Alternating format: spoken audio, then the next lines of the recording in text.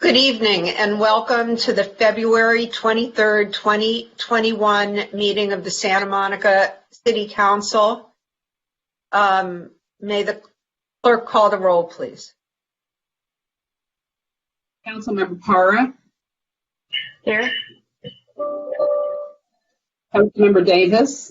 Here. Councilmember McKeown. Here. Councilmember Brock. Here. Councilmember De La Torre. Here. Mayor Pro Tem McCowan. Here. And Mayor Hemmelrich. Here.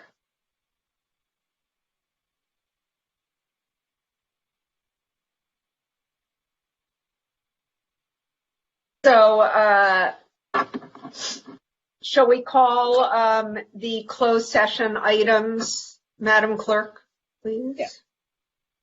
We have existing litigation is Jod Araldi versus the City of Santa Monica. Another existing litigation is Jeanette Symington versus the City of Santa Monica.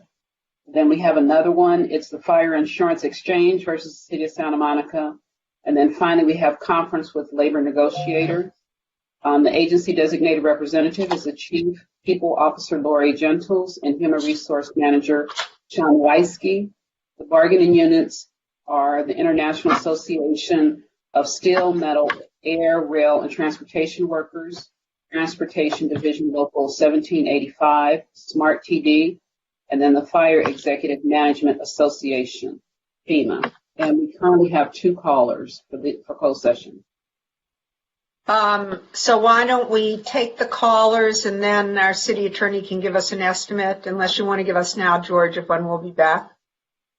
I estimate that we'll be back and ready to start at 6:30. I heard everything except when. What, 6:30? 6:30. Okay, so we should be back around 6:30. Could everybody hear that? And now we're ready for the speakers. Thank you. Okay, here we go. Transferring Matt Necco. Matt Necco, welcome to the meeting. Your time starts now. Thank you. Good evening, City Council. I misspoke last week. I didn't misspeak, but it might have been misinterpreted, actually 2 weeks ago last meeting, when I said that I thought that closed sessions should begin prior to open sessions. What I meant by that was not immediately prior to open sessions, but days beforehand or hours beforehand. I, for one, stay awake for the conclusion of all the agenda item 13 items. And I commend everyone who was able to both stay awake, well, not both, to stay awake, to be alert, and to be engaged. But I do think that we should have the open sessions begin at 5:30 and go through the calendar as quickly as possible. I doubt that I'll be able to stay awake this evening through all of the agenda item 13 items. So I continue to encourage that. I also want to commend again the fact that amicus issues are no longer being dealt with in closed sessions, but are now being dealt with in open sessions, as should have been the case long ago, because these are public policy issues. And those are my comments on item number 1 for this evening. Thank you.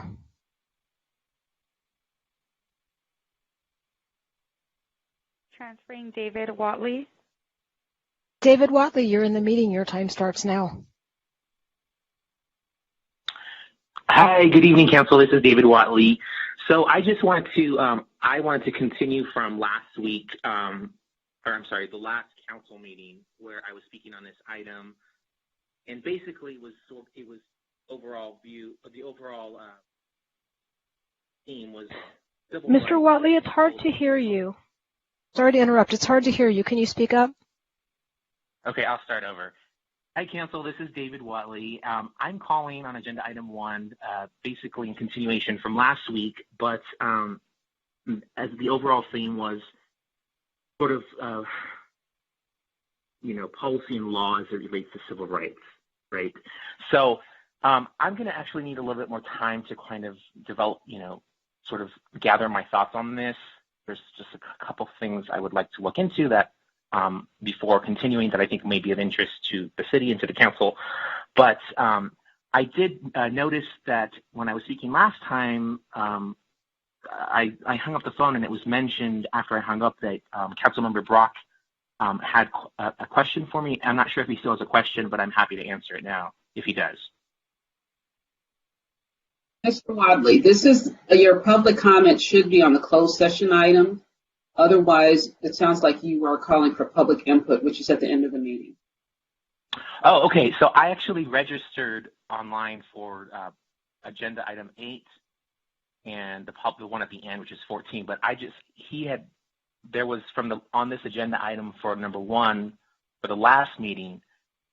I saw on the YouTube video that he wanted to ask a question and he didn't get to ask it. I didn't know if that was still the case. That's all. For this same agenda item from last meeting.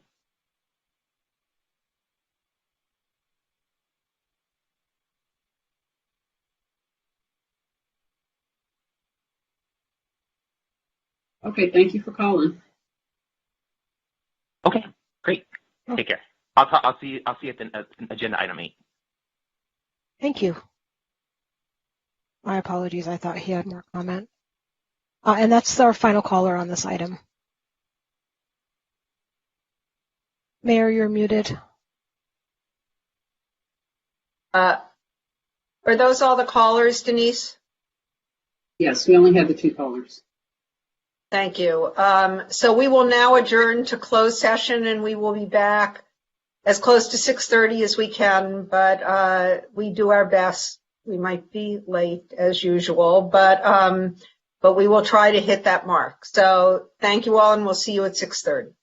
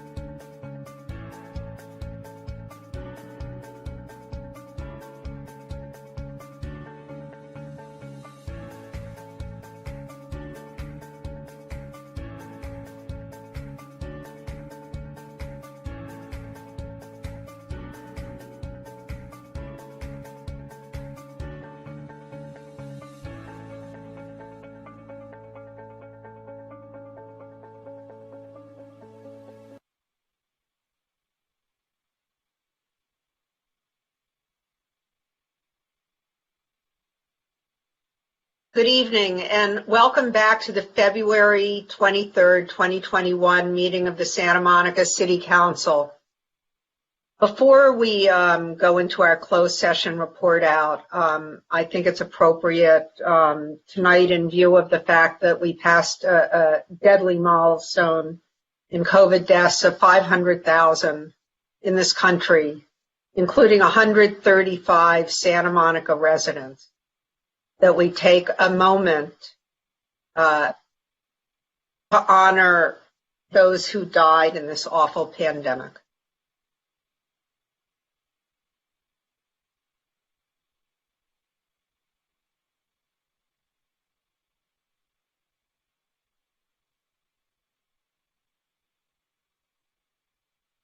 Thank you.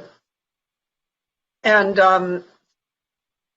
so Councilmember Brock will be with us, but I want to wish his mother happy birthday. He will be back, but at the moment he's eating cake with his mother. So happy birthday, Mrs. Brock. And on that note, George, would you like to give us a report out? Certainly. Thank you, Mayor.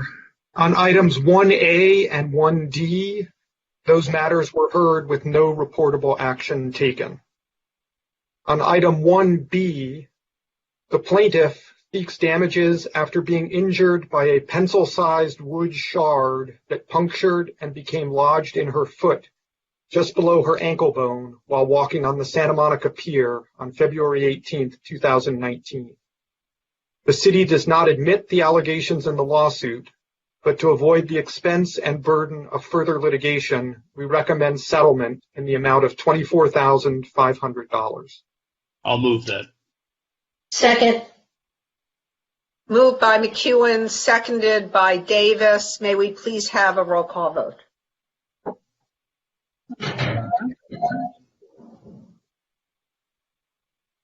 Councilmember Parra, Yes. Councilmember Davis, Yes.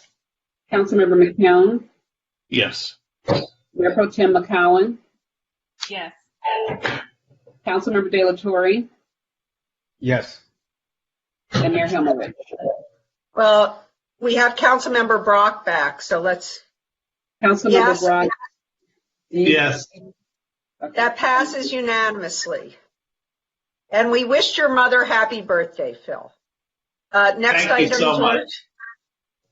So on item 1C, in this subrogation action, an insurer seeks to recover claimed repair and other costs resulting from damage alleged to have been caused by a January 16, 2019 accident in which an SMPD vehicle crashed into a residence at 21110 Pacific Coast Highway.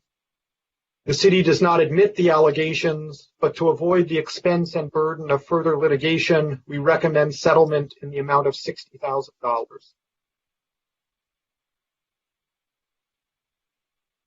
I'll move settlement. May I have a second? Second. Moved by Himmelrich, seconded by Davis. May we have a roll call vote?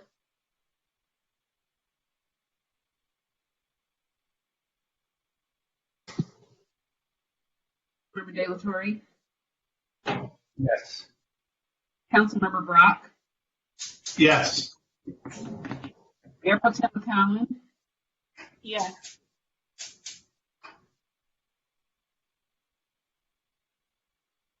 Mayor Pro Tem McCowan. Oh, sorry. Yes. Yeah. Okay. Councilmember McCowan, Yes. Wash your hands when you come back and all. Councilmember Davis, Yes.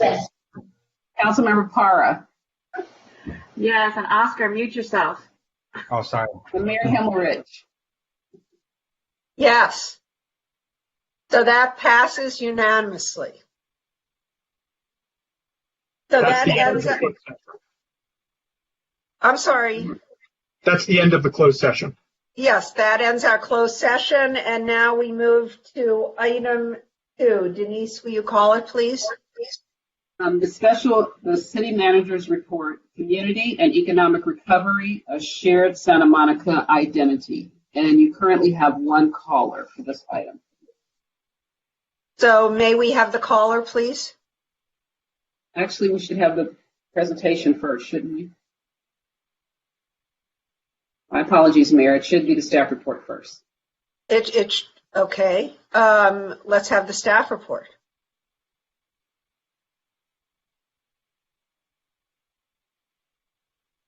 Lane, you're muted.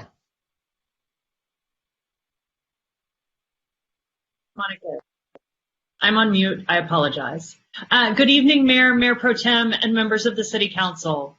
You're about to hear a short presentation about a small project, but an important one, focused on learning to speak together about how special Santa Monica is. As you all know particularly well, this is an extraordinary community. We have neighborhoods that overflow with passion and talent that spans community advocacy, early education, youth programs, landmarking, arts, architecture, surfing, skating, sustainability, and so much more. As we look to economic recovery following COVID-19, we know that some communities will fare better than others. And we know we have to be wise as a community to look forward to ensure that our commercial spaces remain thriving and beloved, that they meaningfully contribute to our residential community. And as we do that, we want to learn to speak together about who we are, not with a logo or a marketing campaign, but with a shared sense of identity that breathes from our neighborhoods to and through our unique commercial areas, and ultimately speaks from us to the world when it joins us in 2028 for the Olympic and Paralympic Games. We want to be able to, over time, build an economic recovery that's focused on why this small beach town is so special and focused on drawing our residents into our commercial spaces and also making sure that all of our spaces breathe from the vibrancy of our neighborhoods. I want to credit local resident and peer business owner Greg Morena, who said to me simply but urgently, we as Santa Monica need to learn to speak from our soul. So tonight we wanted to give you a brief presentation to talk about how we talk about ourselves matters for our economic recovery, and this small project designed to help us speak together about the truly special community that we are. And with that, I will turn it to your Chief Communications Officer, Debbie Lee. Thank you, Lane. Good evening, Mayor Himmelrich, Mayor Pro Tem McGowan, and council members. I'm your Chief Communications Officer, Debbie Lee, and tonight I have the great honor of sharing an update about work we're about to begin to define a shared identity for Santa Monica. The definition of identity is who you are, the way you think about yourself, the way you are viewed by the world, and the characteristics that define you. So who is Santa Monica? Next slide. I think we can all agree Santa Monica is a beautiful and special place. We have miles of stunning beachfront. Next slide. We have a deep history and heritage, legacies that live on today. Next slide. We celebrate our diversity, embrace culture, and take pride in nurturing the arts. Next slide. We have a walkable, bikeable, active community. We don't just talk about sustainability and well-being, we live it. Next slide. We have many unique and interesting neighborhoods, all within 8.3 square miles. Next slide. And we have community everywhere you look. Next slide. Yet none of these things compare to our greatest asset, the people of Santa Monica. Whether you live here, work here, or just come to visit, and beyond your background, age, color, religion, or socioeconomic background, we all have one thing in common. We share in our love for Santa Monica, this amazing community we call home. Next slide. And still the challenges we face as a community are very real. The past 10 months have been unlike any other in the history of Santa Monica. When we start to just peek at our current reality, we have real monumental challenges ahead of us. While Santa Monica is not unique, and many cities across our nation and around the globe are facing the same, if not worse, landscape, what's included on the screen is just a snapshot of the very challenging and very real situation in our city. COVID-19 has taken a toll in our community for the past year. Over 7,000 of our Santa Monica friends and neighbors are currently unemployed. About 11% of our community is living below the poverty line.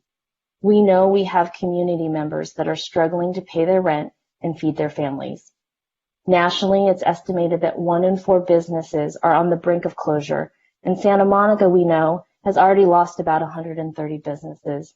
If we apply the Bureau of Labor Statistics estimates, 1/4 of our businesses equates to over 2,000 businesses are at the threat of closure. These challenges and many more will require long-term focus and collaboration to address.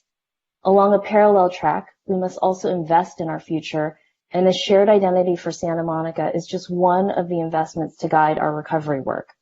So what is a shared identity, and what will shared identity do? Next slide. It's a foundation that relays who we are, how we're different, and why it matters to the public. It represents the essence of who we are, an authentic expression of the Santa Monica experience today, and an aspirational idea of what we are genuinely striving for. This is not a tagline or logo, as Lane said.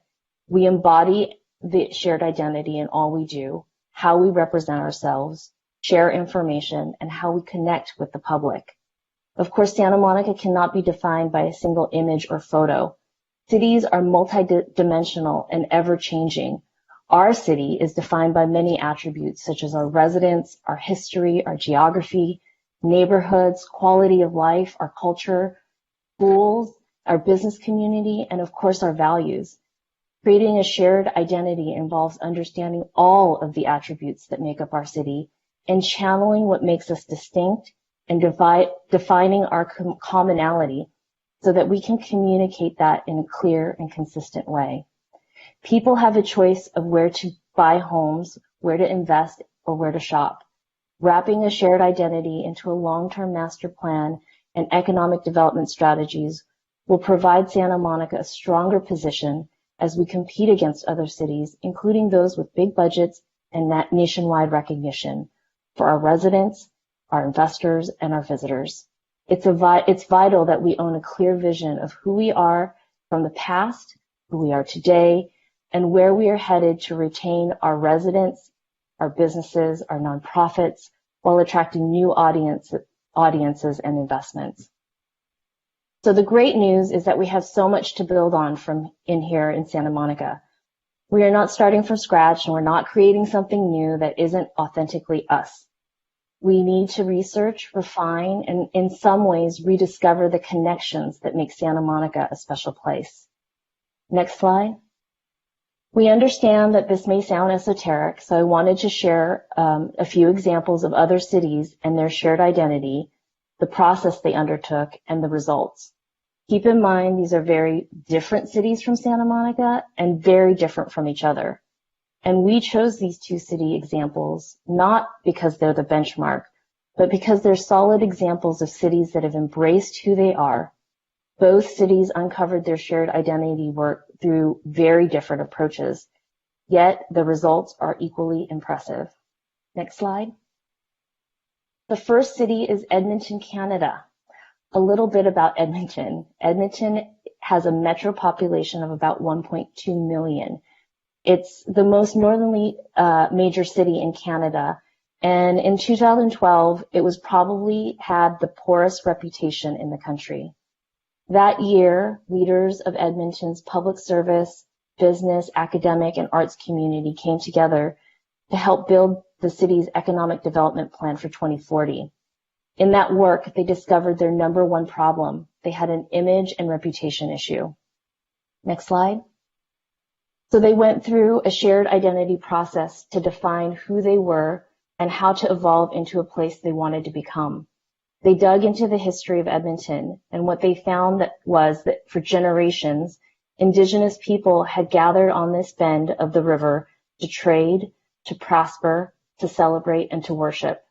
The fur trade launched in Edmonton because it was already a place to come together. The sorts of people who chose Edmonton had an entrepreneurial streak and a love for cooperation. As they engaged with the community, they realized they were hearing the same story over and over again, whether it was a resident, a CEO of a global company, faith leaders, public servants, or small businesses. Each of them came to Edmonton with an idea, they found local support, and they had the courage to take a risk. In other places, this may seem audacious, but in Edmonton, there was something very natural about it. And when they concluded their research, and the people of Edmonton discovered two simple facts. First, Edmonton is a city of pioneers. And second, because they helped build it, citizens loved their city. Even more, Edmontonians loved it when people did it the Edmonton way, with an unusual degree of help and encouragement. So their shared identity, which is grounded in the Edmonton pioneer spirit and the spirit of coming together to support one another, they launched their initiative called Make Something Edmonton. Since its launch in 2017, the program has generated over 3,100 makers, 1,100 projects, and over 500 events. It's been the inspiration behind their 2040 economic development strategy. Next slide. The second case study is a very different city, Austin, Texas. For the past 3 years, Austin was voted the #1 place to live in America. Dubbed Silicon Hills, this is home to over 6,500 startups and tech companies. It's also home to South by Southwest, which many of you know has been transformed from an indie music gathering to one of the world's most sought-after technology festivals. A huge reason Austin is appealing to entrepreneurs and a haven for startups is because it's known to be a special place with an appealing culture that is warm and accepting of all people, especially the weird kind. Next slide. Unlike the strategic process Edmonton took, Austin is a near perfect example of a city that transformed itself from the bottom up. The expression that, of what makes Texas's capital city what it is today. Austin's shared identity came about in a very unique way, but its collective impact has been powerful. The key to its success was that it resonated with the community and the people got it immediately. You see, in the late 60s, Austin's largest employers were the state government and the University of Texas. And then they experienced a high-tech boom with large companies like Dell, Apple, and Samsung moving in. In 2002, Austin Weird was born in the midst of a battle between an independent bookseller that was impacted by a mega bookstore invasion. With a couple thousand bumper stickers and a rallying cry to support local small businesses, Keep Austin Weird was born. The unified mantra didn't just resonate with locals. It worked for tourism. It worked for head office recruitment. It transformed South by Southwest from a music festival into one of the most important gatherings for new ideas on the planet. Mark Ott, their city manager, often said that when he had to make a difficult decision, he asked himself, will this keep Austin weird? Over the past 20 years, Austin has evolved, but the idea of acceptance and entrepreneurship, especially of the things that don't fit the mold, catapulted Austin in a powerful way. In recent years, only few cities in North America have brought their image and reputation strategy in line with their community ideology, economic development, urban planning, and tourism. Cities can be blessed with natural beauty like ours or architectural splendor. They can have thrilling economies, but if they don't invest in a strategy that brings their shared identity in line with their community and apply that in a way that makes decisions, they cannot reinforce who they are at their best. Next slide. So who are we? So today, much of the existing identity work is siloed in communications, outreach, and marketing work conducted by various organizations across our city. The City of Santa Monica, Travel and Tourism Office, Downtown, Pier, Chamber of Commerce, the college, and various improvement districts. While there are similarities in design and messaging in all the work, one clear shared identity would create stronger alignment with values of our residents and council, remove the guesswork, and ultimately be more impactful in how we represent who we are to each other and to the rest of the world. Next slide. So what is it that we're striving for? We're striving to streamline all the various messaging out there, to start with the shared voice for Santa Monica. Like Edmonton and Austin, we need to channel our commonality. This is our master story and shares the basis of who we are. It can help create consensus in the community. It can help build a platform for decision making. It can help us retain and attract residents, workforce, and workforce talent. And as we work on our economic recovery, it can give us an edge in increasingly competitive markets around the world to retain and attract businesses that share our community values. So what's our process to find our shared identity? Next slide. We have engaged MMGY, an agency that specializes in city branding, to help us collect, examine, and synthesize information in this process. Our first step will be research. We will look at the rich history, our culture, our values to inform this work. And we'll look at data. There's already so much data that's readily available. So as an efficiency, we'll dig into that data, such as the city's resident satisfaction survey and market research that our partners at SMTT and DTSM collect regularly. Next slide. Our next step, and most importantly, is community engagement. We need to know what our community thinks, and we need to engage with everyone we can, residents, businesses, students, nonprofits, property owners, and there will be multiple ways to get involved so the engagement can be as inclusive and reach the broadest audience possible. Of course, we will conduct traditional engagement with multilingual online surveys and small group virtual listening sessions with the community members across all sectors. And we've also selected a very untraditional method of engagement, an idea that came from a community member, former council member Greg Marina, who's very passionate about this work.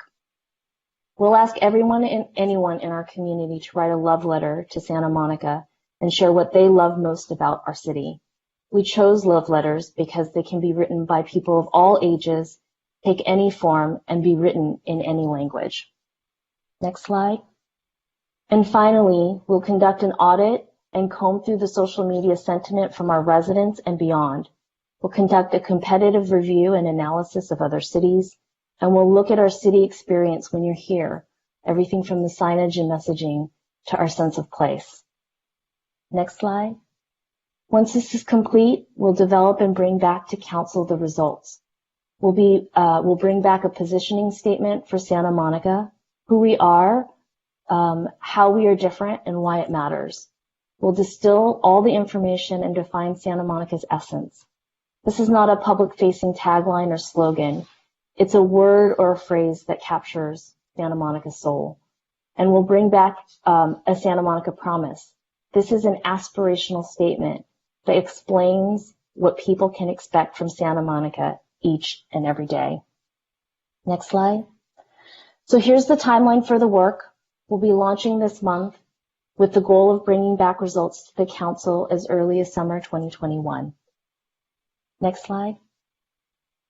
This concludes my update, and I'm happy to answer any questions that you might have. Thank you so much for the time. Thanks, Debbie. Is that the end of the staff report? It is. Thank you. Thank you. And we do have one speaker. So, Corey, is there still only one? Actually, Mayor, we have 4 speakers now. Well, there we go. Okay. So let's hear our speakers and then we can ask questions. Okay, here we go. Transferring Greg Morena. Greg Morena, welcome to the meeting. Your time starts now. Hey, Corey. Thank you. Hello. Hey, everybody. Hi, Greg. I'm so excited about this effort, and of course, I love the love letter campaign. So I thought I'd be the first to share my love letter with you all. Dear Santa Monica, growing up here, our city was our playground. Trying to keep up with my older brother and his crew taught me to work harder than others, to charge with conviction and face my fears. We grew up latchkey kids, so when we were too far behind or couldn't hop the fence, no problem, the city was ours. We'd find a ramp or jump our crazy broken sidewalks on skateboards. We ripped John Adams, SMC, and the Venice Pavilion. Homeless folks looked out for us at the beach, and we shared what we had with them. The city raised us with compassion, with street smarts and grit. At 8 years old, I'd take the bus to Station 26 or the Breakwater. We jumped off towers because then we were really from the South Side. We surfed with all colors and creeds, no exceptions, or faced the consequences. Skill and courage was our currency. Concrete was the same as water, unforgiving and beautiful, an empty canvas on which to skate our masterpiece. Some of us were so bright they didn't make it. They burned out too soon. They rest in peace. The OGs showed us the way, and we learned to respect our elders. It was a time of endless possibilities and limitless culture. Now we are elders, and it's our time to lead.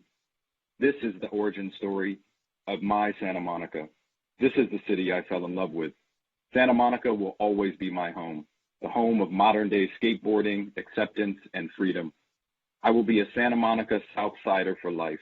Sidewalk surfing in Dogtown will never die. Yours truly. Now, it's time to channel all of our energy, and your energy is critical. In our last meeting, our mayor said that we all need to be on board. We need your leadership now more than ever. Help us curate the past, define the present, respect our strong roots and authenticity, like Glean, Phil, Oscar, and Kevin all said at the last meeting.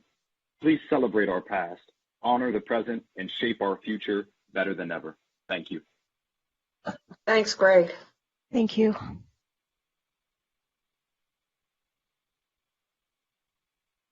Transferring Kathleen Rawson. Kathleen Rawson, welcome to the meeting. Your time starts now. Thank you. Good evening, council members. You can ask any Santa Monica resident, business owner, employee, or visitor, and they will all have a story to tell about why they love Santa Monica so much. This city has a story too, one that embraces each individual's tale and experience. Each account will be important as we begin to identify who we are as a community and how we navigate our path for recovery from COVID-19 and look to our future. Throughout the pandemic, city partners like DTSM have been working with city staff on a weekly basis to ensure that the messaging we are sharing with our residents and stakeholders is both meaningful and consistent during a time when we couldn't be sure who to get our information from. This project will provide us with a vital tool that our community can use at a time to ensure that we are all consistent, on the same page, telling our shared story. We very much urge you to support this project. Thank you. Thank you, Kathleen.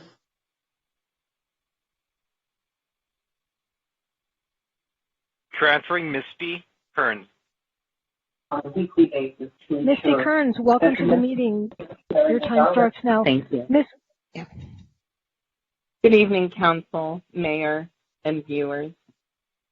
We are at a very important time period here in Santa Monica. I know that we can all agree on that, and others are telling our story. We should welcome this engagement with our residents, and I'm one as well. And it's an important part of our community's recovery. We need to know what our community wants, what we need, and what we desire. And this is a good path forward. It's not an answer, but a collaborative voice for our future. I love living in this city, and I know that many others do as well. And it's easy to get off track and just talk about the things that we see that are wrong. But we really do need to look within and identify our challenges, but show our strengths and own who we are and tell our own story about how strong, accepting this community truly is. I really urge you to get involved and everyone to write their own letter, take the survey, and be a part of this. It will help us on the path to recovery. Thank you. Thanks, Kathleen.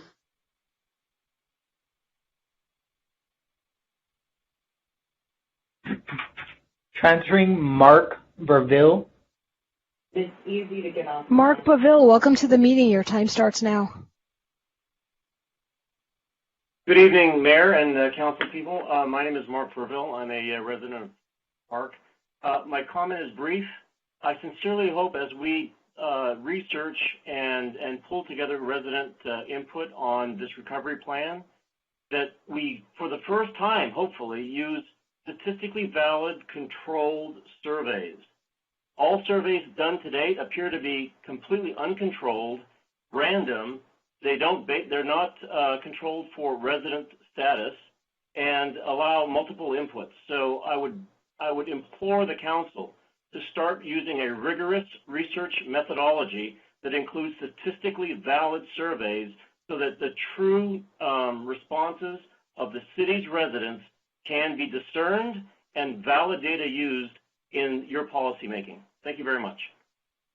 Thank you, Mr. Verville. Kristen, do you have a question? I do. Is the caller still on the line? I am. Hi, Mr. Verville. Do you have a personal recommendation for a type of survey for this type of data collection? If you were to engage any statistician from UCLA or SMC, they could design for you a statistically valid survey that would control for all of the variables, that the residents have, and basically generate for you data that then could actually be used.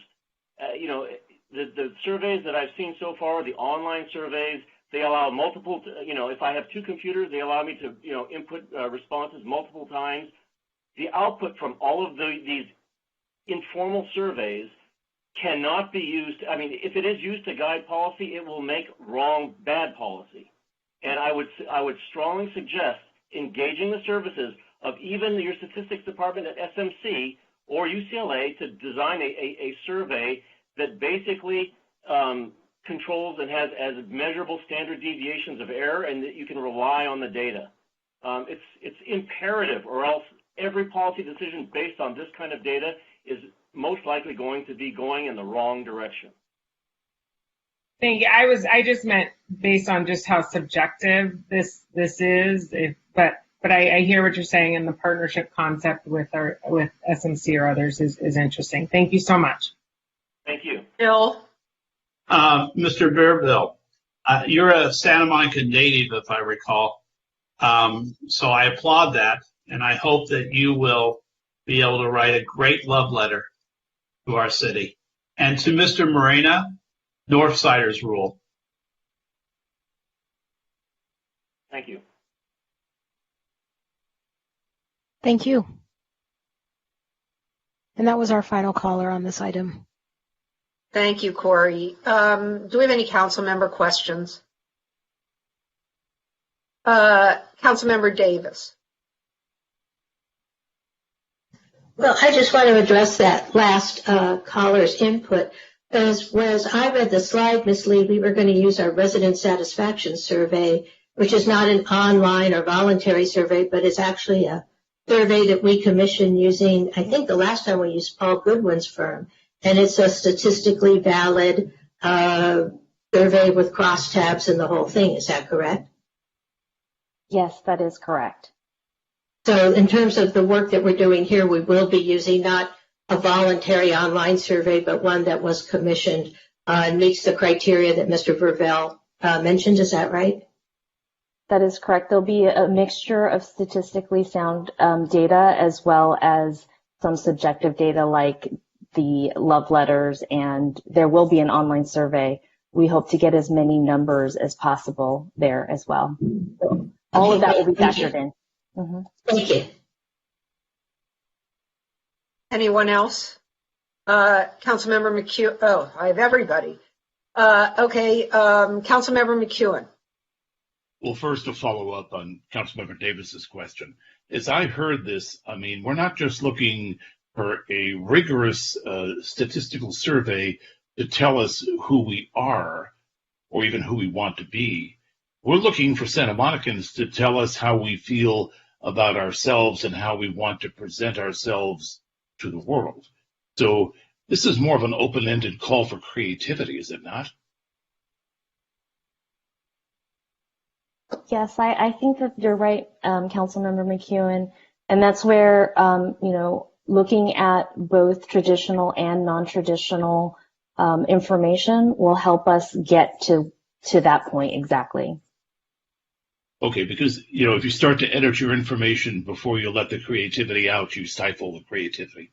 So I want to make sure we don't do that. I mean, I think a lot of very creative people live in this town and can help us come up with a description of what Santa Monica is to them that we'll find very useful. Now, my second question is, what is the final anticipated outcome of this? We went through a process very much like this maybe 7 or 8 years ago.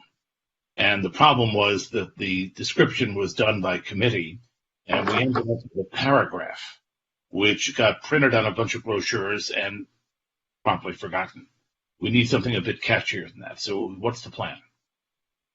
That's a very good question. What we will come back to you hopefully sometime this summer is the results of this work, which won't be a logo or a tagline, and it most likely won't be what appears on a brochure. But it'll be foundational information that can inspire future campaign work, and it'll unify us in a way where the work that other organizations are doing to represent Santa Monica, whether it be our schools, our hospitals, our nonprofit partners, everybody will have the same starting place. And so that's really what we'll come back to you. So it's a brand promise, some distilled down shared identity, word or phrase, similar to Edmonton, make Edmonton great. That's something that will come back to you that, again, won't be the actual slogan or tagline.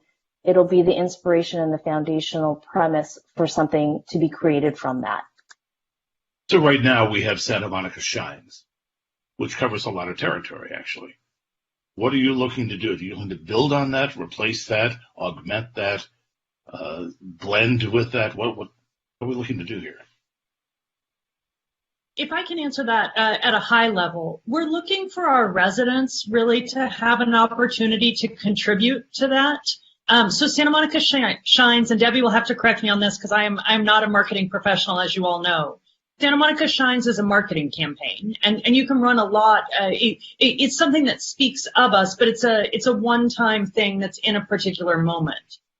We know that our commercial districts will need to be speaking about themselves. We know that the pier will speak about itself as we move through economic recovery. We know the promenade will speak about itself. What we're looking to do is draw residents into that process so that when we are speaking about ourselves, we have a shared foundation for how we want to talk about a community that is uniquely special. Beyond the beach and some of the common elements we look to, what are the pieces that we want to draw together and have speak from multiple spaces across the city? And so Debbie can speak to, whether we come back with a specific phrase or whether we come back with a paragraph that everyone then uses to turn into different phrases. What we're doing is trying to bring some coherence that is drawn truly from our neighborhoods to speak through our commercial districts. This Oscar. Thank you for the staff presentation. What is the cost of the consultants that we're engaging?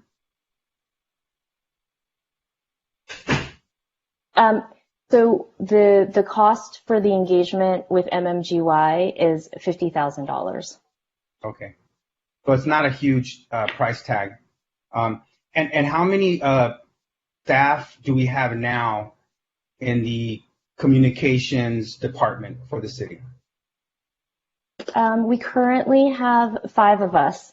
So it's myself, 1 person in marketing, 1 person in public relations, 1 person in the EOC, and 1 person for City TV. And that's been a reduction from, that there was, I heard there was like 10 or more, or I don't know. Can you tell me pre-COVID and budget to now? We have 5 now, but what was it before? We had 13 individuals that worked for the communications office prior to the reductions. Okay. Mm-hmm. A part of me feels really good about this because I think the city needs it, and I can see a lot of people feeling sort of having their criticisms, right? Residents feeling a little like the city is not going in the right direction. So I think we got to kind of snap out of like that, but and to get on this positive, hey, let's look forward to something that is better. And I know that's going to be a little bit of a struggle considering the conditions that we're faced with right now. Everything you talked about at the beginning of your presentation, and then later on in the agenda, everything we're going to talk about later on today in regards to homelessness and safety issues and so forth. So it's a bit of a struggle right now. And I can say this from someone who grew up in Santa Monica, was born and raised here. It's a mixed, for me, it's like mixed emotions. If I started thinking about what would I put in my love letter, and I really like what Greg said in his letter. I'm also a South Sider, and a lot of love and respect for the North Siders, but South Side is better. But the thing is, the thing that I want to say though is, it's like growing up in the Pico neighborhood. There's a lot of good that came, and then there was a lot of bad that came, and then now there's like the whole, all the issues that we're dealing with, now, and it's a little bit of a struggle to sort of, I guess, feel very good, and so I'm trying to work it out, but I think ultimately I'm hearing two things. I'm hearing that we want resident input, so this is really to come from the residents of the city. So the residents are really the driving force of this campaign, right? For lack of a better term, because it's more than a slogan. I'm really trying to capture everything that's being said. It's not a slogan. It's not just a word, but it's really a feel. It's identifying sort of who we are as a city. And my thing is that we're like many neighborhoods, one city. It's like one city made up of many neighborhoods. So the experience, and even like we joke about it, but it's very different. Let's say, North Side, South Side. We've always had those divisions even growing up, but ultimately we are one city, and even within the school district, I mean, like Santa Monica High School, even though we grow up in different parts of the city, we go to different middle schools, we end up in one high school. Many of us do. And that kind of is where we sort of come together and become one. So I would love to see the high school and the students, to have some input, like the young people, I think, would be a very good source of that inspiration, where many of the adults are really jaded with a lot of and I'm putting myself in that, that it's kind of hard to think through some of the crazy stuff and stuff that we're struggling with, in the present moment. But maybe the young people have like a better outlook, and can come up with some really good ideas. So I definitely want us to do heavy outreach in our youth population so that we can, engage them. This is the city that they're going to inherit from all the work that we do. So I just wanted to give that recommendation moving forward. Thank you. Thanks, Oscar. Kristen. Sometimes the thing comes down right when I'm trying to unmute my mic. I apologize. So what I like about this idea, and particularly that it's coming to us when we're in the midst of COVID, is that we've all been living like this really difficult Groundhog's Day now for a year, and it's just terrible. And I think about sort of what the future will look like post-COVID. But it's kind of like I think about this a lot when I think about when I lost one of my brothers. It's like there was this world before, then there's after. And you can't forget all the stuff that was great about before that informed like your identity and who you are. But you really have a responsibility to look to the future for our children, for everyone else, for joy, to see how you're going to exist and what you stand for and what you look like after the darkness, right? And so I think the timing is really ideal, because as hard as it's going to be, and this is kind of, I think, what Oscar was speaking to too, to get some of that feedback given how difficult a year we've had, I think we need to do that, to have hope, so that we don't lose sight of what we once were and what we will be again. And just as someone who had the privilege of growing up here, difficult times and good times, I just hope for that for my kids. Everything Greg said is like, it just hits home. You remember the freedom and just the innocence of a great, welcoming city. And I think Phil, Oscar, Chris, any of, it's really exciting that we get to do this. And I really hope that we can hit a pause on sort of just this negative world that we live in right now and really try to be optimistic and think about what we can be. So kudos. I think this is really exciting. Bill? And side, I mean. Sorry, Kristen. Southside, Phil, you're outnumbered here, like a lot. I see I'm outnumbered. I know that. The South Side's okay too. Station 26 was awesome. So, look at, I think what Debbie is asking for, in a way, is asking us to restore our community spirit. And our community spirit has been dissipated pre-COVID. When Rick Cole was first appointed city manager, he gave a speech at the Miramar. And he talked during that speech about some cities had to find a sense of place. Santa Monica had a strong sense of place. We've allowed that to, for lack of a better word, to dissipate. And yes, we do need to restore our community spirit. We do need, we're fortunate, we have a few transplants who have, on this council, who have embedded themselves in the city so successfully, and a few of us natives who are trying to do our best to help in the city. But for all of us, Santa Monica will be a special place. Now, I'm not sure we really need to spend $50,000 to find that out, because most of us already know that. But if we need community cheerleaders to help us, I guess that's okay. I really like what Greg said, another native, about the city when he spoke earlier. And yes, I have my own love letter. A lot of people I know have their own love letters to the city, their odes to Santa Monica. But I think as a community, we need to face our shortcomings and really, truly listen to residents and try and solve those shortcomings so that we can bring people together and move forward. I don't want this just to be about finding a commercial tagline for downtown Santa Monica and the pier and everything. I want it to be something that tells us that we need to recognize that we're a community composed of neighborhoods, that we're a community composed of tremendous diversity, and we all are in this city for more than just the sand and wind, that we're here because we love Santa Monica and we love the future of Santa Monica. I spent an hour and a half today, with on a Zoom call with kids from Samohi.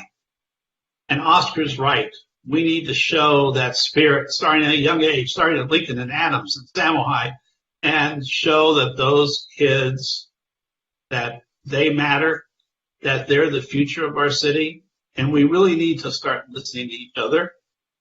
For the people who feel that our city administration doesn't listen, they're wrong. I've seen in 2.5 months, we can make a difference.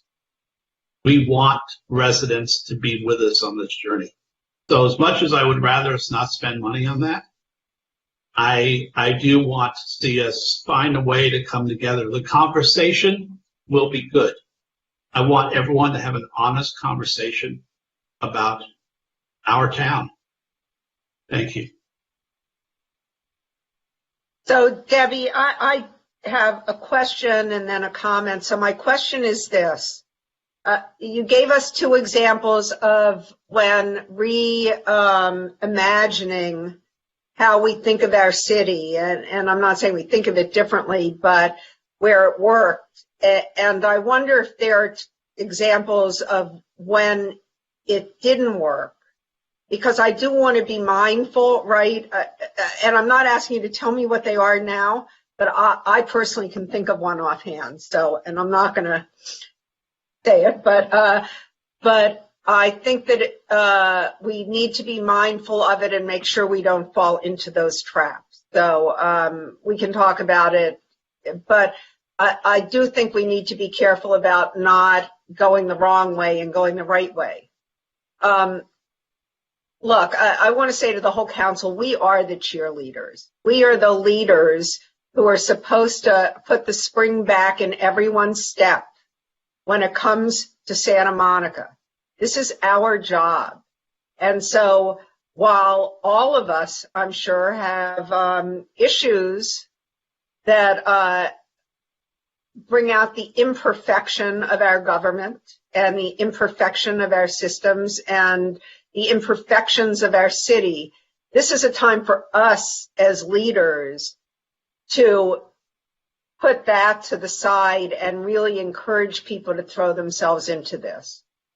And I actually have an idea. I bet Greg is still listening, and I want to just throw this out, but I think we should be collecting these love letters and publishing them on a rolling basis. I think we should be putting them up in City Hall and collecting them.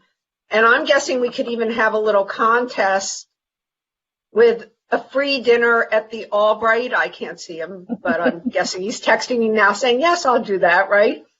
The prize is dinner at the Albright, right? And that we will collect the letters, right, from students, from residents, from businesses, from everyone, right? But every idea we can get, and I have been involved in brainstorming before, you never know where it's going to come. And I just want to encourage everybody to send us a letter. Why you love Santa Monica. We get the letters all the time about what you hate about Santa Monica. I would really love you to tell me why you love Santa Monica. So thank you all. Thank you, Sue, and thank you, Mayor, and thank you, Council, for the time. And Debbie, call me Sue. I keep trying to get people to do it. It's fine. It's perfect. I won't name cities that haven't done it well, but what I can say is that cities that haven't done it successfully usually skip the engagement part, and they don't listen to their residents. And so that's something we're putting a lot of emphasis into. I also want to clarify that the MMGY contract, Councilmember Brock, is really going to be focused on crunching information and analysis in an objective way, and city staff will be working very closely with them to make sure that the time is used wisely. So that's the primary emphasis of what they'll be focused on.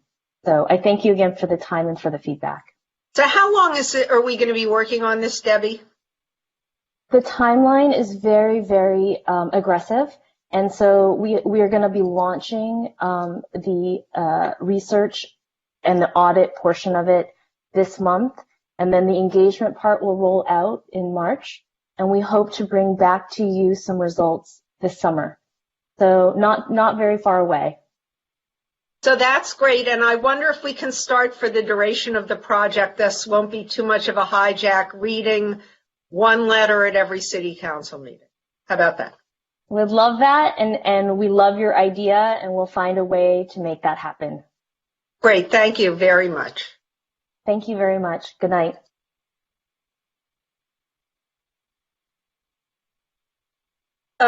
So no action is going to be taken on that. And now I guess we're okay. Everybody needs to mute. If you aren't muted, everybody who's on the presenter list, because I'm the only one who's unmuted, and I don't know why I'm. Thank you. So now we're on to the consent calendar. Denise? Consent calendar. All items will be considered and approved in one motion unless removed by a council member for discussion. And we have several speakers, and we also have a member of the public who is in the meeting. Be on video. So how do you want to start? We can start. I'm asking Corey, I think, but you can answer. We can start with a member of the public. Yeah, let's start with a video caller. She's Thank you. Now. Okay.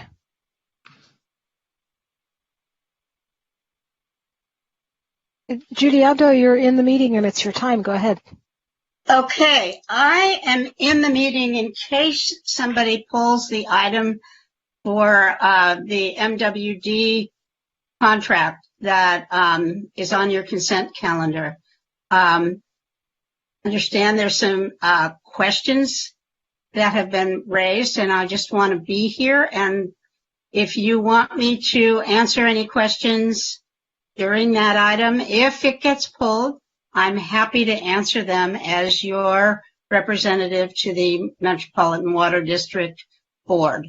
I am on that board and have been for many, many years, and I'm secretary of the board right now. So, Judy, I assume you're talking about 3F, Yes, I adoption am. resolution to receive funding. Is that right? Yes, well, you're applying for funding. Well, right. Well, we're entering into an agreement to receive funding according to the item. Thank you. Yes, and the item will go to the MWD in March. Okay, thank you. So let's listen to the other speakers, and then if there are any questions, I'm guessing you can answer. Okay? Sounds good. Judy, I'm going to mute you for now, and we'll unmute you if we need.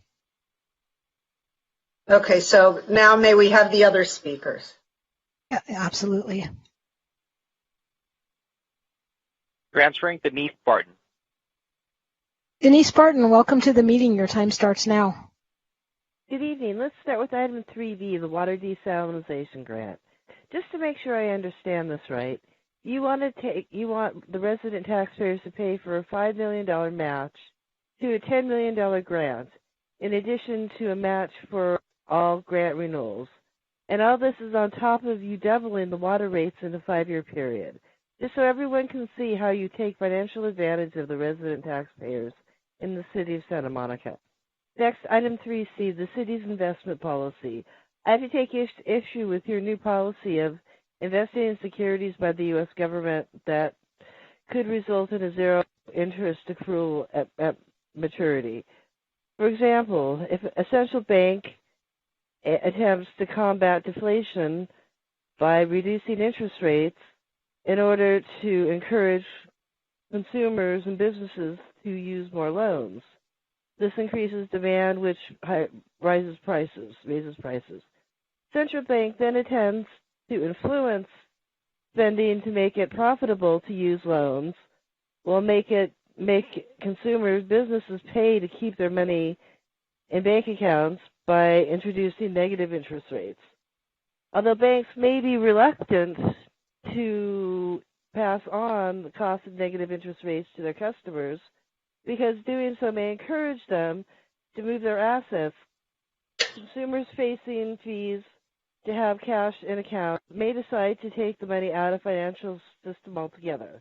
At the same time, how the bank run, witnessed on many occasions throughout history, along with decreasing the value of the currency.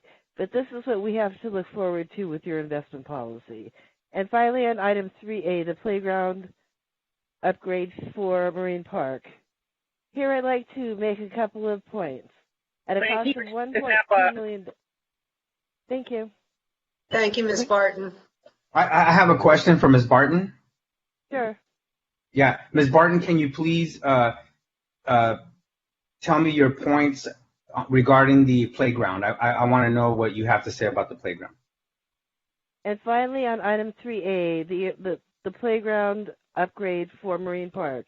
Here I'd like to make a couple of points. At a cost of $1.2 million for 12,000 square feet, it equals $100 per square foot. Or if by chance it actually finishes in 12 months, it equals $100,000 per month. This is what we get without an RFP process. Thank you. Thank you, Ms. Barton. Thank you.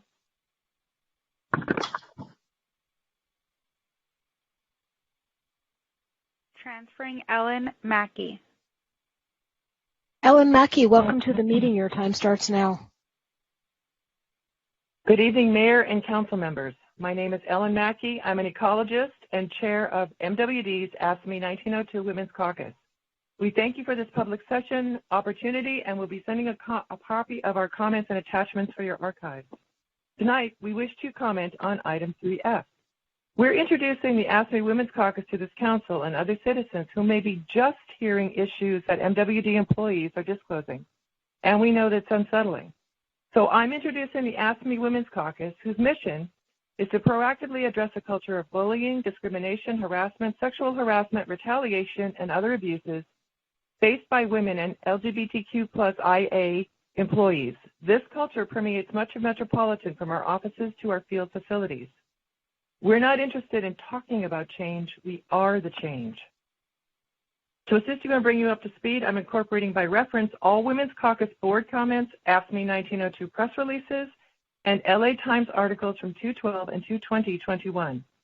For further background, in November 2020, 3 board members, the Women's Caucus, and ASME strongly requested an independent outside investigation of the abusive culture at MWD. This motion stipulated a thorough, full investigation. Since then, not only have 2 of those board members been removed, it seems the investigation itself has been compromised.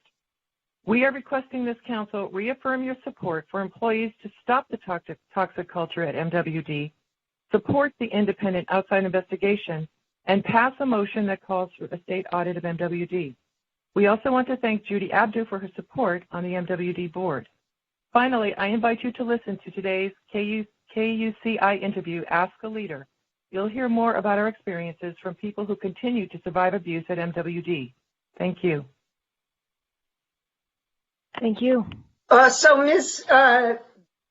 Mackey? Yes? Are you, I understand these other actions you're asking us to take, which are not on our agenda. So were we to agendize them, it would have to be at a different time. The city attorney would tell us this, so I'm just telling you. So are you recommending that we not accept the money pursuant to this agreement? I think you should take a look at the money that you're taking. These, I don't know if everyone has read the articles, and I know it's tempting to pass on money, especially, and I don't remember whether this is stormwater money or other money, but I think you want to take a close look at the money that you're accepting from Metropolitan, or at least put pressure on MWD. Hold them accountable in any way you can. Thank you. And any other questions? So let me ask Ms. Abdo, are you recommending that we not approve item 3F, Ms. Abdo? No, I think you should definitely support 3F. And here's why. Santa Monica, the city of Santa Monica has been trying for some time to become as independent as possible in terms of where we get our water.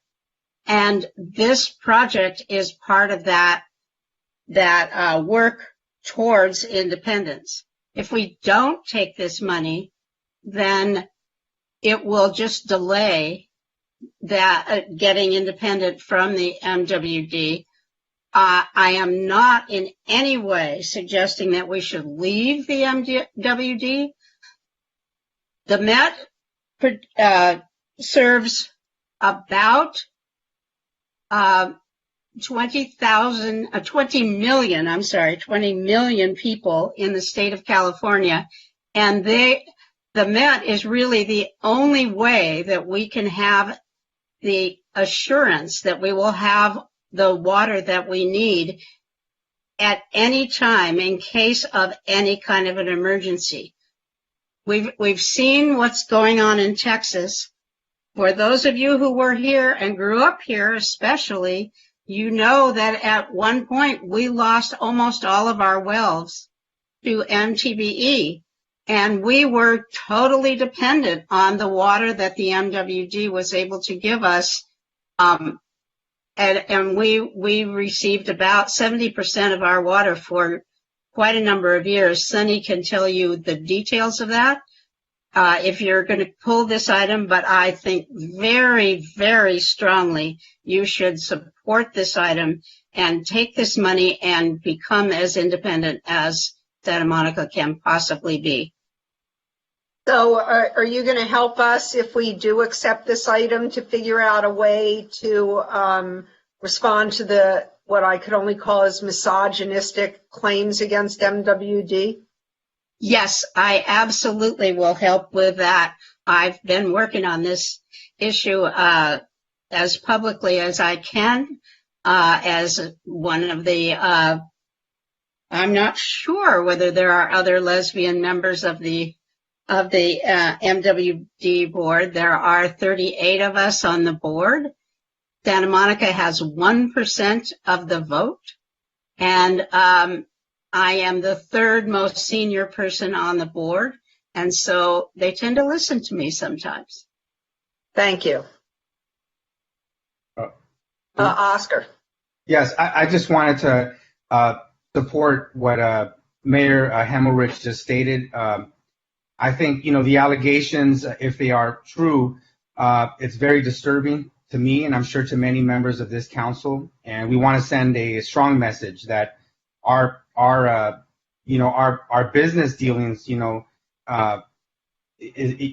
we want to move forward. I mean, we want to, make this vote happen positively today, but we have these concerns, and I'm sure that Ms. Judy Ablo can deliver that message for us. And if we need, do we need to put it in writing, or is there a format for this, an email, or maybe the? So Oscar, we're way off agenda. Look, I mean, this is something I asked her that we can talk to her later, but this is not on the action we take in response to this is not on the agenda. The only thing that's on the agenda is taking the money. Okay. We can ask George, but I agree with you. Just so you know, just not for right now. Yeah, for sure. That's correct. If you wanted to take separate action, we would have to recognize that separately for you to authorize a letter or do something along those lines. Yeah, George, I hear your voice in my head all the time. Thank you. This is Judy. I would suggest that there be an item at some meeting where you have time, where you can actually have a little bit of a study session about water in Santa Monica. And this could be a part of that. When we have time is the key issue, right? So thank you. More speakers, Corey? Those were our final speakers. Oh, great. So does anyone want to pull anything from the consent calendar? Yes, Councilmember Brock. 3A. And I would like a little bit more clarification on 3C. I'd like to pull those two. Okay, does someone want to move the remainder of the consent calendar? I will do so. Oh, I'm sorry, yes. Who's talking? It's Denise. Denise. Yeah. So because the special joint meeting was not properly noticed, staff is requesting that item 3C be pulled to have the city council authorize the city investments with the understanding that the special authority will be heard at a later date to approve the successor agency investments. So we would like to pull 3C and just approve the city's investments and not this successor agency. Okay, so we're pulling 3A, 3C, and 3. 3A. I believe Councilmember Brock had already pulled item 3C. Yes. Oh, okay. Item 3A, 3C, and did I miss one somewhere? No, that was it. Okay, good. So, calendar. Good, thank you. So, second? Okay, so, moved by Councilmember McEwen, seconded by Mayor Pro Tem McCowan to pass all items on the consent calendar other than items 3A and 3C. May we take a roll call vote?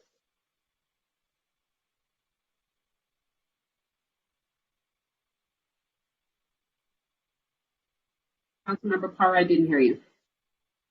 Oh, I'm sorry. I didn't hear you. I Yeah. didn't either. Councilmember Davis. Yes. Councilmember McKeown. Yes. Mayor Pro Tem McCowan. Yes. Councilmember Brock. Yes. Councilmember De La Torre. Yes. And Mayor Himmelrich.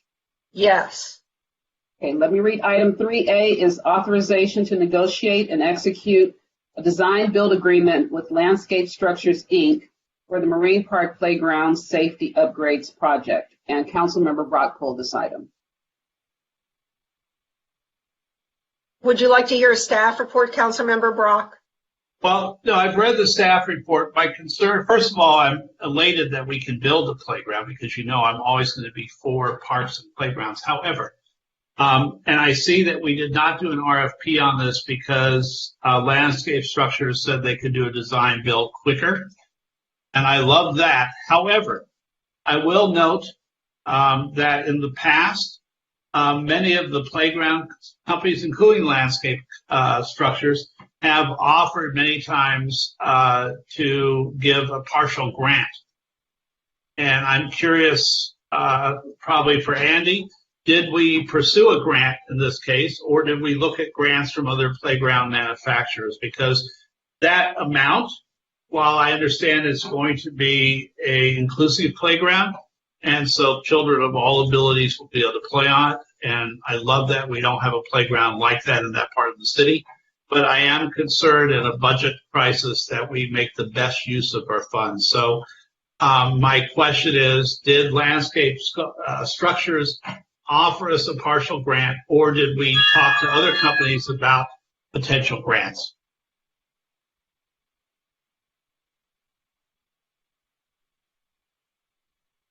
Is there a staff person? Or Rick, he is here to address this. Oh, Linda. Ms. Hi, Cogswell. hello. There we go. Hello, Mayor Pro Tem, Councilmember Brock. Welcome. Thank you. So we did not pursue a grant with Landscape Structures, Inc., but we are applying approximately $200,000 of state grant funding to this project. And although it was mentioned that we did not issue an RFP, I want to explain that the municipal code authorizes us to an exception if competitive procedures were followed. And what we're essentially doing is we're piggybacking off of Sourcewell's contract with Landscape Structures, Inc. So Sourcewell, they're a government agency, and they issued an RFP in 2017, and they went through the competitive bidding process. So Landscape Structures, Inc. has been vetted through Sourcewell, and in addition to that, I reached out to the city of Los Angeles, who has taken the same approach. They have a contract with Landscape Structures, and I spoke with the general manager, their contracts person, as well as the person that manages design. So, we city staff have also vetted them. So we're not really spending $1.2 million. We're spending $950,000. Is that what you're telling me? Did I hear that wrong? We're spending approximately $1 million in park impact fee funding, so that's local funds, and $200,000 in state grant funds. We're getting a state grant. Yes, it is not a grant through Landscape Structures. No, I understand that. I would just before you. I'm going to vote for it, but I'd like you to go back and see if, because Landscape Structures, I know has a former president and still board member of California Recreation and Parks Commissioners. They do provide discounts often, especially in medium-sized cities, because they want to keep getting more contracts. So there are 2 or 3 major playgrounds companies that compete with each other. I don't think we need to do an RFP, but you may be able to get a decrease in our payable for it. Otherwise, I'm very happy that the children on the south side of Marine Park will get a wonderful new playground in Marine Park. So I move that we approved it. I asked that the department go back and seek a further discount, but that's where we are. If we have a second. I'll second. Oh, Oscar. Moved by Brock, seconded by Councilmember De La Torre. This is item 3A. May we have a roll call, please? I just have one more question on the item. Oh. Yeah, in regards to the... Wait, you didn't second this? I just said you seconded no, it. I seconded it, and I have a question. Okay. Just in terms of the... to make sure that the materials that are used, in terms of the paint, in terms of the rubber surface, I'm sure that we're protecting children, emissions from those rubber surfaces and so forth, right? This has all been vetted in terms of the health and safety of children playing on that material and that equipment, correct? Yes, definitely. And it's, the playground will go through a safety audit and be certified. So, yeah. Okay, great. Thank you. Yes. City manager. Council, I do believe that we had an 8% discount on this agreement. So I just want to be sure the community knows that. We will go back and ask for another discount because this was a previous CIP, and we're always happy to ask for discounts. We are trying to point out to our vendors the financial situation of the city and that it has changed from prior years. So we will absolutely go back and do that. Thanks, Ms. Dilk. Okay, now we're ready for a roll call vote. Councilmember De La Torre. Yes. Councilmember Brock. Yes. Mayor Pro Tem McCowan. Yes. Councilmember McCune. Yes. Councilmember Davis. Yes. Councilmember Para. Yes. And Mayor Himmelrich. Yes. And now we have item 3C. Item 3C is the annual update of city investment policy. And as I said, the staff is asking that the council approve the staff recommendations for 1 and 2, which is just a city council item. And Councilmember Brock, you pulled this? Now I'm more confused. Okay, so I thought it was being pulled in total. It's not being pulled in total. No, we are asking the council to approve the city's investment, which is under the city council, which is the first staff recommendation, and to extend the delegation. Okay. So, I do understand. Whoa, one at a time. It was pulled in its entirety from the consent calendar. First by you, who I believe had some questions, and then the clerk advised that staff was also requesting for it to be pulled because the only recommended actions that will be before the council are the ones for the city council, not for the successor agency. The successor agency items will come before the council at a later date. I understand now. So, yeah, if I could get just, because I think the public would like to know really briefly about how we approve the investment policy. Do we review it each year? It looks like it is a yearly function of the city council. But I think if Gigi, if you can give us like a 100-word summary of what this is so the people viewing would have a better idea. Thank you so much. I'd be happy to. So, and Gigi, excuse me, let me ask, I hope you're going to cover our investments in Bitcoin while you're discussing our investment policy. Not tonight. I was just thinking about GameStop. So what we do is we do come every year at exactly the second meeting in February to ask you to review and adopt our investment policy. This is something that we do as a best practice. It's actually not something that is required by law. The state law does require the council to delegate investment authority to the treasurer for 1 year. The policy, however, that is state law, but you looking at the policy is something that we just do. And so what we have here is basically some guidelines, actually a pretty thorough set of guidelines that explains how we do our investments. Most of our investments, or all of our investments, are within the state restrictions that exist. We often make in some cases we are a little bit more prudent in our investments. And this is something that we've done, and it's for years, and it has worked well for us. The state requires us to follow safety, liquidity, and return in that order as guidelines for our investments. That means that we cannot, as a city, go out and do long-term investments or invest in equities. So we do have a very conservative portfolio, and again, per state law. And also, the length of our investments is also something that we restrict, also based on the practices that we follow.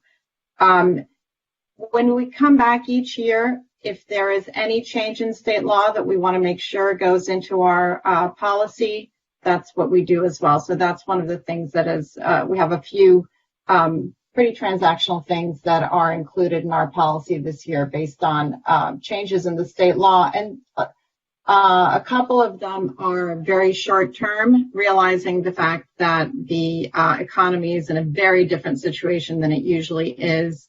And they are trying to give cities a little bit more flexibility in their investments. And that's the end of my report, beyond going into too much detail about the pieces. Bill. If I could ask the obvious follow-up question from our residents, how much do we have in our investment portfolio?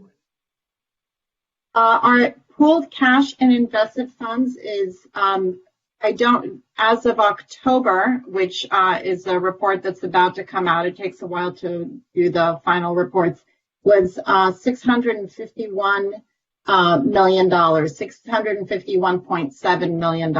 And that is all of the city's funds. Thank you so much. I move that we accept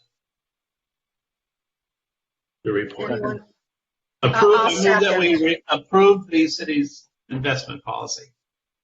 So we are actually only approving under this, just to be clear, we are approving only 3C concerning the investment policy and the delegation of investment authority. But we are not talking about the successor agent. So may we have a roll call vote? Successor agency. May we have a roll call vote, please? Councilmember Brock was the maker. Who was the seconder? Councilmember McEwen. Councilmember Parra? Yes. Councilmember Davis? Yes. Councilmember McKeown? Yes. Mayor Pro Tem McCowan? Yes. Councilmember Brock? Yes. Councilmember De La Torre? Yes. And Mayor Himmelrich?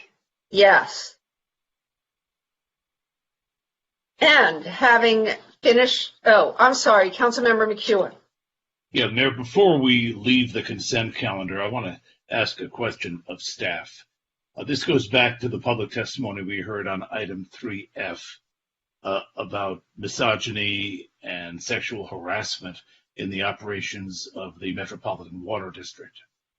We were told we couldn't act on that tonight, but has not the City Council long held policies against misogyny and sexual harassment in many venues, in many instances, such that we could have staff write a letter to be signed by the mayor or the city manager to support former Mayor Judy Abdo and WD board member Judy Abdo in our objection to this immediately? Do we need to wait 2 weeks to do that? Mayor, staff could make that determination on its own if it chooses to do so based on pre-existing policies, but the council tonight cannot direct staff to do that because it's not on the agenda as a discussion or action item. Wonderful. Point made. Thank you. Okay, thank you. As I said, George's voice echoes in my head, so we're moving on to item 8A. Item 8A is efforts to address homelessness, including local and regional strategies. And we have a couple of video callers, and we'll open the lines for the phones. Thank you. Okay.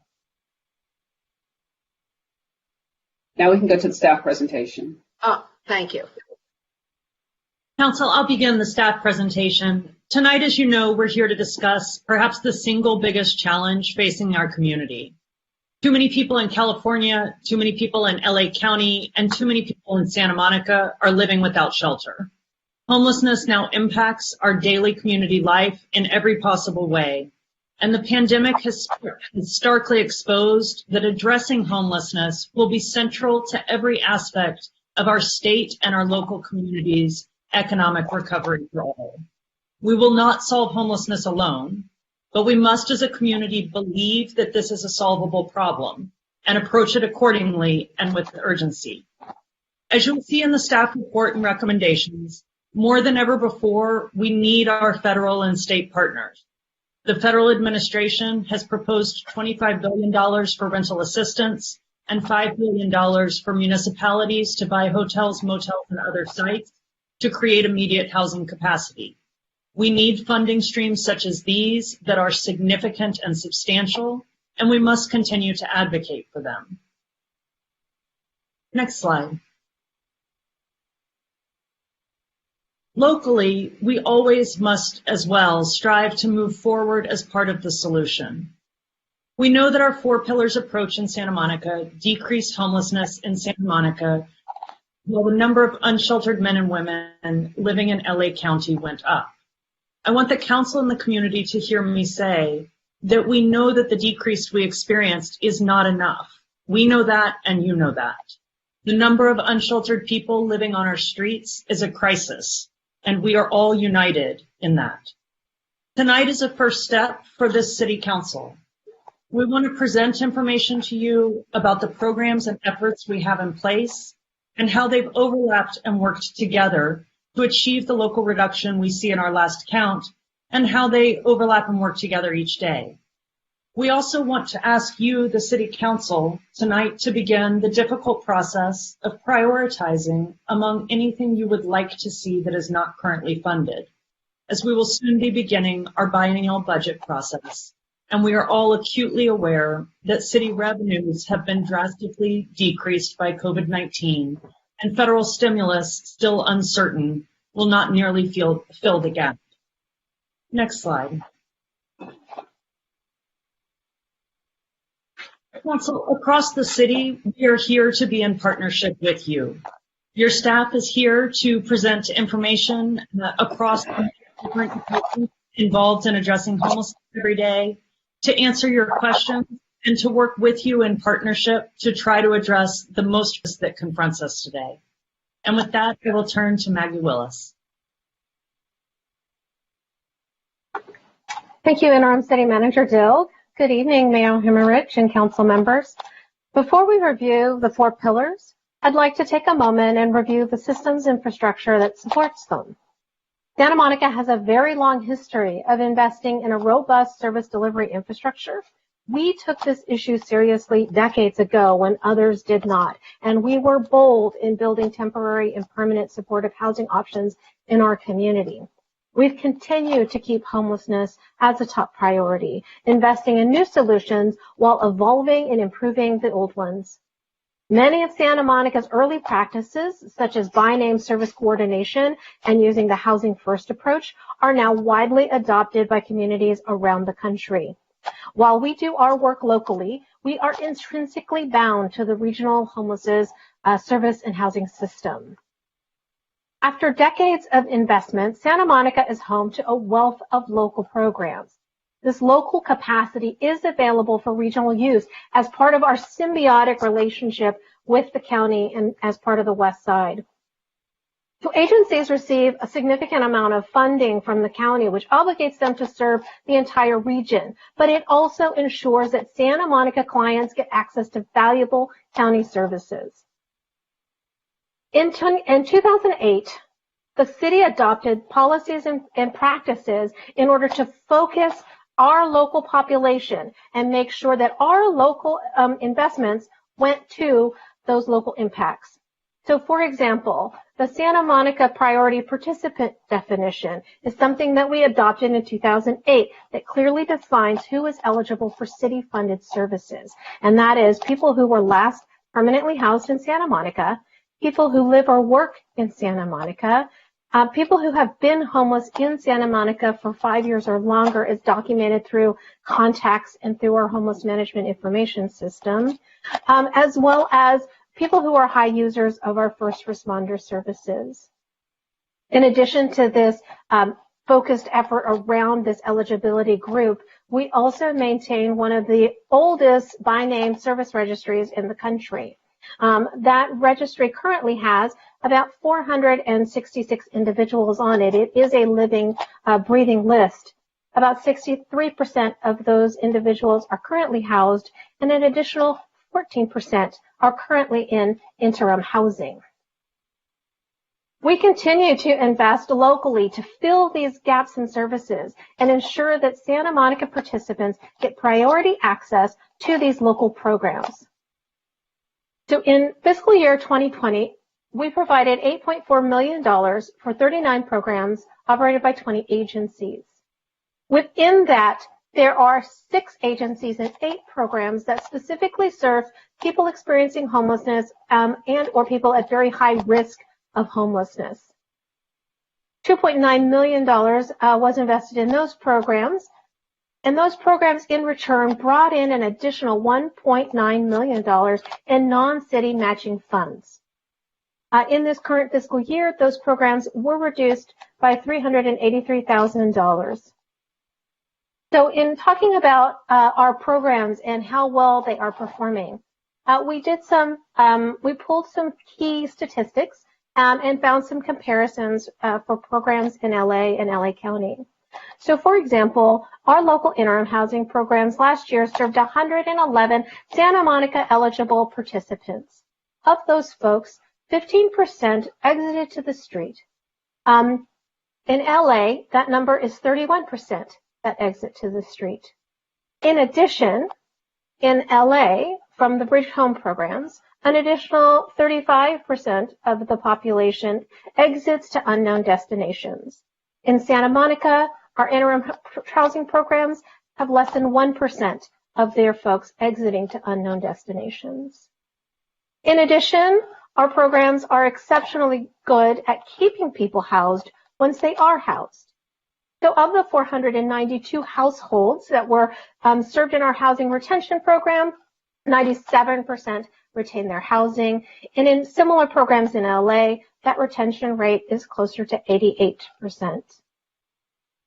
So in addition to these homeless services, we also fund programs that keep people in their homes. One of the key components of that is our legal assistance. Last year served 695 individuals, most of whom were either low income, seniors, or people with disabilities, to help them with legal services. That includes tenant harassment claims, eviction prevention, helping people appeal benefits when they are denied public benefits, things to help shore up people's income, keep them economically secure, and keep them housed in Santa Monica. So HSGP programs are assessed on a year-round basis through a number of different methods. So twice a year, each program submits a written program and fiscal report that outlines what they've accomplished, what challenges they've experienced, and how their funds have been expended.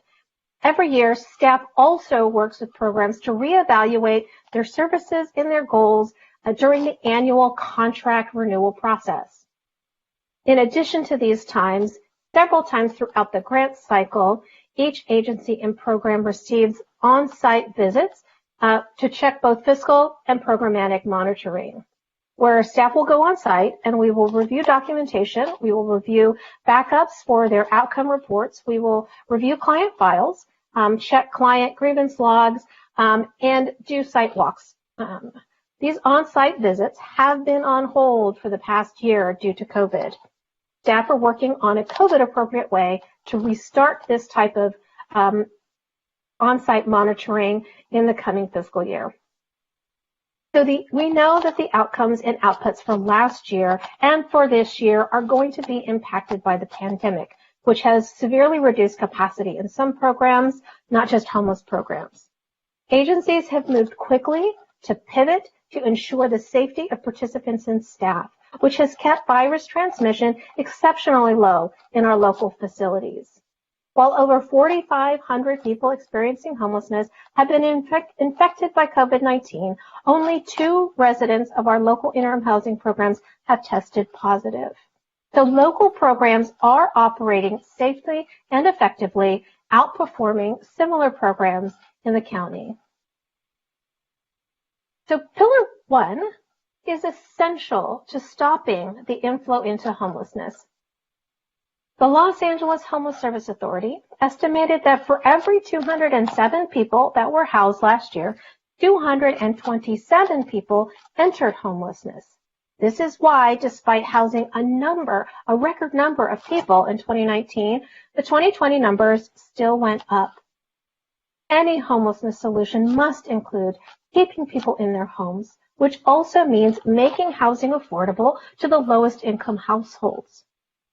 The report details policies and practices in place to support affordable housing development, including local rental laws, housing vouchers, the Housing Trust Fund, and basic income support programs for seniors, preserving our diversity, known as POD.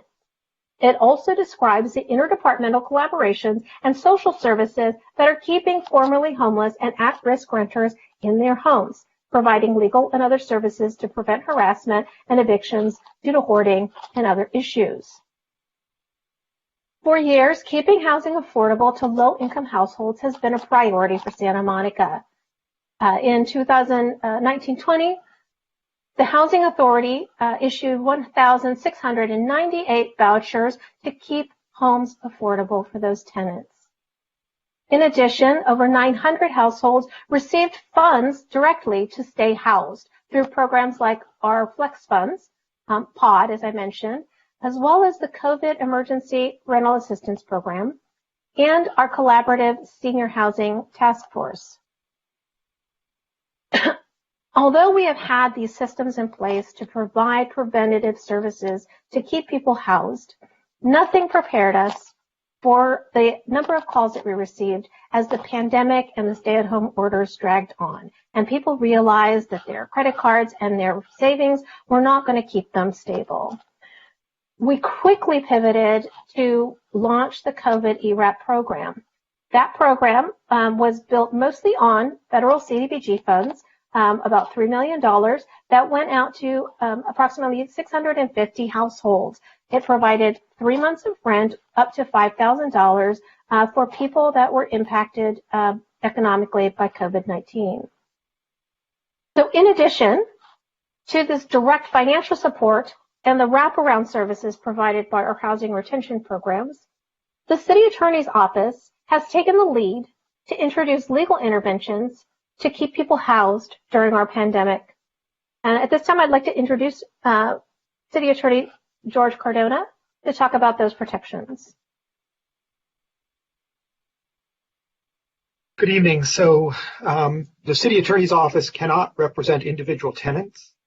There would be conflicts if we were to do that. But what we can do, and what our Public Rights Division does do, is enforce a number of ordinances on behalf of the city that are designed and intended to ensure that people can, to the extent possible, remain housed. So, for example, our public rights section enforces the city ordinance that prohibits discrimination against tenants who are paying with Section 8 vouchers. And our Public Rights Division also brings actions to enforce the city's ordinance against tenant harassment, addressing primarily tenant harassment that is focused on lower income members landlords are making efforts to drive out of their rental units. In the time of COVID, obviously the eviction moratorium that was passed by the city was one of the first that was passed. And we have been dealing with, over the COVID time, numerous complaints and calls. As indicated here, we've handled approximately 1,376 calls and email inquiries about the eviction moratorium and about allegations alleging violations of that. We've handled 62 formal complaints alleging violations of the eviction moratorium, all providing information and dealing with those complaints in efforts to ensure that the eviction moratorium is applied and that people aren't removed from their apartments in violation of that. We're also currently defending against a lawsuit that is challenging the eviction moratorium on constitutional grounds, and are in the process of preparing and filing a demurrer to that lawsuit. In addition to that, there is funding, as you heard, for the Legal Aid Foundation of Los Angeles, which is grant funding that's provided to them. They can represent individual tenants in connection with a variety of matters. Their funding primarily goes to their representation of lower income tenants. The city recently passed as well and put in place funding for a 2-year pilot right to counsel program to provide legal representation in eviction proceedings. Our anticipation is that that funding will go to fill gaps, to provide representation for people who may not qualify for other programs because their income is slightly above the cutoffs for that, but nevertheless do not have the ability to retain counsel on their own. Our hope is that this right to counsel program will fill that gap and address some of the people in the middle who may be left out of low-income programs but not have income sufficient to retain counsel on their own. All of the studies suggest that a right to counsel program and having counsel by tenants in eviction proceedings drastically increases the probability that they will retain their housing and not be evicted as compared to those who go in without counsel and are opposing landlords who almost uniformly are represented by counsel in eviction proceedings. So those are some of the things that are being done by the city attorney's office and other legal aid service providers in efforts to prevent people from being removed from their rental units and prevent homelessness in the first place. That I'll turn it back to Maggie. Thank you, Mr. Cardona. So at the end of each pillar, the staff report offers some recommendations for moving forward. We will review all of these again at the end of the presentation, and they are also part of attachment G in the staff report. Some things to note. Many of these items are unfunded. Some are quite ambitious and costly. It's important to remember that we are not in this crisis alone. We should continue to advocate on a state, federal, and regional level for resources. The use of the use of CDBG funds to provide rent assistance is one example of a way we can do this. The federal government is also working on a potential $5 billion relief package for homelessness. And while those funds may not come directly to the city, they would bolster the state and regional efforts and thus relieve some of the local burden. Some of these needs could be met with regional solutions rather than local. So looking ahead in Pillar 1, preventing homelessness, we are asking to continue homeless prevention efforts that are in place now. We're asking for support as we implement and assess the 2-year pilot right to counsel program. And we suggest exploring a Project HomeKey collaboration with the Westside City's Council of Governments. This would be a permanent supportive housing project funded by the state in partnership with the county and with our Westside COG partner cities to provide permanent housing on the West Side. We are also recommending that we continue to track federal, state, and regional rental assistance programs and prepare a local response if there is a gap. Pillar 2 is addressing behavioral health for our vulnerable residents. The impacts of untreated mental illness and substance use disorder cannot be understated. While justice reform efforts have succeeded in changing laws related to substance use disorder and those crimes, advocacy efforts to change outdated and insufficient mental health laws have not. Historically, the city has used a hybrid approach that couples careful and compassionate enforcement of local laws with services and interventions to create a bit of a stick and carrot effect that fast tracks people into treatment and housing. As the environment and the tools for enforcement have shifted, we are starting to see diminished returns on this particular strategy. This has been compounded by recent sweeping changes to prosecutorial guidelines by LA County's new district attorney and COVID-related court and jail closures and measures including emergency no bail that are basically reducing any nonviolent misdemeanor to a ticket and release. So the CAO, along with community services and SMPD, have been working together to develop different ways to divert people from the jail and the courts into services, which you will hear about shortly. The renewed calls for social justice and reform have brought us to a new crossroads, challenging us to reevaluate the role of law enforcement in responding to behavioral health and the new infrastructure and tools needed to pivot to create new models and approaches. Foundational to our approach for Pillar 2 is to deliver services and treatment to people where they are. The city used one-time funds to launch 3 multidisciplinary street teams that are comprised of staff who can diagnose mental and physical illness and prescribe and dispense medication and treatment right on the sidewalk. In addition to having a drug counselor, a peer specialist with lived homeless experience, and a housing navigator. One of these teams, the Homelessness Multidisciplinary Street Team, or HMST, is dedicated to housing the 25 highest users of first responder services. Today, 90% of their cohort is now housed, and with a 94% housing retention rate. The other teams, 2 of them, are called C3, County, City, Community, and they're assigned to cover specific hotspots. You can think of HMST as our man-on-man defense, and C3 is our zone defense. For the last year, C3 has been assigned to the downtown and the beach, where we also saw the largest reductions in the 2020 homeless count. The fire department is also severely impacted from severely disabled, unsheltered people on our streets. Last year, 18% of their calls were homeless related, equal to 2,946 calls for service. In order to get more bang for our buck out of these first responder contacts, the city worked with Akita Lab, which is a spinoff of USC Health Labs, to develop the Santa Monica Connect app. This app is connected to both police and fire's existing data systems and automatically notifies a designated care management team when one of their clients that they've been assigned to has a documented encounter with fire or PD. This rapid communication has increased coordination and contributed to a 37% reduction in contacts for the 120 plus highest users that are tracked through the app in a 7-month period.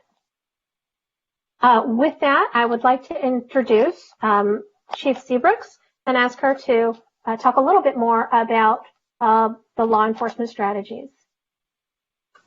Good evening, Mayor, Council, Madam City Manager, and staff, and community. I'm Jacqueline Seabrooks, the Interim Police Chief, and as you may know, the Santa Monica Police Department for a number of years has fielded a homeless liaison program with an increasing number of officers to our current staffing levels of 1 sergeant plus 8 officers. We've also, since roughly about 2015, we've been able to partner with the Department of Mental Health to receive 2 full-time clinicians who assist the members of the Santa Monica Police Department Monday through Friday. One of those officers is mental health workers, is assigned to our homeless liaison program officers, and then the other is assigned to our patrol officers so that they can be of assistance in first-level response for those who are both sheltered and non-sheltered, but who are experiencing mental health crises. Thus far, in 2020, there were 189 mental health evaluations, where 119 of those evaluations conducted by the Department of Mental Health were referred out for further assistance. And I do think it's important at this particular point to distinguish the response of our homeless liaison program officers from that of our traditional patrol officers. Our homeless liaison program officers work with the clinicians and social service providers to establish linkages for services for the most service resistant and for those who have been homeless for the longest period of time. They facilitate encampment removal and address other more longer term, longer duration challenges, whereby our patrol officers, as distinguished from our homeless liaison program officers, address citywide calls for service requiring more short-term engagement with our homeless community. So they deal more with just the routine calls for service that where there's a behavioral issue that isn't quite as long-term and entrenched as that the homeless liaison program officers would address. So having said that, the police department in just to give you a sense of what the call load has been like involving members of our homeless community, for the calendar year 2019, the police department responded to a total of 115,753 total calls for service across the array of responses requested by our citizenry. Of that, 24,276 or 21% of those calls involved interactions with members of our unsheltered or homeless population. In the year 2020, calendar year 2020, we had 90,952 total calls for service, and of that, 18,336 or 20% involved engaging with, pardon me, members of our homeless community.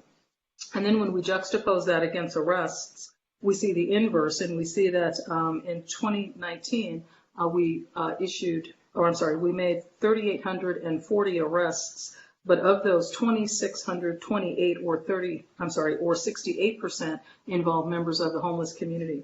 And for the year 2020, we had 1,538 arrests and, 1,538 total arrests, 989 of which were members of the homeless population, so that's roughly 64%.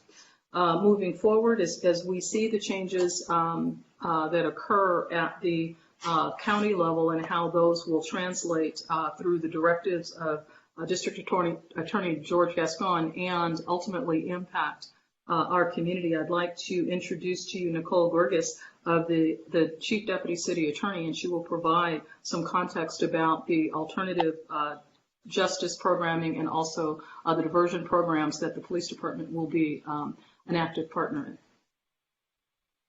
in. Good evening, Council, Mayor Pro Tem, and community.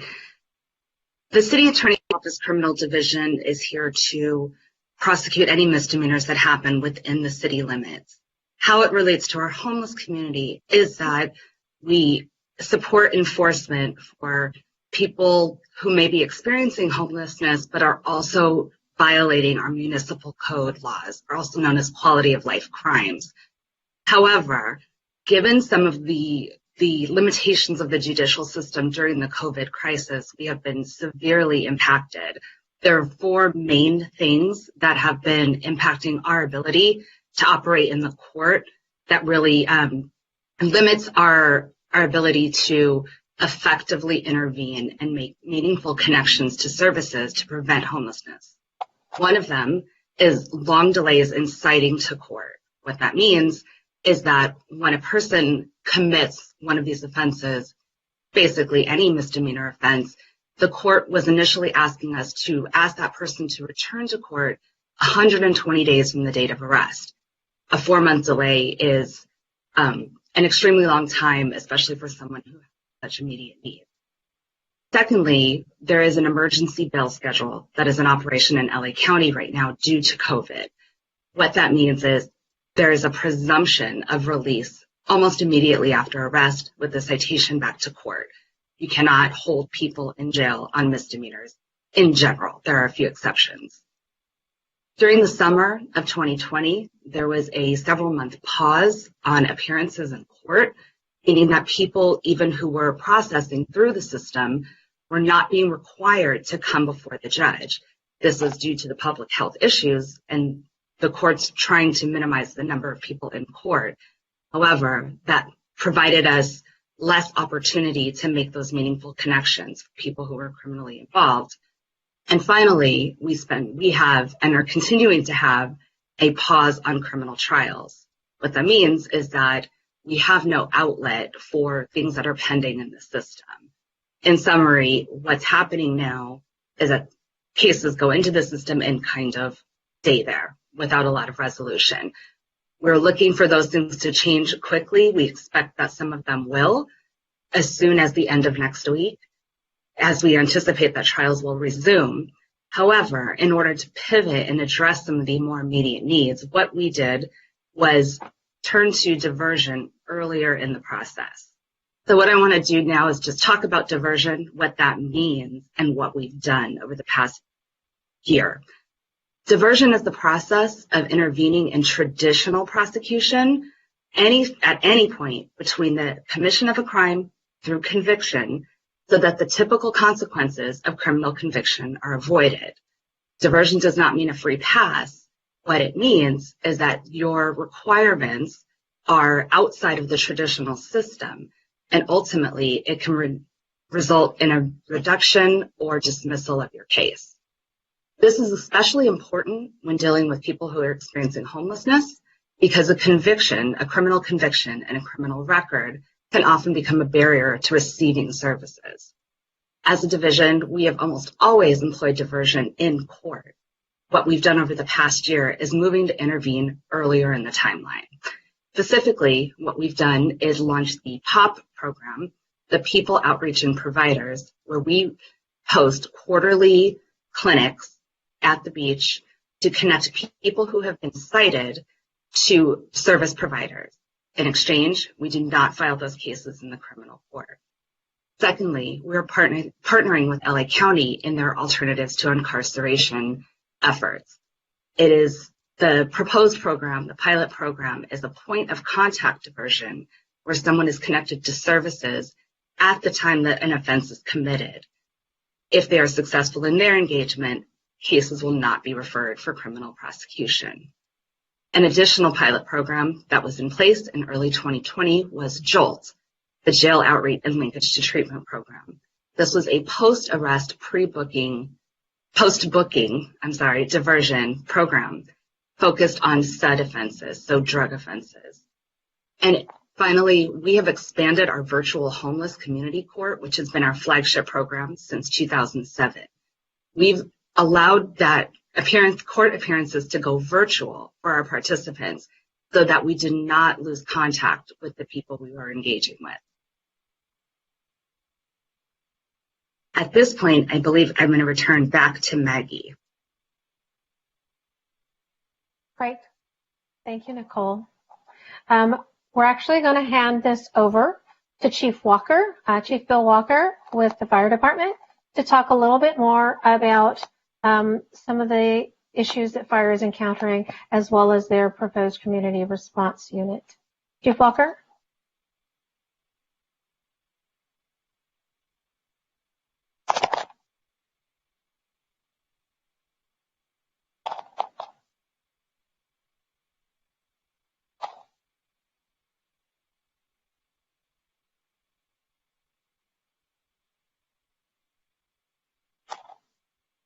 Chief Walker, are you on the line?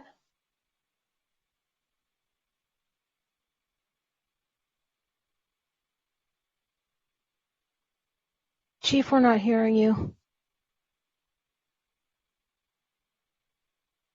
Go to the lower right corner of your Blue Jeans window and you'll see a settings icon. Click on that and check your microphone. It's like maybe your Bluetooth died.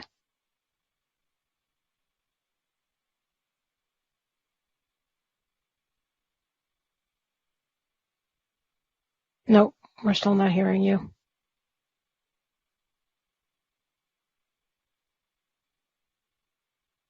You see the settings icon? It looks like a gear. How about now? Can you hear me now? Yeah, we can hear you now. Okay, I apologize for that. Well, good evening. Mayor and members of the council, I appreciate the opportunity to speak with you tonight about the fire department's work as it relates to our homeless and at-risk population. As you may know, in 2019, we launched a pilot program known as the Community Response Unit. This program lasted 6 months and was very successful. The goal of this response unit was to directly leverage our unique place in the community as the fire and medical services provider.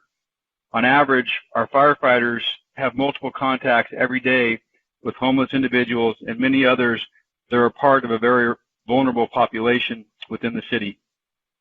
Our challenge isn't limited as a homeless problem, rather a complex mix of conditions and circumstances which could best be defined as a vulnerable population.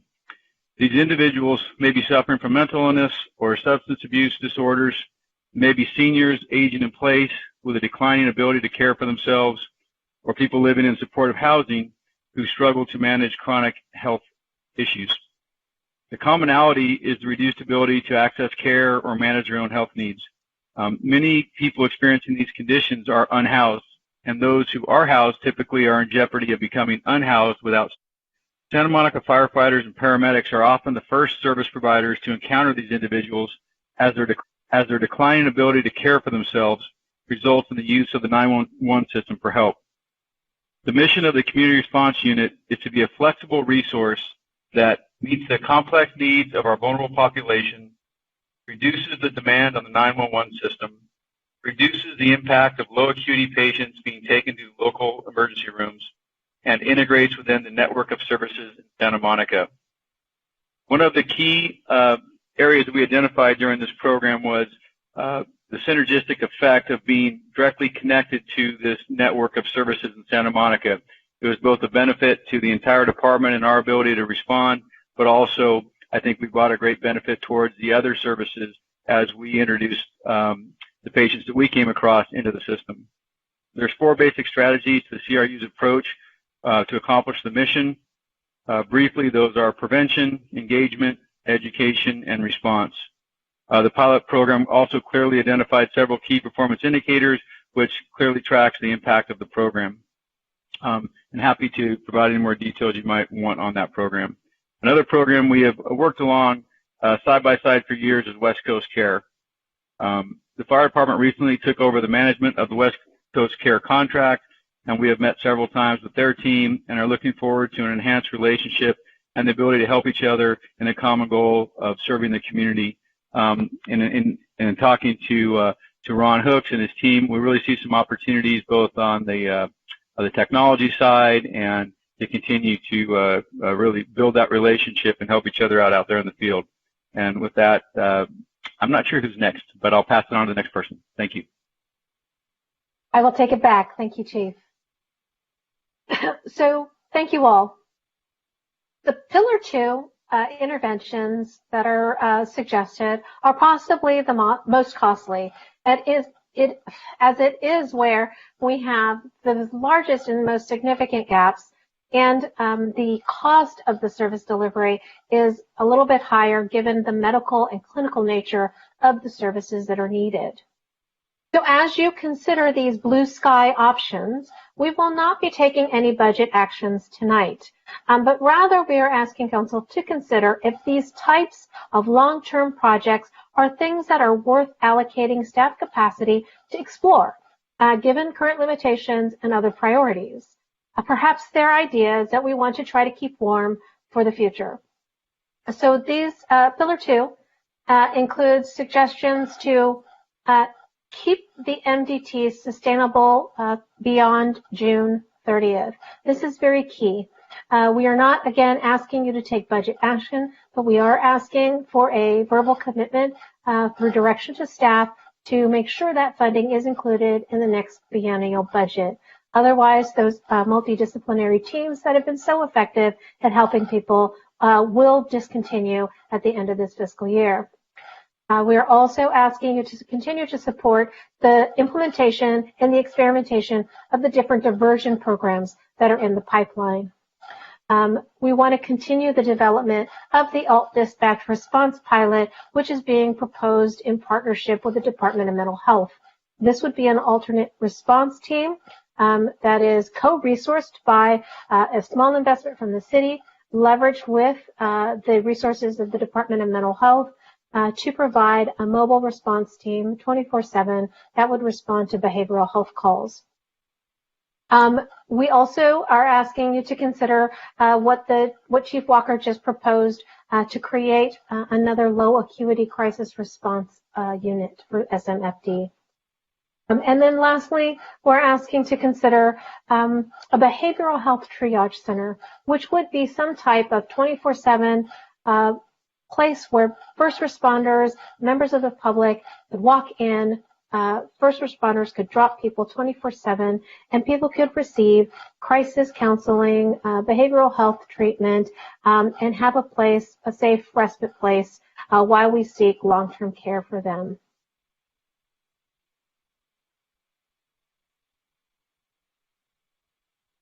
Pillar 3, open spaces for everyone that are safe, fun, and engaging, is especially complicated given the challenges we outlined earlier regarding the limitations of enforcement, and it is the pillar that likely means the most to our community. Pre-COVID, we know there were already challenges to enforcing quality of life misdemeanors. Those have now been exacerbated by the closure of public facilities and indoor dining, which has pushed more people into our public spaces during the day. In addition, COVID public health guidelines early on stressed the importance of not displacing people in order to reduce the risk of spreading the virus as people moved around. At the same time, shelters were asked to decompress. That is, public health ordered shelters to reduce to half capacity or less for physical distancing and safe capacity of dining and restroom use. This effectively also halted intakes of new participants into those programs since that time. So much of our efforts in this area have pivoted quickly at the start of the pandemic to address urgent needs to keep people literally alive, providing food, water, hygiene, and personal protective equipment to those whose normal sources of basic needs disappeared overnight. As vaccinations continue and as we all emerge from our homes, continued emphasis will be placed on ensuring everyone can return to using our open spaces and feel safe on our streets. So this pillar is really comprised of a couple of different approaches, one of which is, of course, keeping our spaces clean and safe. And we do that through multiple eyes and ears being placed in our public spaces. So, for example, we have DTSM ambassadors now in Tongva, Palisades, and Reed Park, who not only help to maintain the restrooms in those parks, but they help to provide resource referrals, they provide wayfinding for people in those areas, and they are able to call for police assistance in the event of issues that arise in those spaces. SMPD has also been successful in refocusing the PSOs in order to work more closely with the help team on issues around some of our park occupants. As the fire department mentioned, we still have our friends at West Coast Care that operate primarily in our parks and in our beach areas, and they really focus on engaging the folks that are newly arrived in Santa Monica. We have a lot of folks who come here chasing that dream, looking for better opportunities, and they find that those things are harder to find than they expected. It is much cheaper for us to identify those people right away and help reconnect them back to their home communities, to their loved ones, to their family through Project Homecoming, rather than having them wait for housing here in Santa Monica.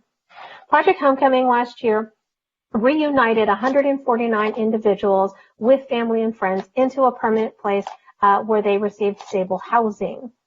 West Coast Care had 1,174 contacts of those who were newly arrived into Santa Monica. And the DTSM Park ambassadors provided over 5,000 social service referrals last year. In addition to these eyes and ears, we also have this added layer now in COVID of public health. So when people were able to safely return to open spaces early on, the city repurposed a lot of existing staff from recreation programs and youth programs that were unable to deliver city services under the restrictions. Those staff were repurposed into park safety ambassadors, and they were sent into our public spaces to hand out PPE and encourage safe distancing and make sure people were abiding by public health guidelines. We also used some repurposed grants to provide extra toilets and hand washing stations throughout the city. Those extra toilets have since been removed as the grant funding was expended and the units were subject to some misuse. Activation of public spaces is also a very special way that we can make these spaces fun and engaging while at the same time deterring antisocial behavior. The Big Blue Bus is also a public space, and our partners at BBB have also been innovating new ways to connect people and their riders experiencing homelessness to services. In 2009, they launched a new training and outreach program called Just Say Hello, where motor coach operators received training from SMPD on safe engagement and de-escalation on the bus, and they were encouraged to provide resource materials to social services for those in need. This program has been suspended due to COVID restrictions when motor coach operators were required to reduce their contact with riders. When those measures are not enough, we have had to look at adding more pieces to solutions, like some recent added private security and parking structures and upgrades to refuse enclosures. And with that, I'm going to hand this over to Rick Valte, the Acting Public Works Director, to talk a little bit more about Public Works' effort to keep our parks and open spaces clean and safe for everyone. Rick? Thank you, Maggie.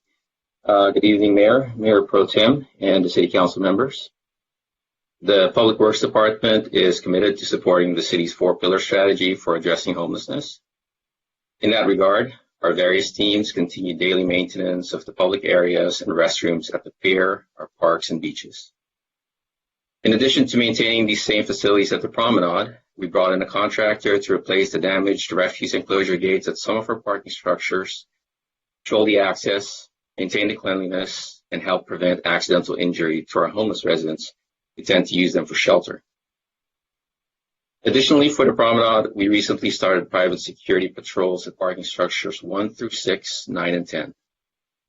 We collaborated with our partners at downtown Santa Monica to ensure that the patrols facilitate safe public use and access to the parking areas, the elevators, and stairwells, and that they deter unauthorized use or access to the refuse enclosures. Moving forward, Public Works is looking to expand on the collaboration with Human Services and Santa Monica Police Department. We took a step in this direction by becoming a partner to the Homeless Liaison Program. We hope to help with cross-coordination and establish a full-circle feedback loop that relays information at all times to all team members. Lastly, Public Works will participate in cross-departmental conversations to consider other physical enhancements to public spaces and assist with the implementations necessary to secure open spaces for everyone. With that, I'd like to introduce our colleague Patty Wong, our Director of Library Services. Thank you, Rick. Good evening, Mayor Pro Tem, Council, and our community.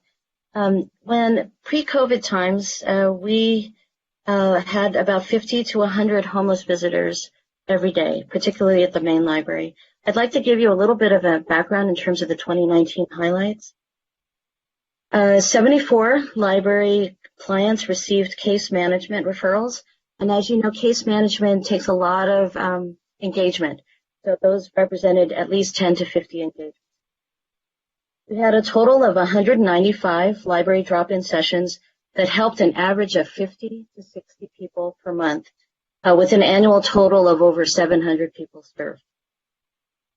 Our quarterly resource fairs attracted more than 300 participants, and they received direct access to 10 to 15 local and regional service providers.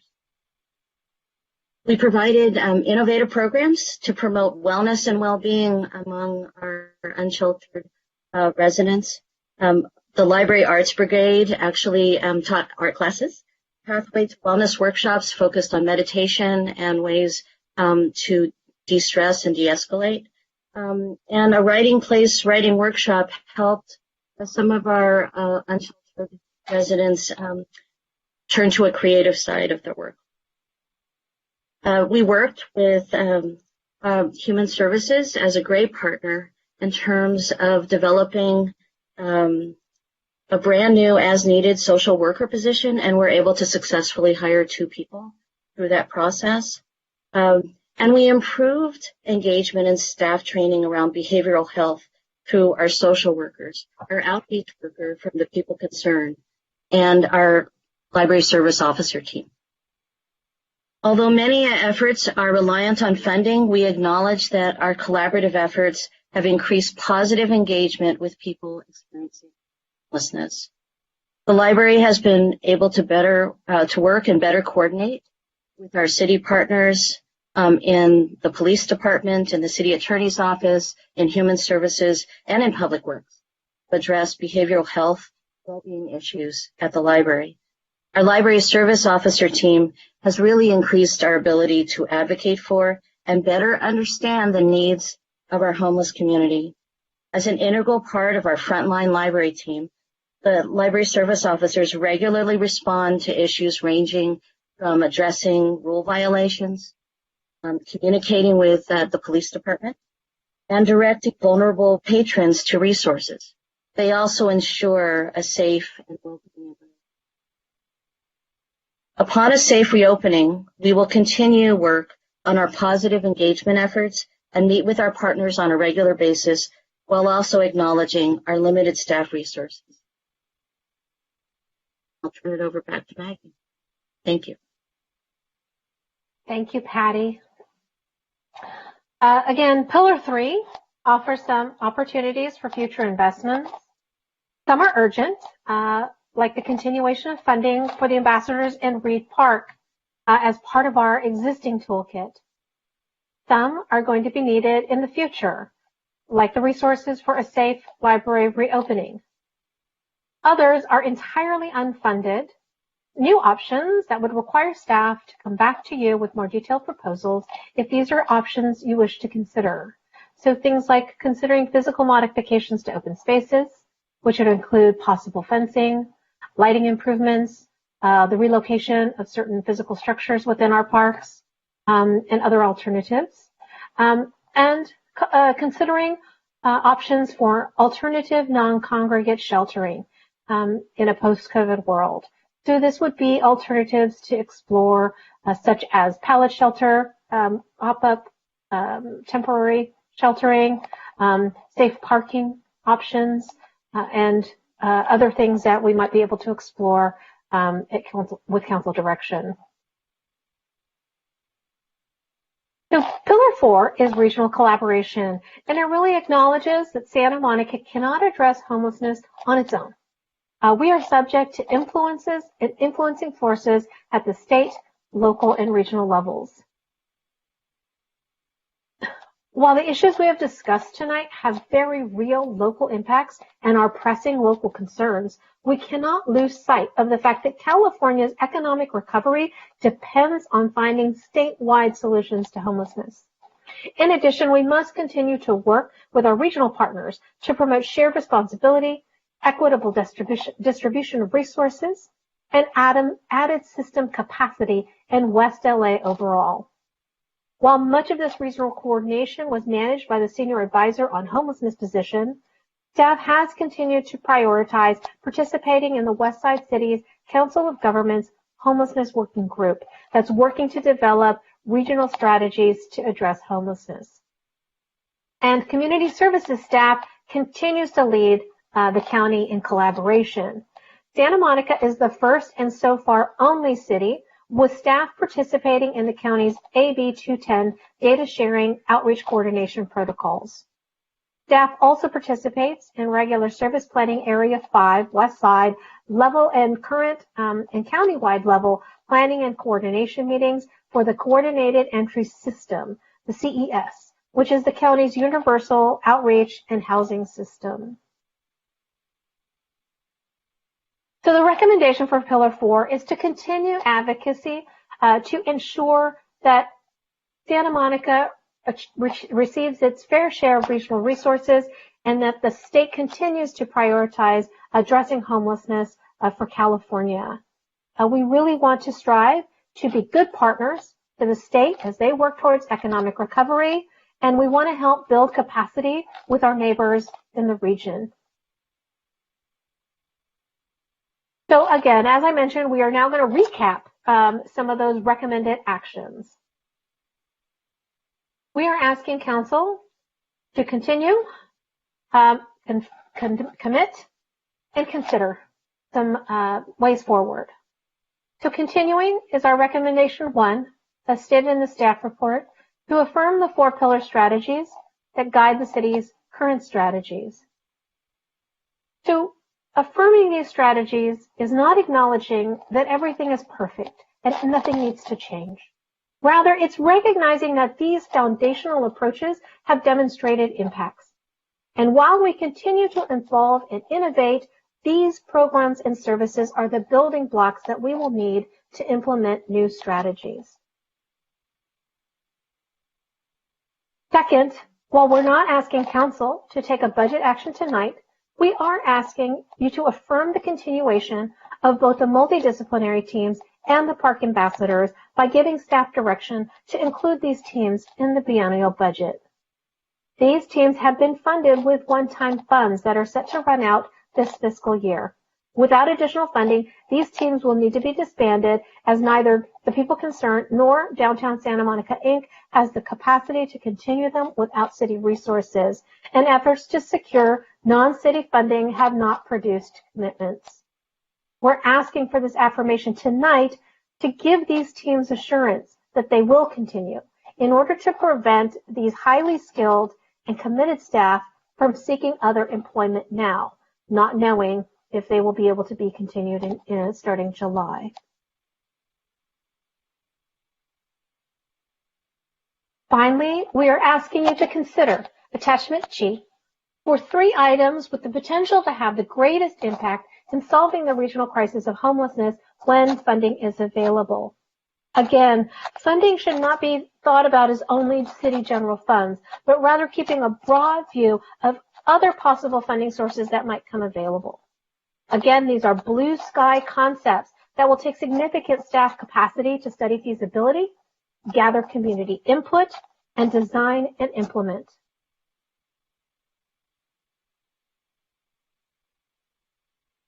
So this concludes the presentation tonight.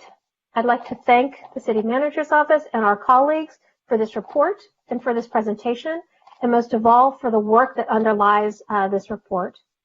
Now I and this interdepartmental team are available for your questions. Thank you.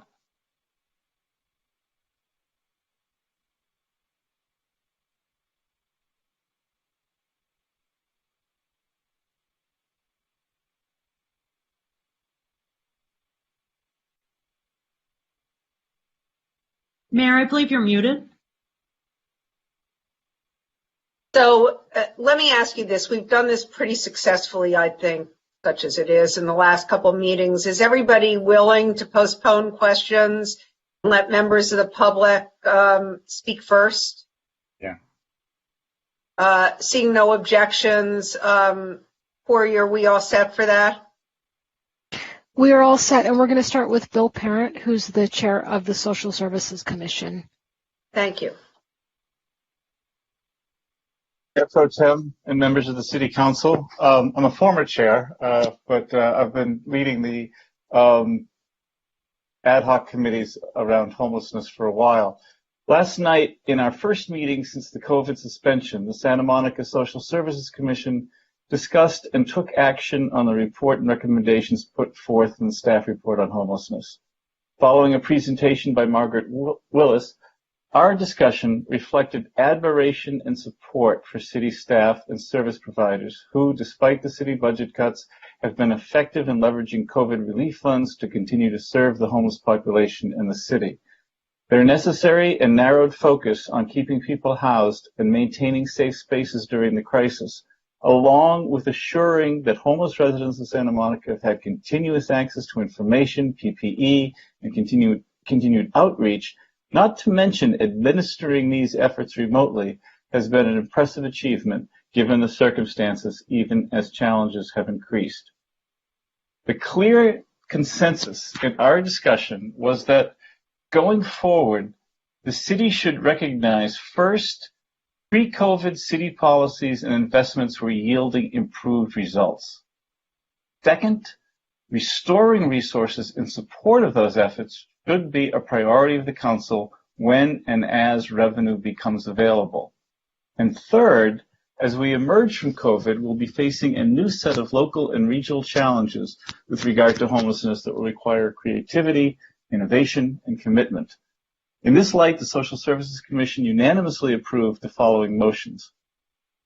First, that the Santa Monica Social Services Commission, in recognition of the challenges, constraints, and service adaptations concerning support for homeless residents in Santa Monica in the COVID environment, urges the Santa Monica City Council to approve the staff recommendations specified in the memorandum. These are, first, affirm the city's existing strategies to address homelessness in our community, and second, affirm continuation of the city's recent added strategies to address homelessness, including multidisciplinary street teams and park ambassadors for consideration in the FY 2021-23 biennial budget process. In addition, we encourage the City Council to prioritize 2 items from Attachment G, Item 8A. While we recognize the importance and need of all the 4-pillar initiatives described in the document, these 2 ambitious and necessary measures deserve study and eventual support. These are, first, alternative non-congregate shelters, and second, a behavioral health triage center. In terms of the alternative non-congregate shelters, the Social Services Commission also anticipates that given the shortage, the time to build, and the costs of conventional, transitional, and supportive housing, as well as post-COVID changes in the policy and political environments, plus judicial actions, including a possible regional consent decree and best practices everywhere, it is necessary to prepare for the design and local and regional siting of such alternatives as sanctioned encampments, tiny homes, and other short and medium shelter strategies. While this is far from an ideal alternative, it is prudent to begin soliciting advice on non-congregate shelters from other jurisdictions, from Santa Monicans with lived experience in homelessness, from service providers and health and safety experts for non-congregate shelters. Second, the Behavioral Health Triage Center. The Social Services Commission, before being suspended for COVID, had begun to focus on the lack of adequate immediate behavioral health support with particular attention to methamphetamine addiction, which is a severe problem. A behavioral health triage center in Santa Monica or in the immediate vicinity focused on the homeless population is a necessary step in mitigating and ending homelessness in Santa Monica. The Social Services Commission understands that these 2 priorities are potentially the most complex, expensive, controversial, and future-oriented proposals offered in the attachment. They're also the most needed and potentially effective medium and long-term strategies for managing and decreasing homelessness. And that is, I'll give our names in our unanimity. Winnie Wexler, the chair, Cindy Aiken, Nancy Coleman, Derek Deffermont, Rick Stoff, and myself. As many of you know, there's some very independent thinkers in that group, and I want you to know that we were strongly unanimous in support of our motions. One quick personal note. Observation. I observe and walk by Reed Park just about every day. It's in my neighborhood. I don't have any South Side envy. And observing what's going on there, and the street teams and the ambassadors deserve a gold medal. They've built relationships and trusts which will be very valuable as transitional housing opportunities and paths to housing emerge post-COVID. A punitive strategy as we emerge from COVID could undo that trust. And without that trust, people don't get into the path to transitional and hopefully permanent supportive housing down the road. So I think we need to be very careful and aware that the street teams and the ambassadors in this COVID time, left to their own devices, and the ambassadors cleaning the bathrooms, don't lose the value of that trust. Thank you. So Bill, don't go anywhere, because if no one else has a question, I have one. So you recommended out of Attachment G non-congregate homes and the triage. Am I right? And the triage. Yes, the behavioral triage center. Yes. Behavior triage. And is there evidence to back your choice of those two as effective strategies?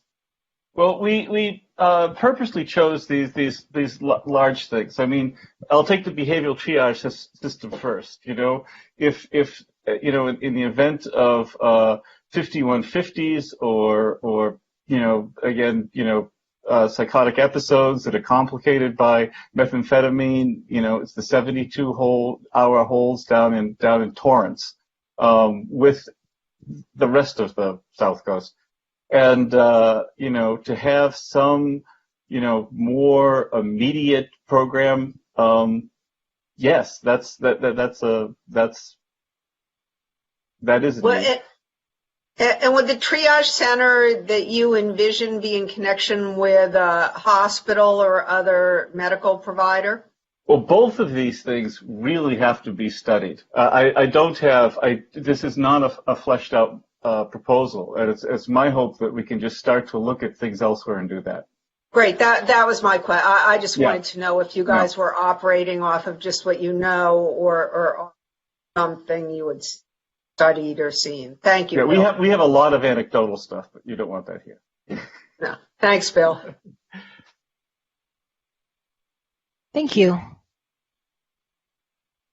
We're going to go next to another video caller, Erica Leslie. Let me unmute you, Erica. Miss Leslie, you're in the meeting, and if you want me to, I can unmute your video as well. That's fine. Go ahead. Your time starts now. Hi, Erica. Hi, everyone. Good evening, City Council members. I just encourage you to look at other partnerships to help eradicate this problem. This is not just a local problem. This is a California state problem, basically nationwide. We need to look at partnerships with other cities. We need to have more DMH workers and have more officers out on the streets to help people out, help the unhoused. It's not safe for our residents. It's not safe for them as well. We're also looking at this pandemic and a possible continuation of a spread. So we really need to look at this, take a good look at it, and really think about ways that we can fund this. And if we can't fund it, to reach out to the county and different sister cities to help us with this problem. That's all I wanted to say. Thank you. Thank you, Ms. Leslie. How many more speakers do we have, Corey? We have 4 callers and 2 more video speakers. Thank you. Yeah, we'll take a caller. Transferring Denise Barton. Denise Barton, you're in the meeting. Your time starts now. Thank you. Good evening. On your efforts to reduce homelessness, let's start with the Project Room Key. If the city was working with the county to make this happen, then what were the county and state barriers or regulations which prevented it from being done here in motels in Santa Monica? Your pillar strategy is nice, but with minuscule amounts of affordable housing being built each year, I know from my own experience of being Ellis, there's not even enough affordable housing to place all of the displaced tenants. So one does have to wonder where all the affordable housing is. And doesn't the Housing Authority of Santa Monica have a 5-year or longer wait list for the city's affordable housing now? Or is that the reason you have to be on the streets for 5 years before being eligible for affordable housing in Santa Monica? Like the guy at the beach who was having problems in his affordable housing. And wouldn't that negate your pillar of addressing the behavioral health of vulnerable residents? Finally, the cost to the people concerned. If the cost of their program is $1.4 million after June 1st, 2021, if the C3 team has contact with 3 to 4 people a day If you divide 1,400 by 365 days a year, for these reasons, an itemized accounting of funds taken from the city for services rendered would be nice, but you don't even do a yearly evaluation to be financially accountable to the resident taxpayers. Thank you. Thank you, Denise.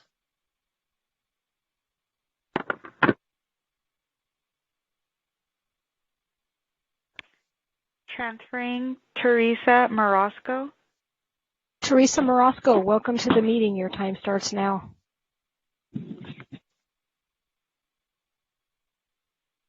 Ms. Morosco, you're in the meeting.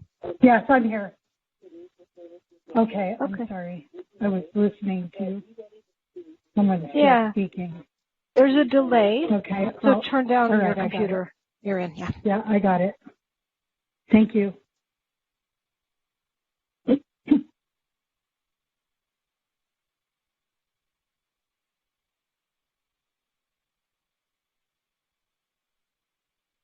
Go ahead. You're in the meeting and your time starts now. Oh, I'm so sorry. I didn't realize. Okay, my name is Teresa Morosco. I am a current resident of the city of Santa Monica. I have been here since 2014. I'm calling in to say that the current programs are only on paper. My story is an investor bought the building that I was living in. He got rid of the long-term tenants by increasing rents by $200 and $300 each. Once the tenants moved out, the investor then illegally remodeled the building all around our deed-restricted unit, causing the plumbing to fail and other serious hazards unfolded over a 4.5-year period, causing my family and I to have health issues, forced us to pay illegal shared utilities and violated numerous city, state, and federal laws. As I am a Section 8 voucher holder, have had my voucher for more than 25 years imported into California from another state with that. Our civil and human rights were violated over and over. The Santa Monica Housing Authority, Legal Aid Foundation, St. Joseph Center, the Social Services Department, Consumer Protection Department, Gary Rhodes, the Housing Development Department, James Kemper, Andy Agel, Barbara Collins, etc., were all involved and knew everything that was going on in my unit for 4.5 years, but my pleas for help were barely addressed. I filed a lawsuit that included numerous causes of action, including but not limited to constructive eviction. The lawsuit my family and I filed triggered a retaliatory wrongful eviction and caused us to become homeless from August 2019 to August of 2020. Our lawsuit is ongoing. Olga Zarowski's February 23rd, 2021 article in The Observer points out the actual truth about the so-called prevention efforts and lack of accountability by the named service providers and city departments who have consistently failed the majority of residents who cannot access comprehensive legal services that do not come from a vested interest. Thank you. Your time is now up. I'm sorry? Your time is now up. I'd like to hear. Yes, Ms. Morosco, somebody has asked you to finish your remark. So Ms. Councilmember Parr has asked you to finish. Okay, great. So I was saying that, we don't have access to comprehensive legal services that do not come with a vested interest, that do what SMER and the city wants. The various agencies and departments should be fully audited before receiving any more funding. The current agencies and departments have done very little to preserve the diversity of the city, to protect tenants from tyrannical landlords, and have truly failed at prevention efforts. As pointed out in the scathing report about the state of California's lack of accountability other than self-reporting, billions of precious federal and taxpayer dollars have either been abused, mismanaged, wasted, or defrauded by the service providers, the housing authorities, and others.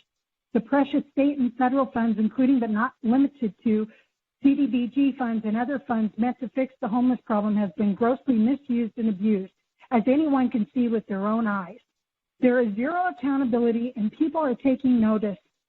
See the state report about the lack of accountability and transparency. Media outlets are also taking notice and are doing deep dive investigations as to why the homeless and inequality issues in California have gone from bad to horrific, was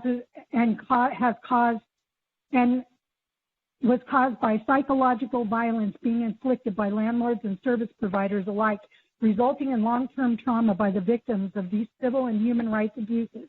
An independent audit of all deed-restricted rent controls and all housing authority programs needs to be conducted and overseen by a community board chosen by the residents. I will write my love letter and forward it to the City Council, Governor Newsom, the new Secretary for HUD, President Joe Biden, and Vice President Kamala Harris. Thank you. Ms. Morosco, I'm sorry, I have a question. You are housed now, am I right? Finally, after a year of being homeless. I shouldn't have been homeless to begin with. I understand, but you have a roof over your head now. That I'm just asking you to understand your situation. Yes. Thank you. And that was after I fought I fought the city to stay in Santa Monica.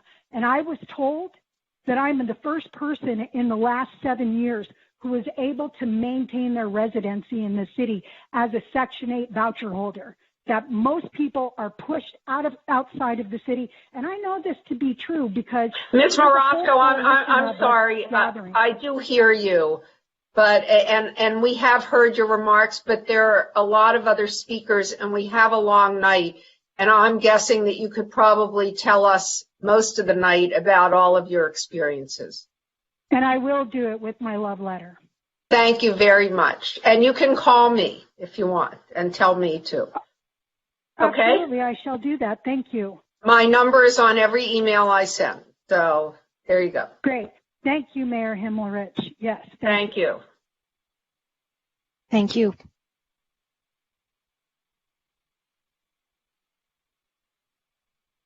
Tara Baraskas, I'm going to unmute you. Would you like me to unmute your video?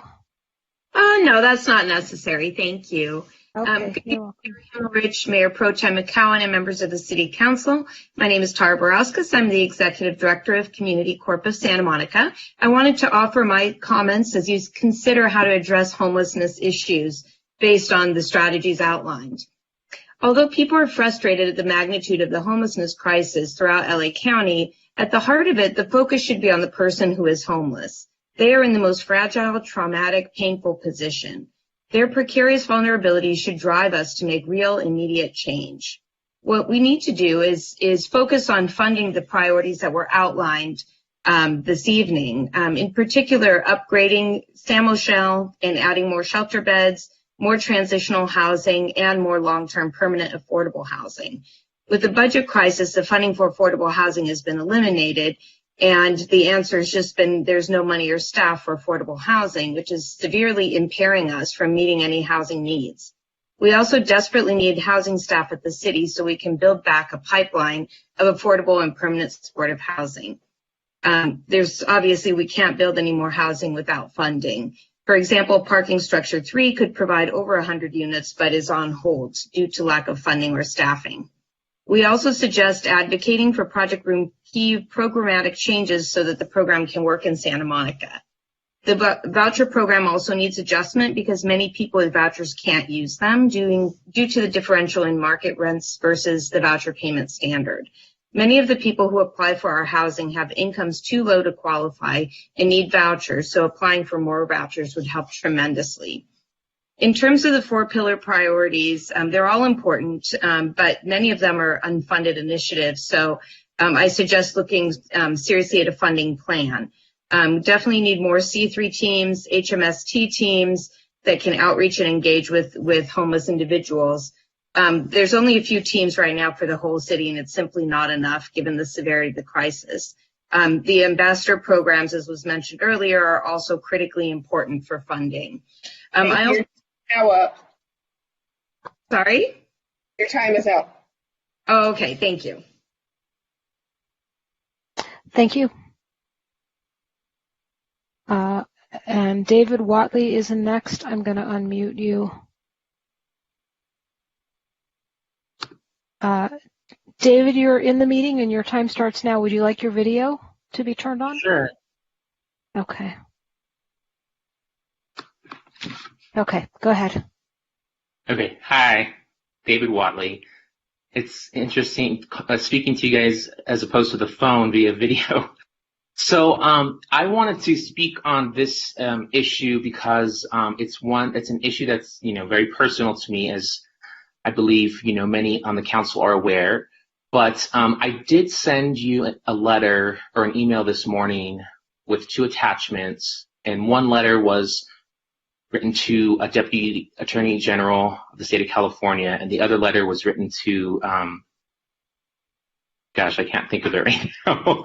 But, as many people on the council know,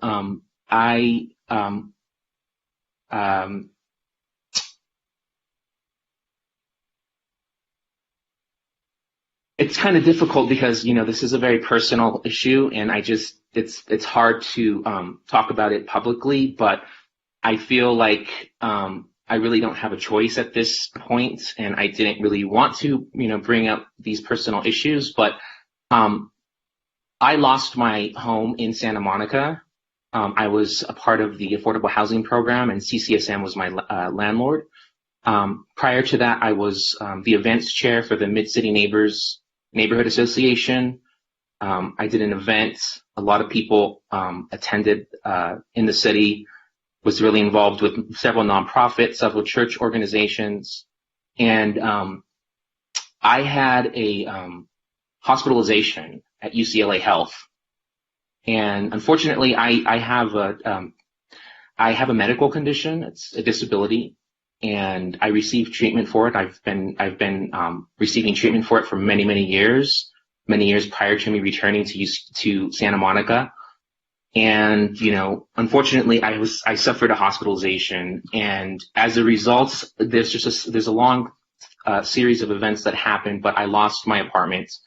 And I now owe a loan, actually, to Councilor Himmelrich in the amount of, it's almost $10,000. And the reason why that loan was made is because we had asked the city if there was any funding available to help my situation after my hospitalization. The city said no. Okay, I wrote about it in the letter, so anyone can do a public records request and get all the details. So, David, look, you've sent us letters. You've sent me hundreds, if not thousands of letters. So, million. Do you want to, so let me ask you something. Do you have something to say to what we ought to be doing about homeless services? Well, I think that you first need to focus on residents who are so there was a lawsuit filed by your husband's law firm against the city for violating. David, I'm asking you for, I know about the lawsuit. We've all gotten many letters. Okay, but what I'm trying to explain is that what needs to happen, Sue, is that, and I've tried to explain this to you before, but you just didn't follow up on what we talked about. We have to focus. The lawsuit states that over 90% of Santa Monica homeless residents suffer from a mental illness. So right there, that's where a lot of the focus, and we've heard a lot about that from staff, right? So what I'm saying is focus on preventing people from becoming homeless. Now, if over 90% of the people that are homeless in Santa Monica, according to the ACLU lawsuit study that was mentioned, if that's the case, then why not focus on that? Focus on how can we make sure that when a resident who suffers from a disability, that they can stay housed, right? Or whatever the disability might be. So my thing is we need to focus on the prevention for residents. If someone comes on a bus from Wisconsin and sleeps on the beach, I mean, I understand that, to me, I don't understand why this problem doesn't exist in Newport Beach, right? Okay, David, thank you. David, I'm going to say to you, in Santa Monica that's making it more of a problem.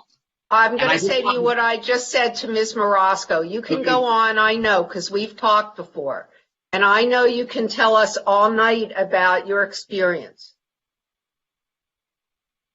I'm sorry. He's with us. We just muted him. But he's still with us. Does anyone have any questions?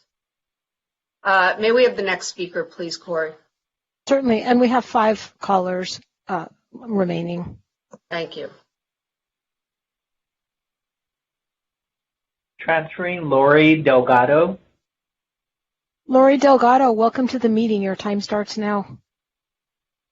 Yes, I'm calling regarding item 8, homelessness.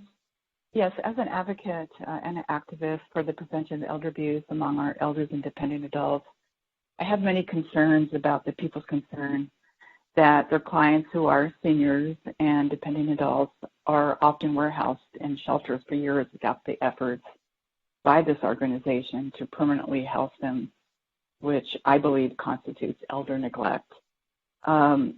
Recently, talking with a senior, it was brought to my attention if anyone under the umbrella of the people concerned speak publicly regarding any kind of mistreatment, there was much retaliation from the people's concern. In 2019, I helped supported a bill, SB 1191, that law enforcement update their policy manuals.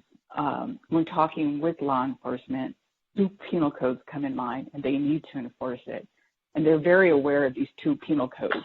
Penal Code 368, Special Protection for Elder and Dependent Adults, because as you know, they can't advocate for themselves.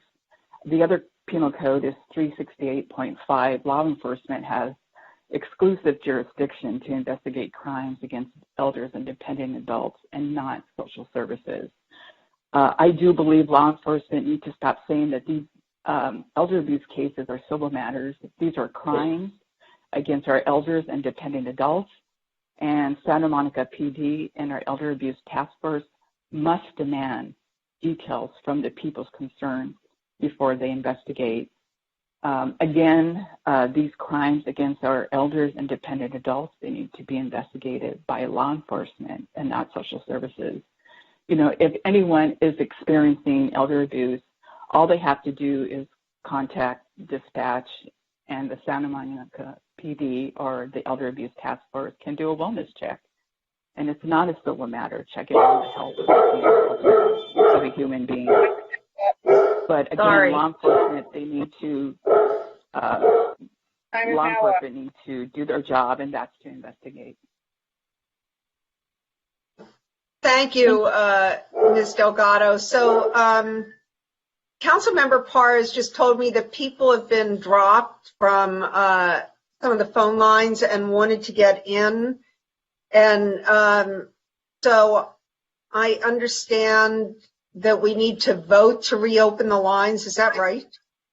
That is correct. Mayor, let me first say that we opened the lines when we first called the item, so the phone lines were open for over an hour. We didn't close the phone lines until after the fifth speaker.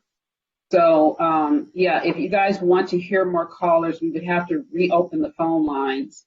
And this, you know, it's up to you guys to vote on that.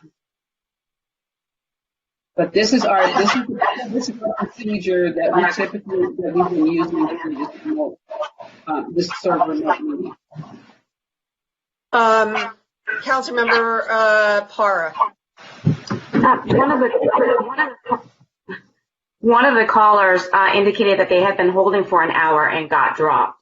When they tried to call back, it was closed. Well, so why don't we move to reopen the lines to any caller who was previously on the line? Is that what you're suggesting, or do you want to just open it up altogether and have anybody call? Mayor, here's the problem. We don't show any calls as dropping, so we wouldn't have any way of knowing who called previous.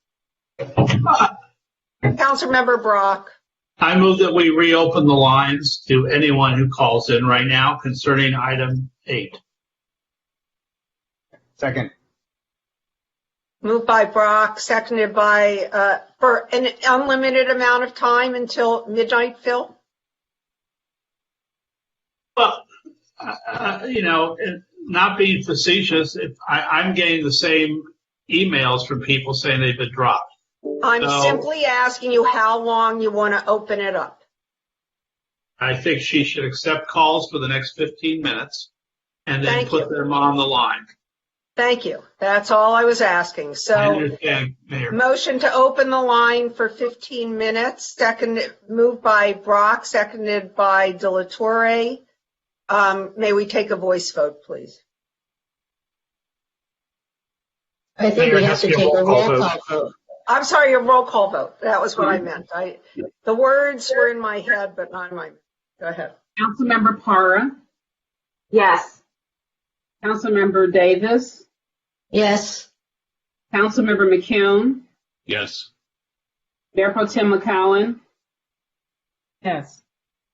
Councilmember Brock, Yes. Councilmember De La Torre, Yes. and Mayor Himmelrich. Yes. So that passes unanimously. We'll open the lines. It is now, what time is it? Okay, it is now 25 after 9, and we will open the lines until 9:40. Okay? And now let's keep taking calls while the line. Okay. Transferring Natalia Zernitskaya. Natalia Zernitskaya, welcome to the meeting. The time starts now. Ms. Zernitskaya, are you there? Yes, I'm here. Sorry. Yes, I'm here. Can you hear me? We can hear you, and your time starts now. Thank you. Good evening, Mayor Himmelrich, Mayor Pro Tem McCowan, and members of City Council. My name is Natalia Zernitskaya. I am currently the president of the League of Women Voters of Santa Monica, and I'll be speaking on behalf of the League this evening. We did send in a letter, but we understand that homelessness is a very big issue facing Santa Monica and our region and larger places as well. So I thought it was important to call in as well. We believe that the city of Santa Monica should take a leading role in solving homelessness at the local and regional level. Homelessness is a chronic local and regional problem of many decades which resists the one-size-fits-all solution. And it's also a public health issue, especially now.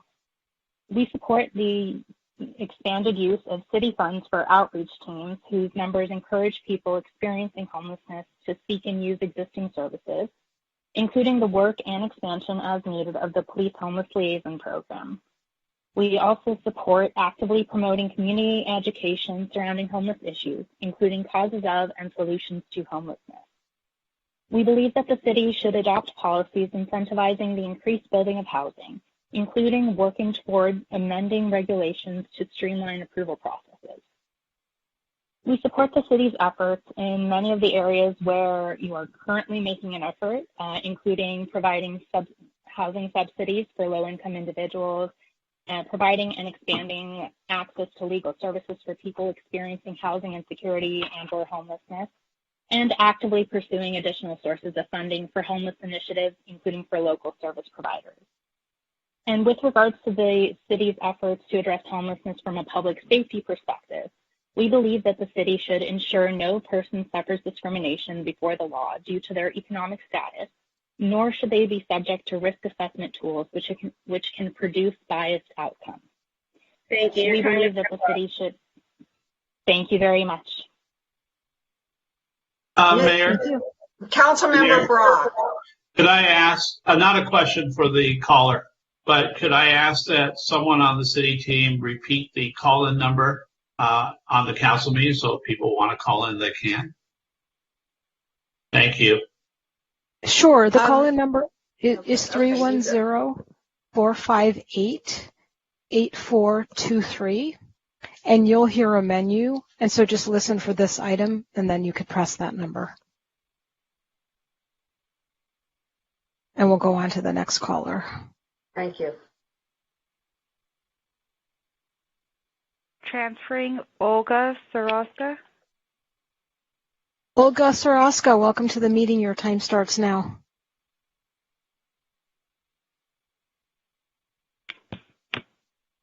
Hi, you're in the meeting. Your time starts now, Ms. Soroska.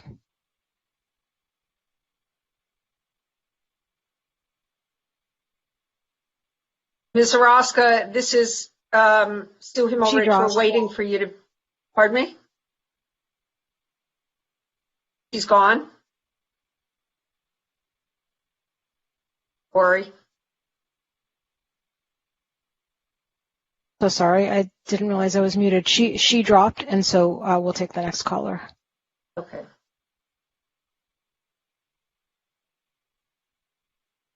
Transferring Leonora Camner. Leonora Camner, welcome to the meeting. Thank you. Hi, my name is Leonora Camner. I'm a mom in Santa Monica, a member of the Housing Commission, and executive director of Abundant Housing LA, a pro-housing organization. I am asking in my personal capacity for you to publicly recognize the dignity and humanity of our unhoused neighbors tonight in both your words and actions. Personally, as a mom here in Santa Monica, I am distressed at having to explain to my kids why we treat our unhoused neighbors without the dignity that they deserve. Why don't we provide them with more help? Why don't we provide them with housing? There's no honest way to explain this to my kids other than to explain that our city is failing these neighbors because they're not seen as valuable members of our community. This is wrong. We are a wealthy city, and we should be doing everything we can to provide for our most vulnerable neighbors. It doesn't matter what their background is or where they came from. Banning them, making their lives more difficult, punishing them for their situation, or pushing them somewhere else would be unconscionable and an embarrassment for the city. The only path forward is to provide services and housing as much as possible, homes and homelessness. Thank you. Thank you.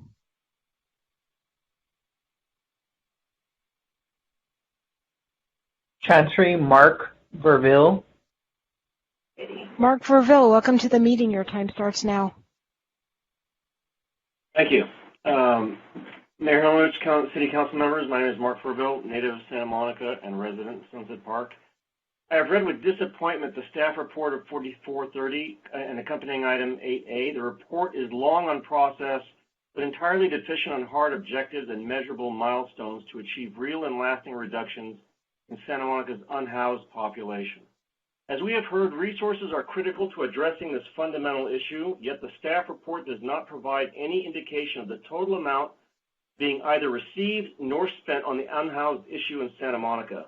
HSGP grants are only one part of the funding, and even here, with 20 nonprofits and 39 programs, the implication is that there is a very high administrative component to the current strategy, absorbing critically needed funds.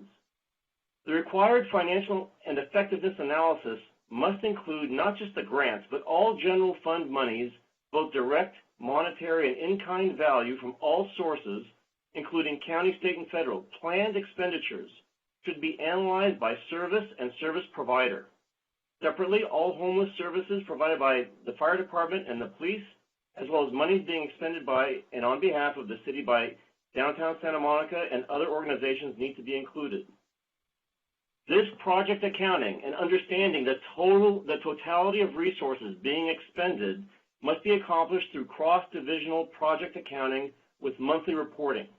Only with this complete financial picture that's shared with the community can the outcomes be properly measured and effectiveness assessed, and most importantly, redeployment of critical resources identified to much more productive initiatives.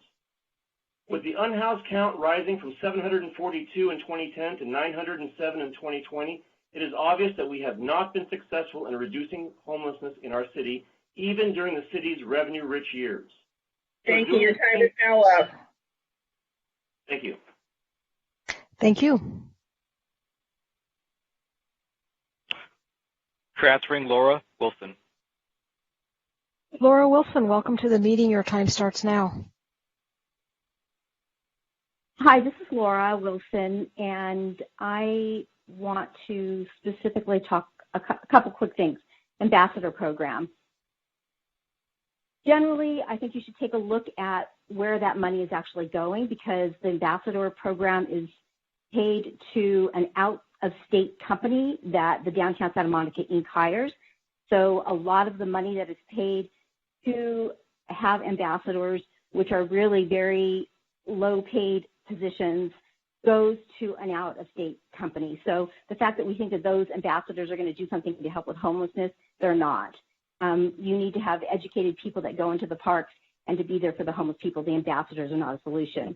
Secondly, I'm really appalled at a city that would eliminate rent-controlled housing for the purpose of making money from TOT tax and allowing those residents to lose their homes and be displaced. I'm talking about the Embassy Apartments. The city is directly involved in that. The city benefited from that. I'm ashamed and say shame on you, Kevin McEwen, shame on you, Glenn Davis, for voting to eliminate rent-controlled housing in favor of a hotel, turning it into a hotel. I cannot sleep in my own home because I am woken up 24/7 from a hotel next door to my house, and I can't even, I hate you people for what you've done to me and what you've done to my home. And Phil Brock made this video about how they should do an investigation on how it happened, and I'm so disappointed in him to have seen nothing done about that. And then also, people that live there, the last two holdouts got huge financial buyouts from the Pally House owners, and they got brand new low-income housing. Tell me how that happens. It happens because the city was involved, because the city made money off of it. That's why that happened, and that is the only reason for it. Thank you. Your time is now up.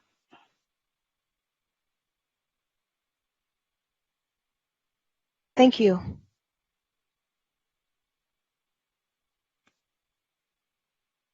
Transferring Sana Chung.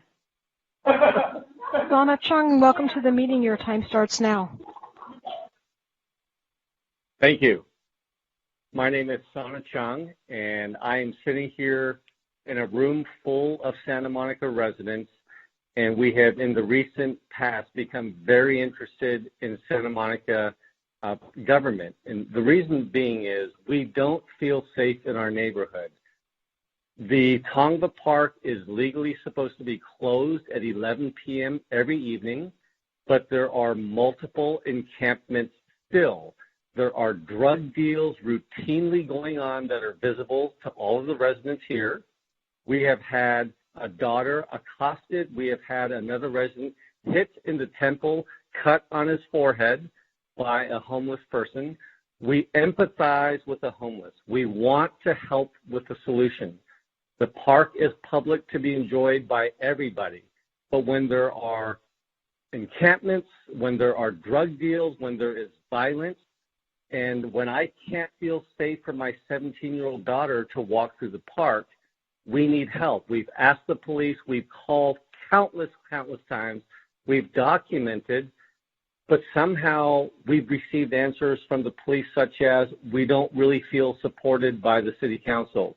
We have all backed Phil Brock and his crew because they've made a commitment to us, but we really need more help.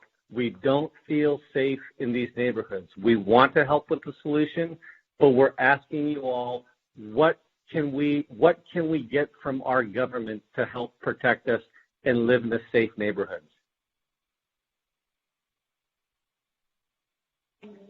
Thank you.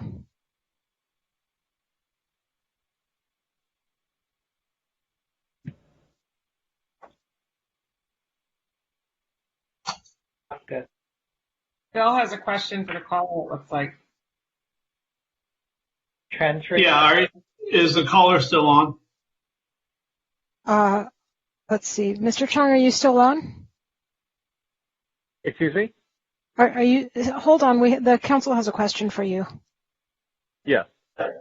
I hear your concerns, and I know I've talked to some of the owners across from Tongva Park about their concerns about cleanliness, safety, and enjoyment of our city's most expensive park. What are your recommendations, if you have any, about what our police department and our city council should do to alleviate the owner's concerns? And do it as briefly and concisely as possible. Here's a couple suggestions that we think are rightful, that would work and will improve the situation. Number one, the park needs to be legally closed at 11 p.m. There needs to be some form of police enforcement or security that reminds anybody that they cannot encamp past 11 p.m. That will help mitigate the problem significantly, in our opinion. Number two, We had suggestions of possible surveillance, some security cameras, etc., even perhaps a fence if we cannot keep the park closed at 11 p.m. But as a starter, enforcing that basic law that the park must be closed at 11 p.m. would help significantly. During the daytime, go ahead. If I could ask one quick follow-up, because I know we have a huge agenda still. But my quick follow-up would be, and during the daytime, is the ambassador program helping? And are you seeing more public safety officers or SMPD officers patrolling through the various parts of the park? We've talked to the ambassadors. They're wonderful people, but they have told us we don't have any authority to help with the homeless program. They flat out have told us they're not really there to enforce the homelessness. So during the daytime, everybody should enjoy the park. As long as they're not dealing drugs, as long as they're not intimidating, accosting other people, which they are currently, they are aggressively intimidating and accosting people, we should all be able to join the park lawfully and legally. However, the ambassador program during the daytime has not helped. Shortly after the new city council was elected, we heard some police raids at 4 a.m. That helped mitigate the situation a little bit, but then that hasn't happened for a long time, and the encampments have come back. There are presently 4 visible, undeniable encampments in Tonga Park right now, which is also illegal. But if you want to hang out and take a nap during the daytime, but the park is closed. I walked through there Saturday night and also talked to the doorman in your building at 7 o'clock Saturday night. So I'm making sure at least I walk through the park as well. Thank you so much for your call. Thank you. So we have 6 callers remaining. Transferring Olga Zuraska. Olga Zuraska, welcome to the meeting. Your time starts now. Good evening. The city's sole provider of homeless services, HOPCC doing business as the people concerned, is ineffective at housing clients and abusive to the clients. That includes retaliation and slander of those clients or former clients who speak out about the mistreatment they experience. Meanwhile, the city is violating the municipal code by not conducting the mandatory annual evaluations of its homeless services and of each agency providing homeless services in Santa Monica. Additionally, the Social Services Commission is in violation of the municipal code because it has failed for years or decades to provide to the council the mandatory annual report on the city's social service programs. Too bad former Chair Bill Parent didn't mention that in his comments tonight. The city does not collect feedback from the participants of homeless services and actually has been repeatedly ignoring the client's testimonies. This appears to be classist. The fact that the city recently extended the grants for homeless services again for 2 years without an evaluation or an RFP process makes one wonder whether there is a cronyistic relationship between the city and the people concerned. The staff report before the council does not contain meaningful metrics. While dispensing millions of dollars to the people concerned, can the city answer a taxpayer's question how much it costs for the people concerned to house one homeless person and how long it takes? Does the city know how many clients live in shelters for more than a year or 2 years or 3 years? Does the city know why there is an elderly disabled client that has lived at Samushel for 8 years now? What I described here, unfortunately, falls in line with the recent scathing report by the state auditor, which found that regional and local agencies do not track their spending on homelessness. This must end here in Santa Monica. We need oversight and accountability in homeless services. First and foremost, we need a financial audit of the city funding provided for homeless services.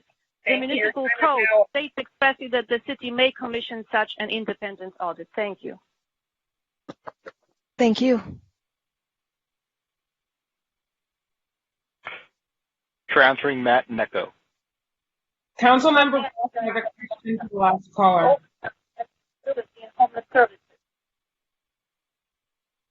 Sue, you're muted. The last caller is no longer with us. Oh, was that the last call? Was Matt Necko the last caller? No. I was going to ask a question of the previous caller. It's okay. Let's move on. Okay. But wait, I'm worried about Kristen, who really are you okay? I am surviving. Sorry, guys. It's terrible allergies from the dry heat and possible food poisoning, but I'm surviving. Okay, well, I'm giving you permission to go to bed when you need to, okay? Thank you. So, Matt Necko, you're in the meeting and your time starts now. I'm so confused about what's going on here between Kristen and her allergies and food poisoning and all of this. So I guess my time starts now.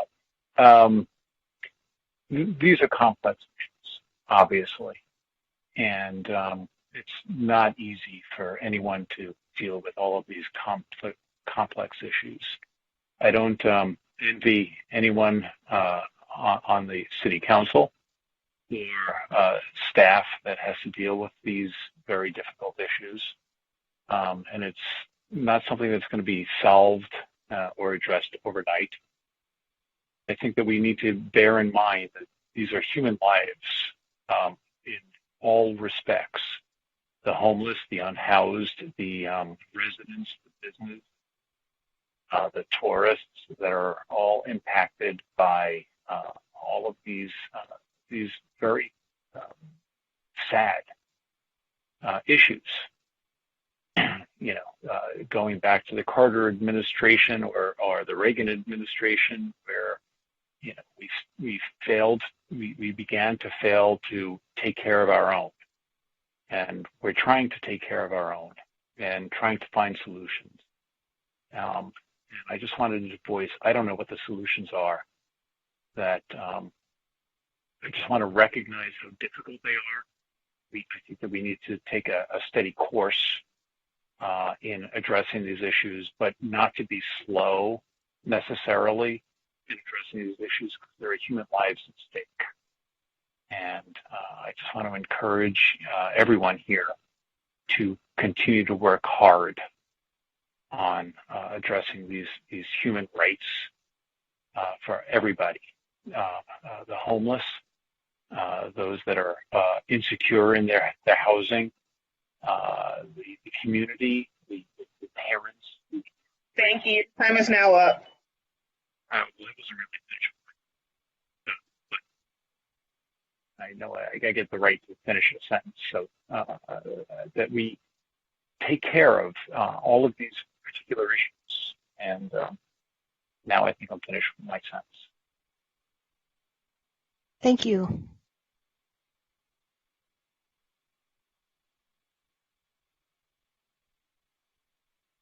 Transferring Lori Sasson. Lori Sasson, welcome to the meeting. Your time starts now. Hello. Good evening, City Council, Mayor. My name is Lori Sasson, and I am the president of the Santa Monica Bayside Owners Association.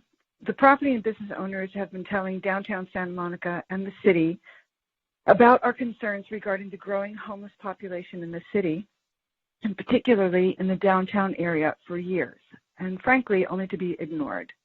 This was a problem before the pandemic, but now it has become a crisis. And sadly, all the programs of every agency being described tonight are falling short of the current demand. I agree and support the needs to come up with a coordinated effort with multiple agencies in a long-term effort to combat homelessness. Excuse me. And the 4 pillars are a great starting point, but sadly, the pillars are unfunded. We currently have urgent health, safety, and liability issues because of the homeless encampments in the parking lots, in the parking structures, in the alleyways, and on the streets of downtown. We have had multiple dumpster fires.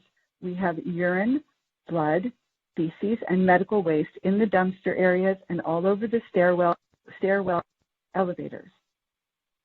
I'm CC'd on the emails that City Council is receiving with photos of this dire situation in the 3rd Street Promenade alleyways and garages. So I know you know what I'm talking about. If the city is so concerned about the unhoused, and if the city is concerned about funding programs to help the unhoused, then the city needs to be concerned about the downtown business district, which is one of the main generators of funds for the city. Neglecting the needs of the business district is, in fact, neglecting the needs of the city. There's an old saying that you don't poop where you eat. There are actions that you can do today that have zero impact on the current budget and can be implemented now. You can utilize existing no loitering ordinances to clear and close the garages, stairwells. Thank you. Your time is now up. I have 1 minute if you let me, or less, to finish. You don't have 1 minute. You had 2 minutes. I have a question. Sorry. I would like to. Yeah, sure. Yeah. Oscar, Can you please give us your final suggestions on the improvements you think that can be made? I would love to. These improvements can be, or these are simple suggestions that you can do today that have zero impact on your budget. You can utilize the existing no loitering ordinances to clear and close the garages, stairwells, elevators, and elevator lobbies from midnight to 6 a.m. And you can utilize the close the roll-up doors that are in place at the dumpster rooms. But remember, do not lock the homeless inside the dumpster rooms, as has been documented in those photos. I also challenge you all to go down to the 3rd Street Promenade in the area and walk with the property and business owners who have offered to show you firsthand what's going on. It was mentioned that there are new patrols for the area, but those whom I've spoken to say they haven't seen any of them. And my questions are, who's overseeing and guiding these security services or patrols? How are they identified? Are they in uniform? Can they be contacted by property and business owners if and when we see issues? And how do we get the information for those patrols and services so that we can contact them? I'm finished now. Thank you for hearing me. Hold on, we have a council question for you. Thank you. I have an additional question. You're talking about maintenance in our garages and in our alleys surrounding downtown. And that obviously should be a given. You own some property on the promenade as well, correct? Correct. What do we need to do on the promenade in downtown Santa Monica to make sure that visitors to the promenade and the merchants and their staff feel safe and secure? Well, I think it's pretty simple. Use the laws that you have on the books, divert the unhoused to other areas of the city where it's not going to impact directly on the funding, of the city coffers. In other words, clean and clear and make beautiful your living room that is the 3rd Street Promenade in the downtown. Thank you very much. Is there another question? I'm sorry. Mayor, you're muted. Thank you. Thanks, Mr. Saul. Next caller. Thank you. We have 3 remaining callers. Transferring Peter Trin. Peter Trin, welcome to the meeting. Your time starts now. Hi, can you guys hear me okay? We can. Yes. Go ahead. Your time starts now. Okay. Good evening, Mayor Hemmelrich and fellow council members. If you're someone that is present in the Santa Monica area on a daily basis, as I am, you feel a sense of sadness that there are so many people, more than ever, that don't have the basic comfort of shelter and have to worry about food always. Homelessness is an issue that has catapulted in the city, and why I'm calling tonight is to humbly ask the city to take bold steps in fixing this. I know people say that we need federal and or state help, but we can't just sit here and wait for the help. We need to be additionally proactive and be a leader and try to implement and sustain tools to combat this issue to help these specific individuals affected, while being hopeful that later on help outside the city in terms of partnerships and things can come at some point. I really appreciate your time. Thank you, Mr. Trin.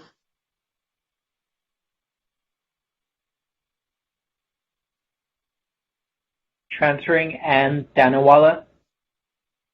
Ann Thanawala, welcome to the meeting. Your time starts now.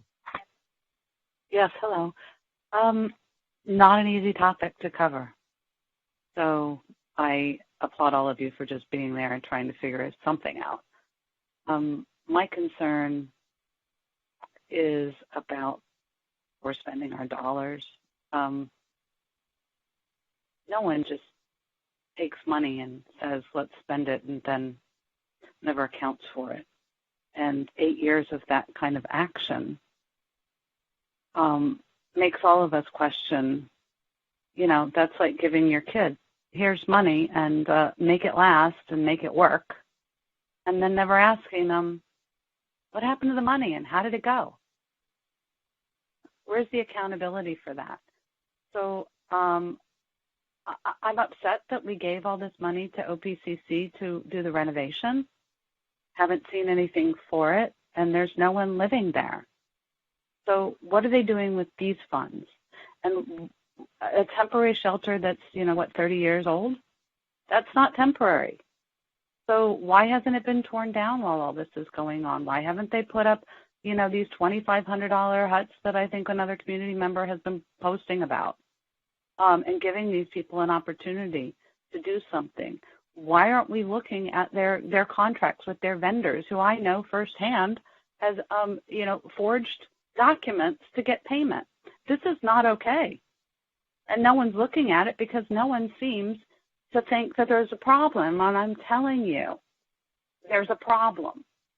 Okay? A vendor admitted to me personally when I accompanied a client and told me, well, yeah, the client is saying, I never got those services and you never canceled on me. I showed up and I got here and you never showed up, and now you want me to sign these documents. Thank you. Your time is up. I'm sorry, this is a serious accusation, and I would like to know who the vendor is who forged the documents, please. I will look at my notes, Sue. This was like 3 years ago, and I wrote it down.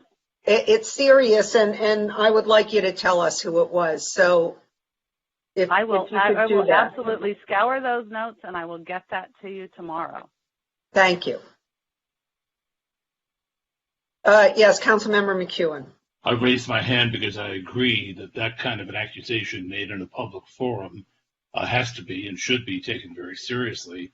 And I would urge Ms. Tanawala not only to contact the mayor, but to give complete documentation of her allegation to our city attorney, please. Thank you, Kevin. Okay, and this is our final caller on this item. Here comes. Thank you. Transferring Shannon Yoshikawa. Shannon Yoshikawa, welcome to the meeting. Your time starts now. Yes, hi. My name is Shannon Yoshikawa. I was just curious about the services and what the oversight is and what complaints that you may have or not have on how to resolve those complaints. Because it's been my experience when I was going through the Section 8 process, there was nothing but complaints and a bit of discrimination. So what does the council have to say about their no oversight? And if they're so interested in helping the homeless, why isn't there oversight? Why isn't there a committee on this? I'm just curious to why we're giving money to people that clearly have no oversight and no one to answer to. Can somebody please answer me? This is a time for you to speak to us and not for us to answer questions. I'm really sorry. And it wouldn't be we, we're policymakers. It wouldn't be we who answer the questions. Any answers would have to come from staff. So you're just going to throw the people under the bus because you don't want to answer the tough questions. That's what comes across. That isn't what I mean at all. What I'm trying to say is you're asking a question that we simply are not capable of answering. It's very broad. Well, should I narrow it down for you? Yeah, ask me a specific question. Let's see. Yeah. Okay. So if I go through the Section 8 process and there is all this documentation and there's no housing, and you've done this 3 times, it's like you're going in a circle. What are you going to do for the complaint process? That's what I'm interested in. for Section 8 is federally regulated. Is that what you're asking? No, I'm asking if there's a complaint process. Who do we take the complaint to? Who do we go to? As far as homeless services go, between the VA and you guys, absolutely stink. I can tell you this from experience, and I had to dig myself out of my own hole. It was, in fact, Miss Hemorrhage here suggested that we move someplace else because they didn't want to deal with the problem. And the problem happened in Santa Monica, and it should have stayed in Santa Monica. And I do have emails to back that up. So my question still remains, where is the oversight to this money that's being spent? Because as far as I can tell, there is none. Where's the oversight, guys? Thank you for your comment. Okay. And that was our final caller.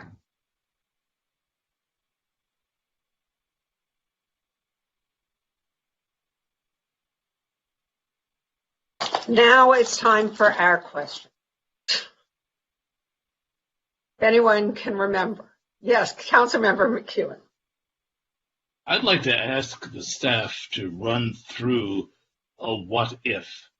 Today, the council received multiple emails, many of which urged much more assertive police action and fundamentally accused the council of having directed police not to enforce the law, referring to us as a meek administration, and in some cases saying that we should run homeless people out of town to Riverside where they belong, to paraphrase one of those emails.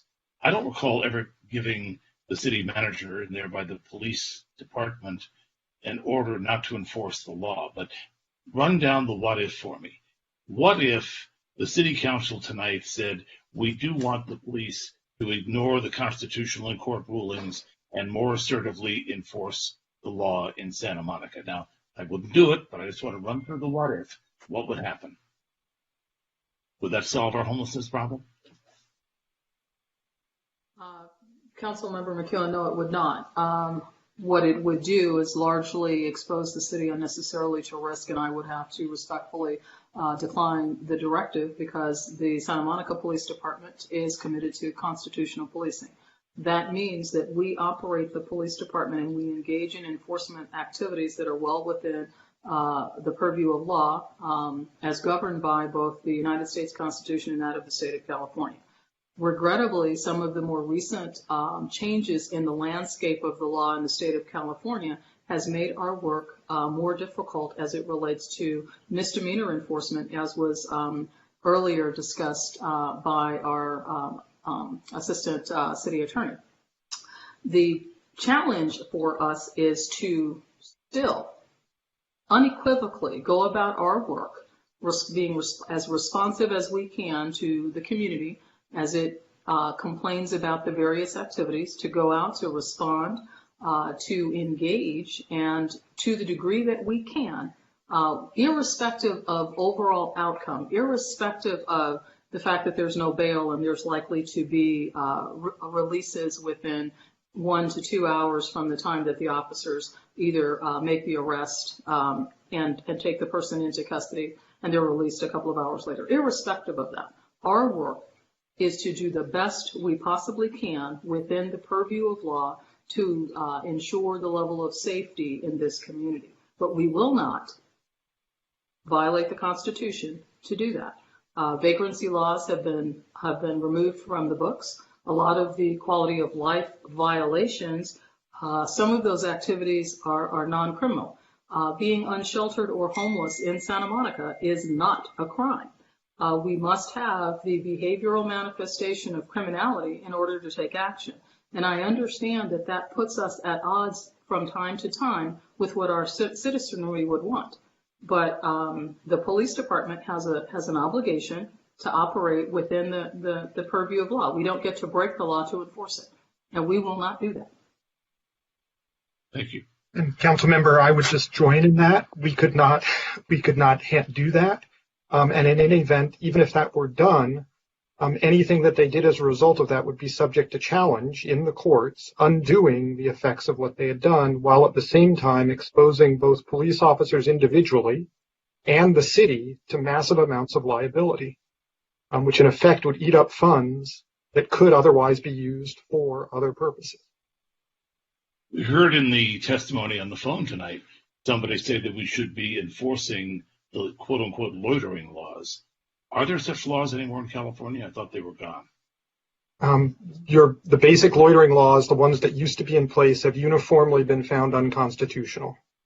What do remain in place and what Santa Monica still has in place are very specific laws that target certain types of behavior that are particularly egregious, such as our anti-camping statute, which can still be enforced in certain circumstances, subject to constraints that have been imposed by Ninth Circuit case law that has applied constitutional requirements to limit the ability to enforce that to very specific circumstances, which we work with the police department on.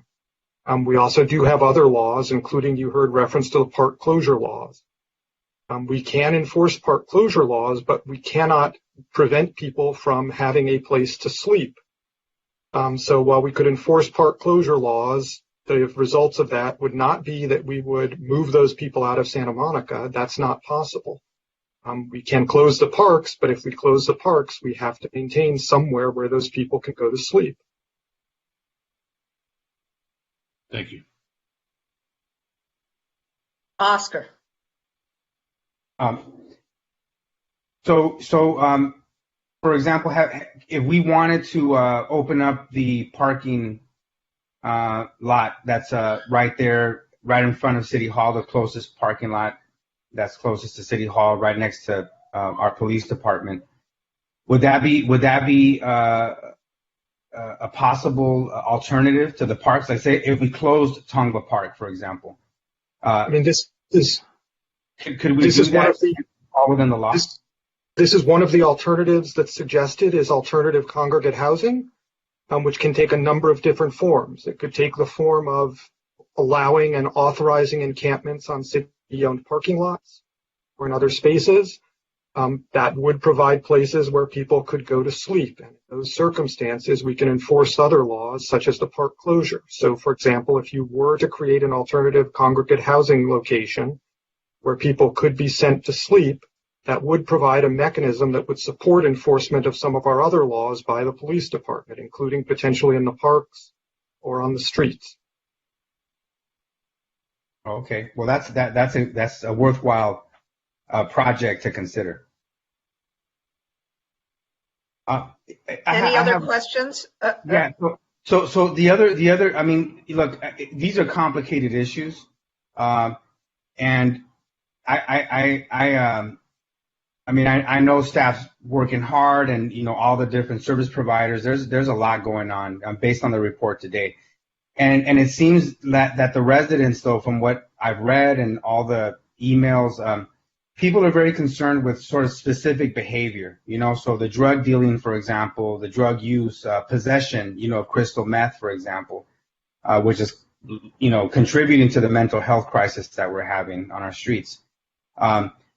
Those types of behaviors, when they're exhibited and residents see it, what recommendation do we have for them? I mean, call 911. Is that? I know that there's an alternative, right? We're looking at the 311 sort of, dispatch. But what is the best recommendation that we can give our residents when they see behavior that they perceive to be against the law? I mean, the major ones being drug dealing, drug use. Defecating in public, for example. What recommendations can we give the residents so that they can report those crimes or somehow get resolution on those crimes? I would continue to tell the residents, and I will say this as the police chief, continue to call the Office of Emergency Management, which is home to public safety communications. Report the information, describe the behaviors that you're seeing. The police department will be dispatched. There will be some questions that are asked, of course. The police officers will be dispatched, and they will handle the circumstances based on the information that they discern when they arrive. If a private person's arrest is appropriate, then we encourage members of our community to participate in the prosecutorial process by affecting that private person's arrest. Because some of the offenses that you've outlined require the officer to see the violation, and in the absence of seeing that, the person who's calling to report has to get involved. If that person chooses not to, then that limits our ability to do more than contact the person and then attempt to develop the appropriate cause for either arrest or citation at that time. And then there has to be the understanding about the other limitations that we discussed, that if someone is arrested or, if they're arrested and they're taken into custody, that there's a likelihood that because of the bail circumstances in this county, they'll be released within a few hours, which makes them, likely to be out in the street, seen again, potentially doing the same things. But that's not an issue for the person to worry about. That's an issue that's what I call an I problem, a we problem. I still say call us, we'll come out, and we'll take the appropriate action based on what the situation is reported to be. Oscar, may I ask a follow-up? So, Jackie, I'm sorry, Chief, you aren't suggesting that people who see, for instance, someone dealing meth or even smoking it, right? You aren't suggesting they apprehend the person. You're suggesting that they call the police or the Office of Emergency Management. Absolutely. I don't encourage individualized actions. Those are activities appropriately and properly handled by the police. The private person's arrest, where the circumstance is appropriate, is after the arrival of the police and after we conduct a preliminary investigation to determine exactly what's going on. I just wanted that to be clear. I didn't want to have a lot of citizens' arrests tonight. Yeah. Not unilaterally like that, no ma'am. But in terms of video, like if somebody videotapes the crime, would your officers are they instructed to take that information, or if there's cameras that are up in public space, like let's say a park, like Tongva Park, would we be able to review the footage from those videos to prosecute somebody who committed alleged crimes? That's a nuanced conversation I think is best left for Mr. Cardona to answer. We would take it as a matter of evidence. We would certainly, because anytime that's available to us, we look for that. Whether or not that would be sufficient legally to stand in place of a private person's arrest, I tend to doubt it, but that's a nuanced question that's best handled by legal counsel. We do address those issues as they come up with the police in making determinations as to whether there is sufficient evidence and the proper procedures have been followed to enable an arrest and prosecution. Thanks, George. Gleam, you had your hand up. Yeah, so I have a couple of questions. And the first one is, I know that a number of the callers addressed the issue of accountability. And while I think it was addressed during the staff report, could we get sort of the 30-second summation? Because the staff report did address it about annual reviews and other things that we did to make sure that our grantees were using money appropriately and that, in fact, we had established metrics. But apparently it bears repeating because we got a number of calls about it. Thank you, Councilmember. I'm going to jump in and then turn to the Community Services Department. I did want the opportunity to say that Santa Monica has an ethics hotline. It's 844-SM-ETHIC, and that is a hotline that would relate to any concerns that anyone had about city issues. With respect to oversight of our grantees, those would be investigated by the county, but we do provide oversight. And with that, let me turn to the Community Services Department to provide the details. Thank you, Interim City Manager Dill. This is Maggie Willis with the Housing and Human Services Division.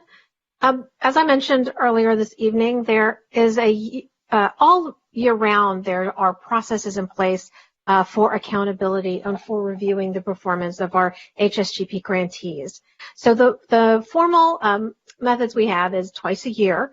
There is written reports that are submitted to us that describe their contractual obligations, their performance outcomes that they have agreed to and their status towards those goals. So they submit those at mid-year and then again at year-end. Accompanying those reports is a fiscal report that outlines their approved budget and then the costs that they've expended towards that approved budget, again at mid-year and year-end. In addition to those things, every year when we enter contract renewal periods, we reevaluate their performance and we look at the goals and we establish, we make changes based on emerging needs. We identify any changes to their service plan that might be appropriate given the changes in the year. And then there's also formal site visits that happen throughout the funding cycle. One is focused on programmatic review, where we look at the client files and we compare what they reported with what is in the client files. We look for documentation of income, documentation of eligibility as a Santa Monica program participant. We look at the services that they've received, the referrals that have been made to other programs, and we look for documentation of outcomes. So, for example, if a homeless provider reported that John Smith was placed in permanent housing, we will look in that file to see if John Smith has a lease agreement or some other documentation that shows that they were actually placed in permanent housing. In addition, the fiscal reviews previous to current were done by a contracted accountant who would go out and review not only their accounting documentation, but their best practices and their accounting practices. And she would make sure that their accounting teams were well versed in the principles, generally accepted accounting principles, that they were familiar with the OMB circulars and the requirements for nonprofit accounting. And then we would also then have them submit sample paperwork and invoices that we would then review. And then, of course, on top of that, all of our grantees are required to submit annual agency audits that are performed by an independent certified public accountant that is subject to federal and state statutes and that are done in accordance with, again, the generally accepted accounting principles. Okay, thanks. And just a couple of follow-up questions. So over the years, we've received complaints about various service providers. When those complaints are forwarded to the city, what action does the city take? It depends on the nature of the complaint. So we will start with looking to see what's involved. Sometimes it's things that are related to access, where we will loop in the city's ADA coordinator. Sometimes it's things that are people are accusing programs of discrimination, where we will loop in our city attorney partners. Sometimes it's just a complaint about the program, something about a staff person, something about they didn't like the way something was handled in a program, in which case we will go to the agency and we will seek additional information about the situation. We will work with that agency to make sure that the client had access to the agency's grievance procedure, because we want to make sure clients start with the agency. And so we will have them go through the agency's stated grievance policy. And if they are not satisfied with that, the Los Angeles Homeless Services Authority offers free third-party mediation that they can request if they are dissatisfied with the outcome. Thanks. And we did hear some questions about Samo Shell. Can you give us a brief update of where we are on that project? And how, I believe it was affected by the pandemic, so how was it affected by that? Sure. So the Samo Shell rehabilitation, the improvements to that very old tent, as someone pointed out, was during 2019, we had started to reduce the capacity in that shelter through attrition because we did not want to have to pay to relocate 70 individuals into alternate places. We knew that there were not going to be enough alternate shelter beds within the other interim housing programs for all of those people. So as people left, we did not fill those beds. at San Michelle. We were ready to relocate the remaining 20 or so individuals right around March of 2020. And then when all of the decompression of the shelters happened, when everything sort of froze in place, we were not able to do that. We went to our county partners who allowed us to repurpose one of our county grants to pay for motel relocation for the San Michelle residents. So thank you, LA County. In addition, council approved some additional funding out of the Housing Trust Fund to supplement that.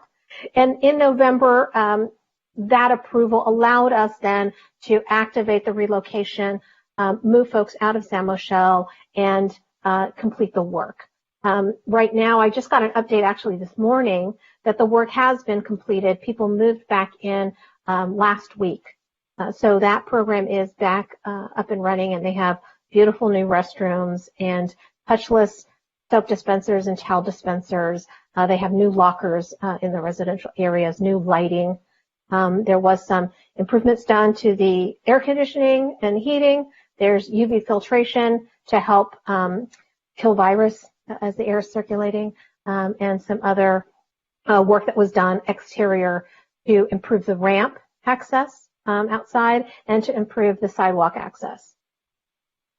And then you mentioned the term decompression, and I just want to make sure, as I understand it, that means during the pandemic, all the shelters everywhere, not just in Santa Monica, were required to reduce their capacity in order to minimize the potential spread of COVID. Is that correct? That's correct. So that impacted our ability to move people off the street into shelters because there just weren't the same number of beds available as there were before the pandemic. Is that right? Correct. And those programs are still currently operating at decompression capacity. And one of the projects that we have talked about in the past, and it's obviously a longer-term project, is taking down parking structure 3 on 4th Street, which is seismically not well, and using that as a potential site for permanent supportive housing. What's the status of that project? So currently, all affordable housing development projects that were not already started and in the pipeline are suspended until we can restore capacity to move those projects forward. Is it a financial capacity issue or some other capacity that we're missing? It's a staffing capacity issue. So it's lack of staff, so we haven't been able to move that project forward? That is my understanding, yes. And that lack of staffing is that, maybe this is City Manager Dill can answer this question. That lack of staffing isn't a conscious decision by ours to say let's not staff it, but we had a number of staff contractions imposed on us by budget realities of COVID. Is this part of that? That's right. And I don't know if Andy Agel is with us and would be able to address what we would need to bring that back online in terms of staffing.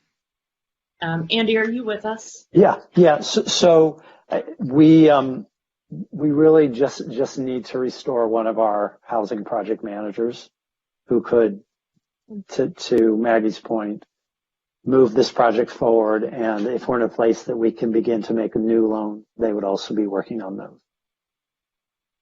Okay, great. Thanks. Those are my questions. I'll have comments later. Thanks. Councilmember Brock.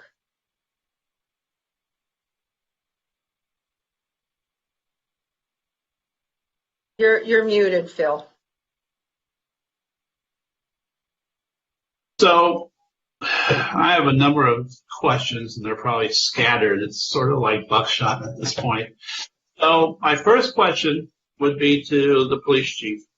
I have people who say when they call for what we would consider quality of life concerns, that many times the police department is so backed up that it may take an extended amount of time to get someone on the scene. If someone calls for, and it's not a physical assault, but, not a urgent life-threatening matter, what is our general response time in an evening in Santa Monica? Someone's taking a walk, someone walks by, and slaps them, which is an assault. But what is or someone who says, well, they just defecated in front of, Vaughn's on Euclid and Wilshire. What is the average response time? Something like that. And I know I gave you two cross-purposes questions.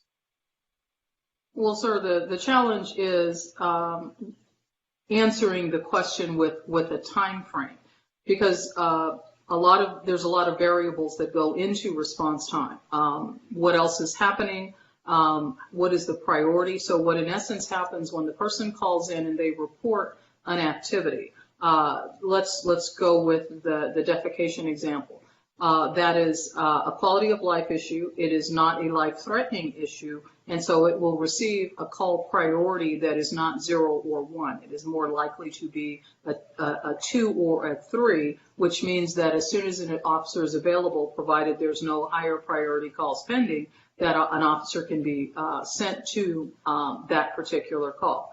But if the call volume for the evening is a regular busy evening, as we frequently have, despite the pandemic, then there may be a delay in getting out there. Typically, though, our priority 3 calls are handled within 15 to 20 minutes, and I'm estimating high. I would have to look at the most recent report on our calls for service by priority to give you that information. And if you want to wait a few minutes, I can look it up. I've got it right now. No. But equally, what has to be understood in this conversation about communications is public safety communications is not handled by the police department. Public safety communications is handled by the Office of Emergency Management. And that those calls come in, they are triaged, they are prioritized, and then they are dispatched. And as I said earlier, depending on what else is happening and the ready availability of officers, that plays a factor in how quickly the calls can be handled. A follow-up for you, that I'll move on to other people. But you've heard there's concerns in Conga Park, in Reed Park, in other parks, Chess Park, other parks throughout our city. What does the police, what can you do to alleviate residents' concerns, knowing we have severe limitations on what you really can do? But how do we, my theory was always that if a policeman or a PSO is walking through a park at that time, and patrolling, usually as they used to say in the cartoons, the evildoer will go a different direction. And I know that's not always true. I saw your look there. But, what do we do to make sure that residents feel that they are being protected? Because, we know we cannot stop, and I'll declare this, we cannot stop all crime in Santa Monica. It's not possible. I know I'll get eggs thrown at me in a minute, but we can't stop all those things. But we have to give at least the perception of safety, that we are trying. And it sounds from a lot of residents that they don't feel that we're trying hard enough. What can the department do to elevate those concerns and then find ways to make those residents feel safer? Okay, well, first of all, in regards to homeless, we're talking about homeless people right now, our homeless humans in need. I understand. Where there is an actionable behavior, and there is, as using the examples that you gave before, someone has been injured through a slapping, there has been, or some other activity, there's clearly inappropriate behavior happening, drug, narcotics use, alcohol use in the park, those kinds of things. The community is encouraged to call the police. I know that there's this idea that, we don't want to bother the police, or, the police shouldn't be involved in certain types of activity. Until there are suitable alternative responses, the police department is the response entity that is capable of going out. And different than perhaps has it been the case in other communities, I'm proud of the work that the men and women of our organization, that they go out and they do. So with that in mind, yes, is there work that we can do to do better? Of course. Can we push more? Yes, but there's some other practical realities that we're dealing with as well. Those are chief problems, not necessarily community problems. And so the circumstance becomes, we are only as good as what we see and the information that we receive through OEM communications. So again, I encourage the community to help us help them stay safe by calling us and informing us as to what can happen. Last question for you, I think. I know we're installing some of the blue light emergency stations that we see at like UCLA and Santa Monica College, and I understood we were putting those in at Reed Park, Tongva, and somewhere else.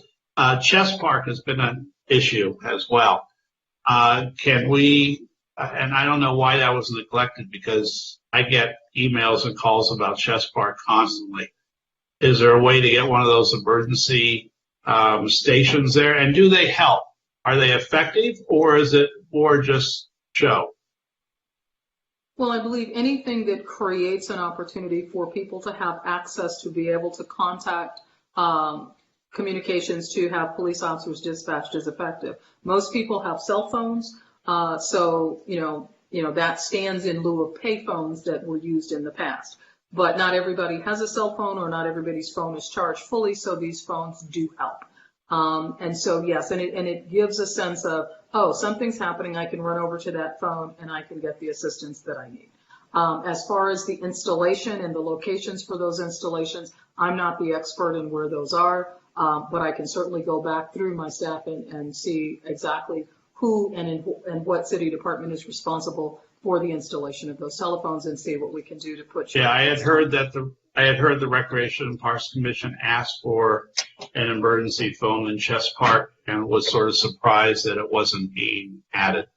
So I know that's not your department, but I just wanted to know. We keep hearing concerns, and Gleam touched on it, Maggie's touched on it, and callers constantly mention at least one of the service providers in the city. And I think my question is, how often, not the metrics of how they're doing each month, but how often do we put those out for bid? How often do we say maybe there's a different provider who can do a better job or a different job that might be? And Lane, I don't know who would answer that, but. Councilmember, go ahead, Maggie. Oh, so I apologize.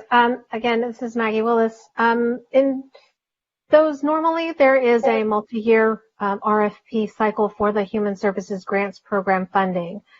One thing to keep in mind, particularly about the people concerned, is that they own the facilities, most of the interim housing facilities that they operate, with the exception of Sam O'Shell, and then the Access Center, which is next door to Sam O'Shell. Otherwise, those are their facilities. So even if the city were to take funding away from them, it's not as if there was another agency that could come in and operate those facilities. But Sam O'Shell and the Homeless Service Center are owned, the land is owned by the city? They're owned by the city. So do we, because that's where I always hear the issues. And I'm not talking about whether the issues are accurate, inaccurate. I'm more concerned about, it has St. Joseph Center, has TAF, has someone else been contacted, and is that reviewed often? Are we looking at, as a city, what additional services the Salvation Army could provide, or other service providers of the city? Do we look at all those as well?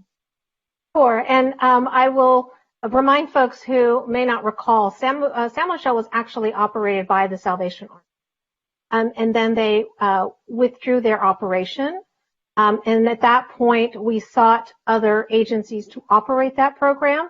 And the people concerned was the only agency that was willing to take it on at the time. So, when the last RFP round was 2015, we had no other agencies that applied to operate the Access Center or Samo Show. Okay, thank you. So, but we haven't done that for 6 years? Is that what I just heard? Correct. So it may be time to at least fish and see if people concerned is doing the best job, or if there's another provider that could take a different approach. Because I'm trying to put this into keep going with a question, but my question is, are we as a city from look, we just saw very impressive statistics for the last 2 hours. And if you look at the statistics and you look at our reports, boy, it seems like we're doing a great job. But from the outside, from the streets, our residents feel we're still failing. So my question is, Sue, did you want to interrupt? I couldn't hear you. You're muted. Yes, I wanted to ask you to ask a question, and we'll get to comments later. That's what I was getting to.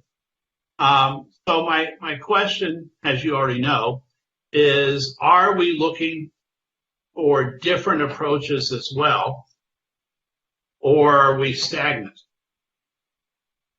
I think a lot of the things, it looks like Interim City Manager Dilg, you wanted to jump in?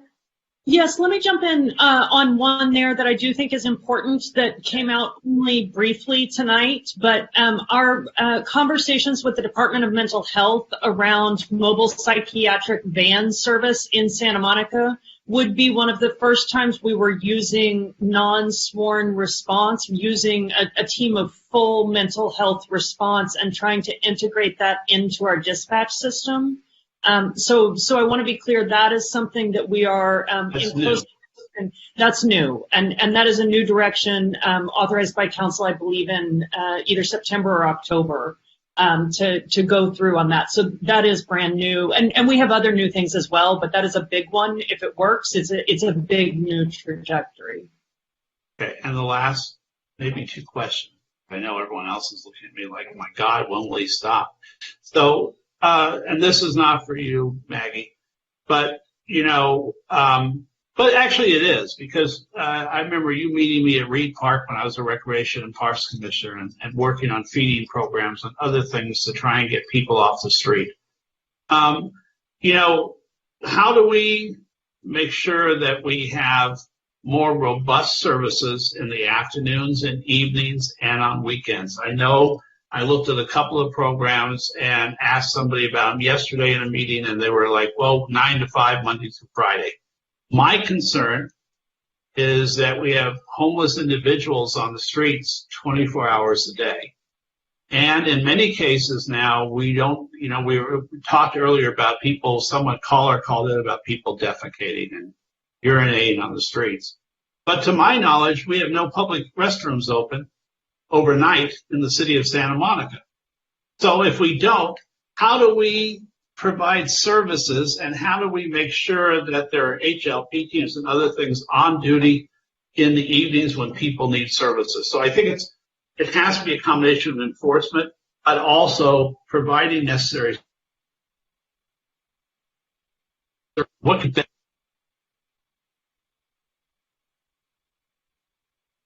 I missed the last part of your comment. What can we do better? I think it's not that our programs are not effective in what they do. I think the issue is scale. It is that we don't have enough of anything. We don't have enough multidisciplinary teams, as someone mentioned.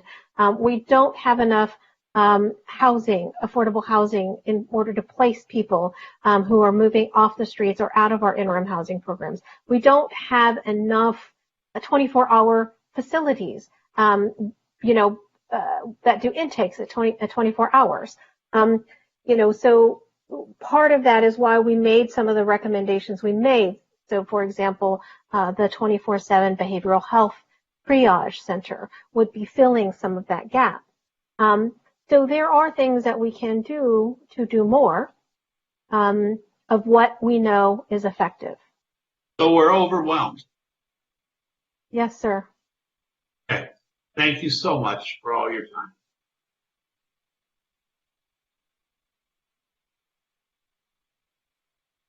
Mayor, you're muted. Kristen, I see. I'm sorry. Kristen, and then you have to go to bed, but I'm not letting you go now. Promise. I can't. There's a lot happening here. So, just to kind of, a lot of folks called in and it's clear by the calls and the emails, people are very frustrated, but I always think context is really important, because if I came to Santa Monica 2-3 years ago and, then we happened into COVID and then I looked out the door, I would be deeply, deeply concerned, right, Maggie? And I just want to ask, because you guys have been collecting data for years, and we're so lucky to have a team of you guys on staff that have really been working on this issue with our community for so long. And just, can you tell me, is this the worst homeless crisis we've seen in Santa Monica? So I think, going back, we've collected homeless count data since 2009 using a consistent methodology. And that methodology, the peak so far has been 2018 and 2019. And then last year, again, pre-COVID, we experienced that decline. Prior to that, these are sort of 2009 level numbers. We're kind of back to that. And then because the city invested in a lot of new solutions in 2008 and adopted some of those best practices I mentioned, we implemented a homeless community court. We adopted the by name service registry. We did the Santa Monica eligibility criteria. We really saw those start to pay off in 2010. And then we started to see the rise again in 2017, 18, and 19. Councilmember. Oh, sorry. Keep going, Maggie. No, I was just going to say, and then we had that brief moment of optimism pre-COVID. So, Councilmember, the other thing I would say, and I'll try to be very quick, is the COVID impacts are multifaceted. When we had outdoor dining closed and significant public health shutdowns, we didn't have other people in the streets, and that makes a difference to perception and feeling of safety. It's also true that having all of our indoor spaces makes it even harder for the unsheltered, because they don't have a place necessarily to go to the bathroom. And Councilmember Brock has raised a good question about what are the open bathrooms. But without libraries and restaurants and other things, there are different behavioral impacts. And that's on top of all of the things that Nicole mentioned from the city attorney's office that are happening in the courts, which really were deluged and truly, I would say, a dangerous place to be in the early days of COVID. I mean, the court system was not set up for COVID, and then they effectively shut it down. And that, that has ripple effects. So there's no question but that we have seen that over the past 10 months. Well, and I guess part of why I'm asking is I have significant memories of a pretty terrible homeless crisis in the early 80s. I have photo evidence from a project I did in my early college years, photojournalism project documenting homelessness in Santa Monica that I just found negatives to recently of a significant homeless crisis. I mean, the sleeping on the streets that much of which we don't see that's similar to LA right now, it was there, and so I guess I completely empathize with the feeling, and I think COVID has worsened the feelings of what's happening out there.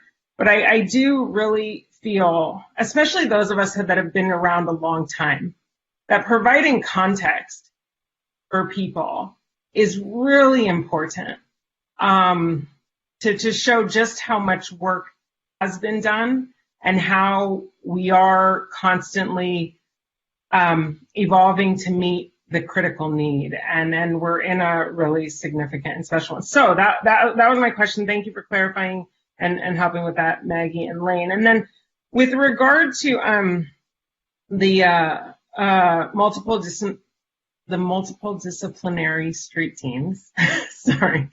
The metrics have been good. It's a good program. I know that when we were dealing with some of the community benefits of some recent development agreements, one of the things I was really pushing for was how do we ensure funding for these programs, permanently, because the funding is drying up soon. And I'm optimistic about and grateful for the funding of the alternative behavioral health dispatch response. But my question is this just an additional thing to what we're already doing, especially if potentially we lose the multidisciplinary street teams when funding dries up? Are we sure that this is going to actually work here and be as effective as what we currently have in place? Are you referring to the alternate dispatch response model? Yes, the vans. The vans. Right now, I think it's not an either or. I think we need to look at these things as and both. As I mentioned, there's not enough of any kind of resource, especially boots on the ground, engaging with people. We really need to work hard on helping to stabilize people while they're waiting years and years for housing. And I think it's important for us to try different models. And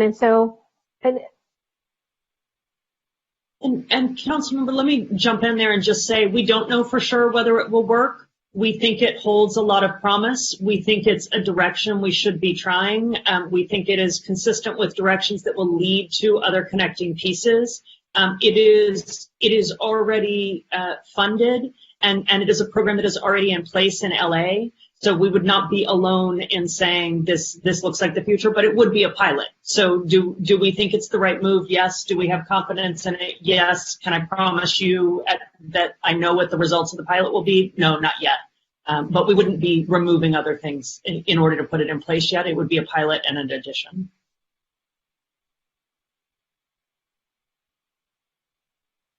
And then the last thing I was just going to ask about, there had been reference to, sending people somewhere else. I believe one email we received suggested that if we don't push those people away, that we will not be the Santa Monica that we should be. We heard a caller about it. I'm just, what data do we have, or do we have data that shows if there is any benefit to this idea of like actually physically driving people? I mean, one of the callers tonight, I was so discouraged because this idea of let's just move them off the promenade and into what? I mean, into our neighborhoods is like our residential neighborhoods, even though our downtown is residential. I'm not sure. So what is this even a remotely successful idea if we were even willing to consider something like that, which I don't think legally or otherwise we would want to? I don't know that there is precedent for that. Councilmember, just pushing people across the border or out, it will run you into legal problems. I could allow the city attorney to address it in detail. There has been another idea proposed tonight, which is that we would come up with alternative non-congregate housing. I may be getting that word wrong, but essentially a temporary, cheaper housing somewhere in the city. That makes it more feasible, as the city attorney explained earlier. That's one of our options that we're going to discuss. But okay, I just wanted to clarify that we can't literally just push people somewhere else. Okay, good to know. Thank you. Christine. Thank you. So I have a bunch of questions, and I've got notes all over the place. You're going to see me looking at a bunch of different places. So one of the big things that we've been hearing all day all night is, the community concerns about some of the homeless services in the city of Santa Monica and concerns about how people are being treated, them being ineffective. And I think that there's a lot that we don't know. We don't know what exactly the services look like for someone that is unhoused and how they come about getting them. And I understand that we've talked about, we've got this team and we've got that team and, and this is the work they're doing. So what my question is, just so that we can kind of wrap our head around how those services get into the hands of people that need them or how those interactions take place is, so specifically, in an effort to better understand the resources available to our unhoused community and what we as a city provide, can you explain to me what services and outreach looks like Monday through Friday during business hours? And specifically, are outreach teams driving around daily to connect and interact with our unhoused residents, or does a call for service need to be received by dispatch before a resource is deployed? Sure. So the way that our outreach services operate right now, and I'll talk the city-funded teams as well as the regional non-city outreach systems. Locally, the C3 teams, as I mentioned, is sort of our zone defense.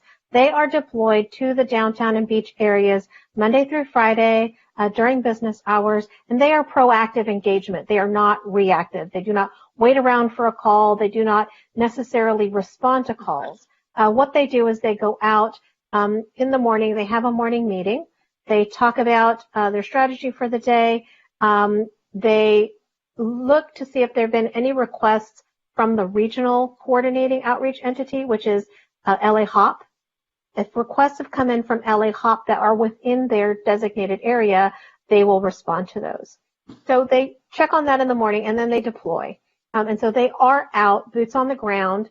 I believe on Fridays they have the added benefit of having Dr. Coley King from the Venice Family Clinic, who has access to an amazing new medical van. And so Dr. King and the Venice Family Clinic team are able to go out and actually do medical services for people in the field alongside the C3 team. So those teams are proactive. They are out there Monday through Friday. The HMST team is similar. However, since they are searching for specific individuals, they are all over town. But they do not respond to calls unless something comes up in particular and they're nearby. We might ask them to check on somebody. But in general, that team is looking for those high user specific people that the city has assigned to that team. And then there's regional outreach teams. And those teams are deployed by the county through our Service Planning Area 5 regional coordinating entity, which is St. Joseph Center. And so calls or requests will go in through, again, the LA HOP. And the regional coordinator will deploy the county's regional teams to respond to those calls. Thank you. And so, follow-up question. So the MD, I don't know, all these acronyms, the MDT teams, so is that just people concerned that is going out to look for those? Okay, and is that the 25 homeless, Santa Monica homeless, or the high users that Correct. they're going The HMST team is the highest users, yes. And so, because I believe in the report you indicated there was 25 high users. Correct. They are assigned at any given time 25 to 29 specific individuals. And then in terms of funding, I believe in order to refund this program, I think it was $1.4 million. Is that only for this MDT team? No, that is for all three of the multidisciplinary teams. Okay. So it's the one HMST team and two C3 teams. Okay. And so what about support in the evenings and weekends? What does that look like? Currently, there is not outreach coverage on the nights and weekends. Okay. And then see here. I have a bunch of questions for you. So one of the things that that I came across when I was campaigning during the summer was really, I was looking at all the different city web pages and departments and division pages to get a sense of all the different resources that are available to our unhoused community. And it was kind of difficult for me because some pages had some information, other pages had some information, but there wasn't a one-stop shop where I could go and I can find out all this information and really a roadmap, if you will, to say, okay, Monday through Friday, these are the resources that are out there. This is who they are and what have you. And just so that I can wrap my head around, what our city is doing, because I saw bits and pieces. And so I think it's just a suggestion, which I've talked to Lane about, is really, I feel it's really important that we have that resource on a city website, that it only talks about our homeless programs, resources, emergencies, whatever it may be, but in one place so that we as residents and community know, one, what the city is doing, what they're offering, how we can volunteer, how we can get involved, how we can call for service, what are those best ways? I think it's a one-stop shop and really, that roadmap. But another reason why I was bringing this up was that I'm really interested in finding out also, in part of all these services, what type of programming is available, because I've had an opportunity in programming for clients, programming for, our unhoused community, because during my campaign and then up now as being a council member, I've made a lot of friends that were formerly unhoused in our community and that were recipients of, homeless services in the city. And I'm hearing a lot of stories. And for me, the way that I'm looking at this entire process is as an opportunity, right? We have an opportunity to really take a good look right now, everything, and kind of dial down on what is the most important and what can be the most effective. And so in talking to my friends that were formerly homeless, when I asked them, when they asked me, actually, one of them asked me, what do you think is the most important thing? And I said, housing. And she says, programming. It's getting homeless communities or people that have been unhoused, giving them the resources and teaching them how to be, a viable, contributing member of our society. And I thought that was really important. So my question is, what are we doing? I know COVID brings a whole another set of problems, but what are we doing? What can we do to implement those types of programs? And is it already being offered by some of these service providers? Because again, it's just, I don't know what's happening, what's going on here. There's so many question marks for me. Thank you. Yeah, so Maggie, on the second one, and then I can take the website. The website one? Absolutely. So I am glad that you brought up that perspective, Councilmember Parra, because it is super important to help people become part of a community. Housing people is not just giving them a key. It is helping them to be as self-sufficient as they can, to have such a high quality of life as they can, and that's done through programming. So the agencies that are in this community right now have a wide variety of things that they offer that are therapeutic. So things like AA meetings and support groups and trauma groups and peer groups and women's groups and people of color groups. They have arts therapy programs. The People Concerns Daybreak program has a women's jewelry making and craft Daybreak Designs program that teaches entrepreneurship to women. There are all kinds of programs in our community that help build people's confidence, help them find meaning, and to re-engage. And so those things do exist.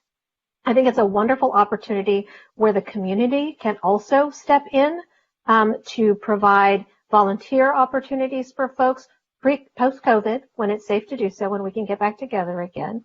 And as the library mentioned, the library was doing some really wonderful work around engaging people who were unhoused in art programs, in creative writing programs, in different ways to help build community.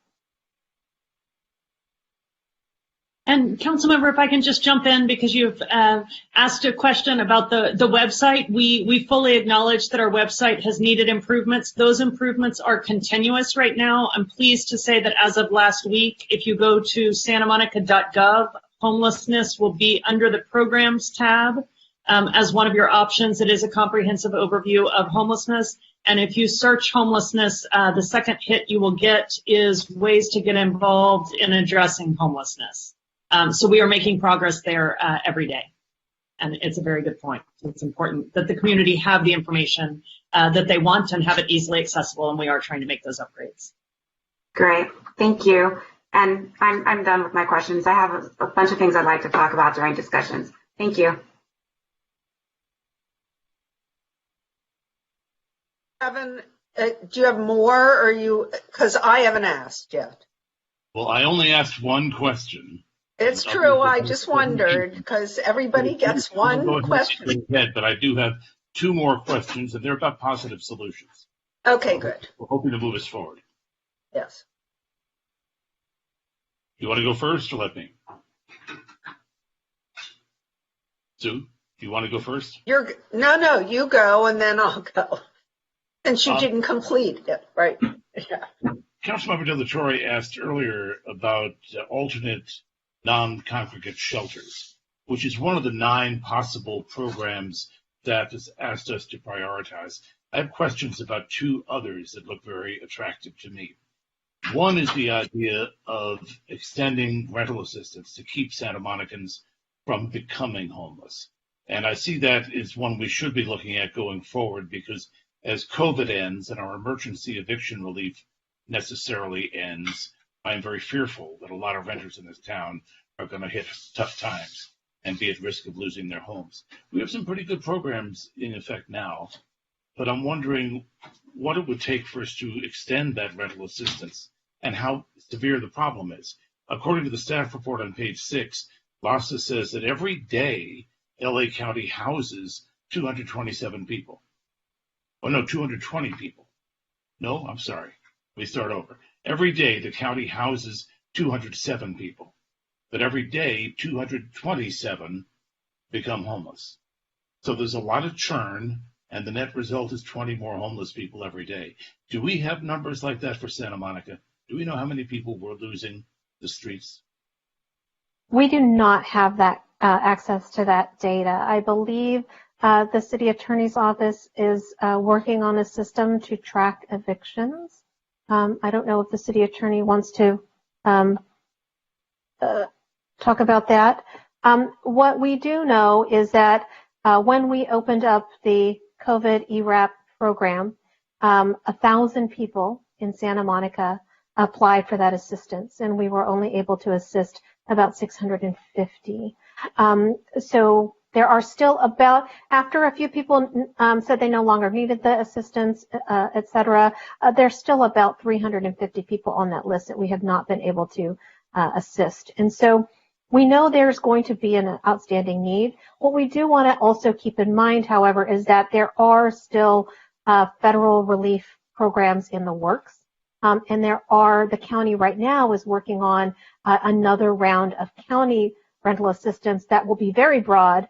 They're going to make it available to Santa Monica residents. It will be available for back rent and forward rent and possibly utilities as well. So what we don't want to do is duplicate efforts. We want to see what's available from other sources and then think about filling any gaps that might remain after all of that relief is expended. Councilmember McCune, we don't have the data you're looking for, but as part of the recent amendments to the eviction moratorium, we added provisions in anticipation of the potential eviction problems to require landlords to provide us with notices whenever they proceed with evictions, so that we'll get notice as evictions start to begin, so we can start to track that and try and take measures to address it. Clearly, my interest is in keeping people who are now residents in Santa Monica from becoming homeless. So good. Second question has to do with another attractive option, I thought. It was one the Social Services Commission also recommended, which is the behavioral health triage centers. Has that been working anywhere else? Because individual persons experiencing homelessness have personal agency. And you might be able to get someone to go to a triage center, but how do you get them to stay and accept help? I mean, free donuts only go so far. Have there been experiences in other communities where that kind of triage center actually led to a person who perhaps is addicted to meth getting real help? Well, meth is a whole other thing. I learned at a conference that meth addiction actually rewires your brain, and it takes up to 5 years to unwire your brain from meth addiction, which is why relapse is so prevalent. But yes, there is an organization in Arizona called that operates a program called Crisis Now. They're actually not a nonprofit, but what they have is an fully integrated behavioral response system. So it is a dispatch center where they do alternate dispatch. It looks just like an EOC dispatch center. They've got dispatchers that have GPS mapping of all the outreach teams. They're able to dispatch teams to crisis response calls. Attached to that dispatch center, there is a 24-hour triage center where first responders can drop people off to be assessed and cared for. And they do have a great success rate in stabilizing. I think the thing about mental health, we have to move away from this idea that it is something other. We have to treat it just like we treat physical emergencies. If you are in a car accident, you know exactly where to go, right? And you know what to do, and as do everyone around you. When people are in behavioral health crisis, they do not have that option. It is often very hard to know where to go and who to turn to. We have to change that. And I think starting something like a behavioral health triage would be the first step towards doing that. Creating a no wrong door where any person in the community in crisis knows exactly where to turn. And there are models then that show that we could expect not only intervention, but retention. It wouldn't be a revolving door, that we could actually help people in the long run. It will be difficult. I cannot promise you that it is going to open the door and be magical and everyone's going to be well. But it will be the first step in a process that helps us change the system. And it won't be cheap, and it won't be fast. Okay, thank you, and thank you, Mayor, for letting me get those two questions then. Thank you, Kevin. And so my turn. And I've been working on this for quite a long time. So my first question is this. I was looking at the Housing First models, in particular Utah, and their experience with, because they at one point actually achieved a 91% housed rate, right?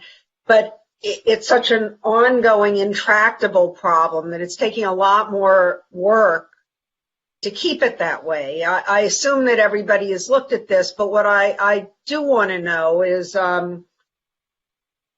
what successful programs have we really seen that really have been proven to make a difference over a period of time other than that sort of housing first supportive housing model? I will tell you that the thing that is the most sustainable in terms of keeping people from becoming homeless again is supportive housing, because homelessness is not a one and done. It's not something where you can say there are 100 homeless people right now. If we build 100 units of housing, we'll be done. Because the people will always, and we have such a gap in housing in LA County, 500,000 unit gap in affordability, that we need multiple layers of interventions while we continue to try to build enough housing to accommodate the need. Well, so I was really depressed by what you said before. We need to figure out what to do with people while they're waiting to be housed, right? I mean, I just looked at the HCD numbers today. I guess we're 3.5 million units short right now. So for affordable housing, just for and at the level that we're talking about, I think, which would probably be extremely low income people, less than 30% of median, we're 1 million units short statewide, right? So that's a lot of housing. Yeah. So in terms of the congregate, non-congregate, the sort of, and I get it, the safe parking and creating safer spaces, et cetera. Is there a model for that we've seen that or that we've looked at that is an effective model to help people not only be safe and not be sleeping in the parks, et cetera, but also to make it more service friendly, kind of like that? There are models out there right now. The pallet shelters in particular are fairly new. There are dozens of communities that have been implementing these pallet shelter. What are you calling it? Wait, what's the name you're using? P-A-L-L. Oh, pallet. Okay, gotcha. Yeah, the pallet. It's the name of the company. I was thinking pallets like the kind you put crates on, but no, it's actually the name of the company. It is, and so there's still, I don't think any of those programs have been operating long enough for us to look at and say, there is evidence here that this is effective. I think the thing to remember about temporary sheltering is that given our shortage of housing, temporary is a little bit of a tough expectation. As somebody mentioned, Samoshell was intended to be temporary. And so, when we talk about these temporary solutions, we really have to remember we have to commit housing on the back end. Without housing on the back end, these will just become another way station for people. No, I do understand that this is an interim or has to be considered an interim measure and not a permanent measure. But is there, what I worry about is that if we created, for instance, took the parking lot as people were talking about, let's say, would that in fact cause more people to come here? Or, I mean, in other words, I want to strike a balance between actually providing a solution for people. But look, it's noticeable to me and noticeable to everybody that there are many more folks out there on the streets than there were a year ago. And we haven't counted. I've done the count for the past, I guess, 7 or 8 years. But this year we didn't count. And Maggie, you've led the count, right? I mean, you've got to assume there are more people out there than there were before. I'm not sure that there's more. I think there's just, they're more visible and more present. I think they've congregated in more concentrated areas. But I think in answer to your question about sort of would it bring more people, I think keep in mind that communities around us, like Venice and Malibu, have similar issues with homelessness, and they have no services or very few services. Venice just opened their first shelter for adults.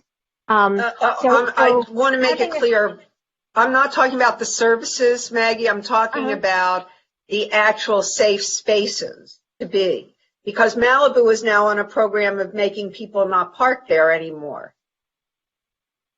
So I'm sorry, are you asking if that having those things would draw more people into this community? Yes, that's what I'm asking. Yeah, I don't think that there's evidence that people will flock to a community when a new program opens. I think we could design it in such a way that we are using the existing teams to be the gatekeepers to bring people who are currently on our streets or sleeping in their cars into those programs.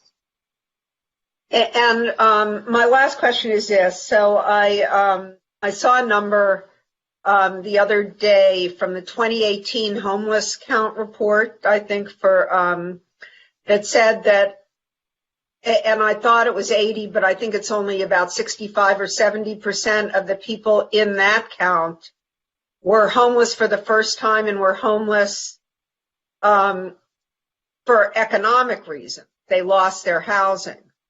And then we've heard people tonight say 90% of the people on the streets have mental health problems. Well, I think most people would have at least PTSD, if not other issues, from living on the streets. So my question is a little different. How many people out there in our community do you think are people who have been homeless for a short enough time that it would be easier to, I understand our focus is more on the chronically homeless, but if we were to quickly transition people into housing situations as opposed to being on the street for a year or two, would that make a difference? The county has invested a great deal of resources into what's called rapid rehousing, which is exactly that. It's meant to take people very quickly off the street who have some form of income and have an ability to sustain their housing, and it provides a short-term 2-year limited subsidy. But what we have found through those programs is that even folks who have not been homeless for very long, often they are struggling to regain their footing after 2 years. And so I think it's a mix. I think, yes, we absolutely need assistance for people who are episodically, situationally homeless. And there's a lot of programs. LAHSA implemented a program a couple years ago called the problem solving approach, which is light touch for people who have just now become homeless. And that program is starting to show some positive outcomes. There are things that are in the works in the region to try to address that need and get those folks from entering the homeless system. Because what I'm looking for is really, what I'm asking you for is the most successful programs in other communities that we could easily do here without doing a pilot or figuring out if it's going to work for us. And we can The challenge is always that what works in one city may not work here. LA County especially is particularly challenging. So what works in Salt Lake City may not work here in LA. But I get that. But what works in LA would work in Santa Monica, yes? Yes, and that is why we rely on the county to run a lot of these programs like rapid rehousing, like the problem solving, and we access those programs through the county. And I guess my question for you is, yes, we access them through the county, but are there any that you've seen that are so successful that we ought to be doing them here?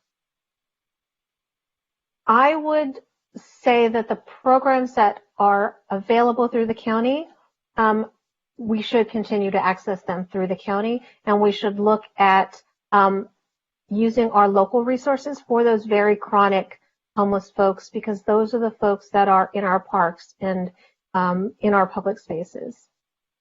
Thank you. Phil? Maggie, I know at one time we said between 12 and 25%, this is years ago now, but of our homeless people were veterans. And I know you don't have an exact percentage, but would you guess it's close to the same? I think or much less? I think it's gone down a little bit, and I apologize, I don't have the homeless count numbers in front of me. I believe it's around 10%. When the federal government implemented the VASH program, the Veterans Affairs Supportive Housing Subsidy Program, one of the things that really became obvious is homelessness responds to resources. And when there was this mass infusion of housing resources for veterans, nationally, we saw that number go down significantly. Does the VA have any outreach teams that come out into communities? It may not be LA. I saw you sort of go, well, but in other parts of the nation, other parts where the VA is operating, do they have crisis teams that go out in the streets and try and help veterans get off the streets, because that's always been, from the days of Bobby Shriver here on, I've always heard that one of the huge problems is the VA, which also has hundreds of acres of land on Sawtell. And yes, they put up a few tents, and then a tent city formed outside because those veterans hadn't completed their service or deserted or whatever. But, even 10% of our homeless residents, if the VA did their job, if we got the federal government to do their job, that's 150, 250, 300 people that theoretically could get off our streets and could get help, because that's an issue. So do you know if any VAs around the nation are actually doing that? Are they actually successful anywhere? Yeah, they do. And in some communities, like Buffalo's, one of the things that has been successful is sort of these community-based VA centers that don't, they don't require people to go to the big VA hospital, but they're these little community centers that are spread around throughout the community. They feel more accessible.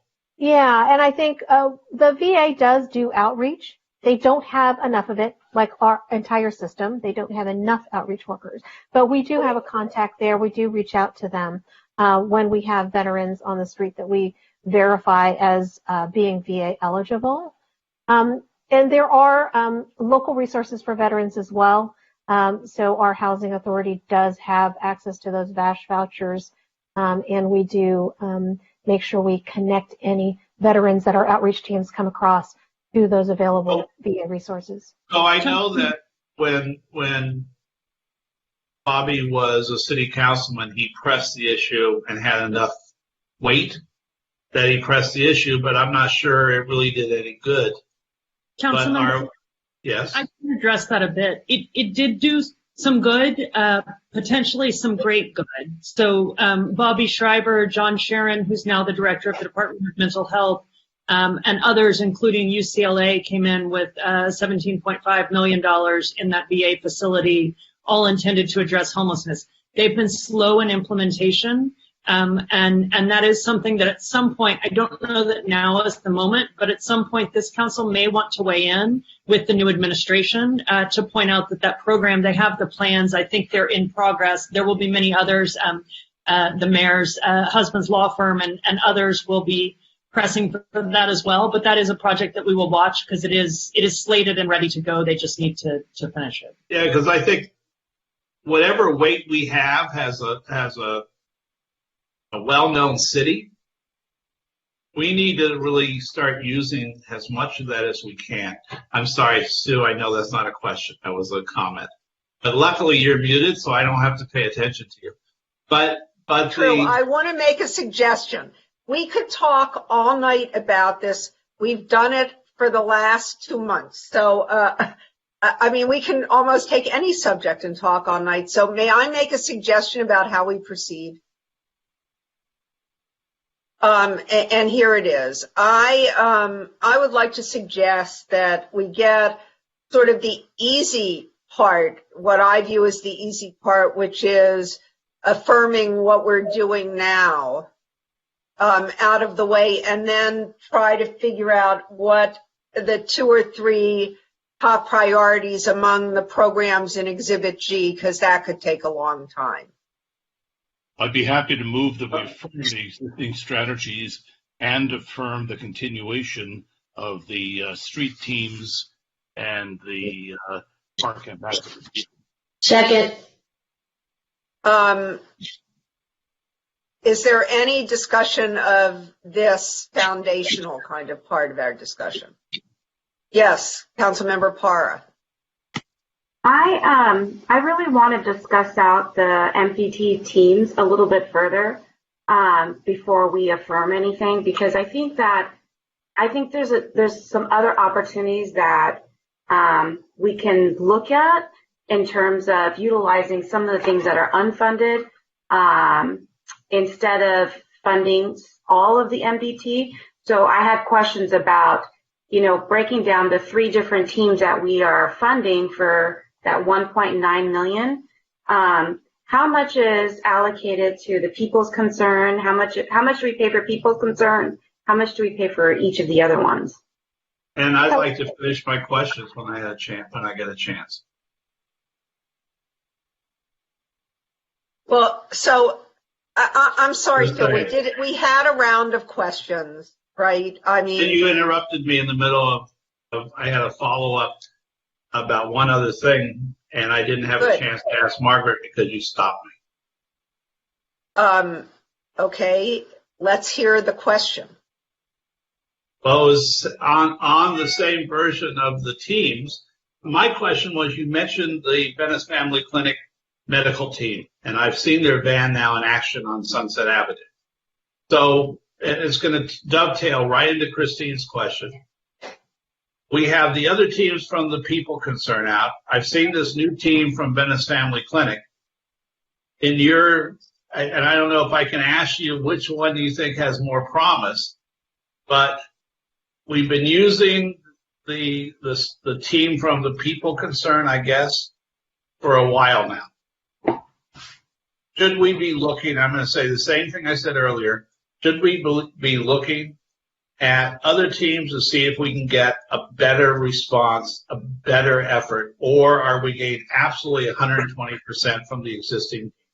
Because I was really impressed when I saw the Venice Family Clinic in action at 7:45 at night on Sunset Avenue off Main Street, and the care they were showing at that tent encampment, talking to people and working with them. So I want to make sure that we really, I came into this saying I want to make sure we explore other options, that we can't just do the same thing over and over again, because residents feel we're failing and we need to try other things. And I know we're doing a yeoman's effort. That was my other question. Thank you, Sue.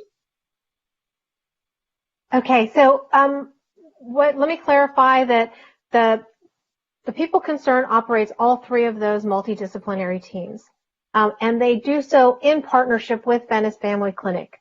So Venice Family Clinic provides staff as part of those multidisciplinary teams. So you're getting the best of both agencies.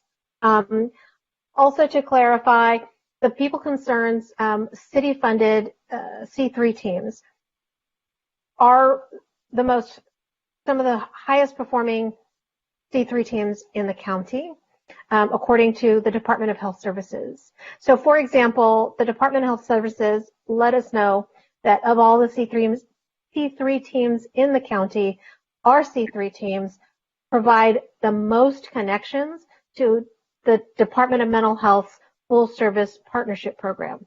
So more people from our streets are getting connected to DMH than any other outreach team in the county. They are productive, they are effective, they are homegrown, and they are committed to this community. Can I ask a 10-second follow-up? Margaret, Maggie, could we use more of them? Could we use more of them in more hours of the day? That's my final question. If the C3 teams are doing great,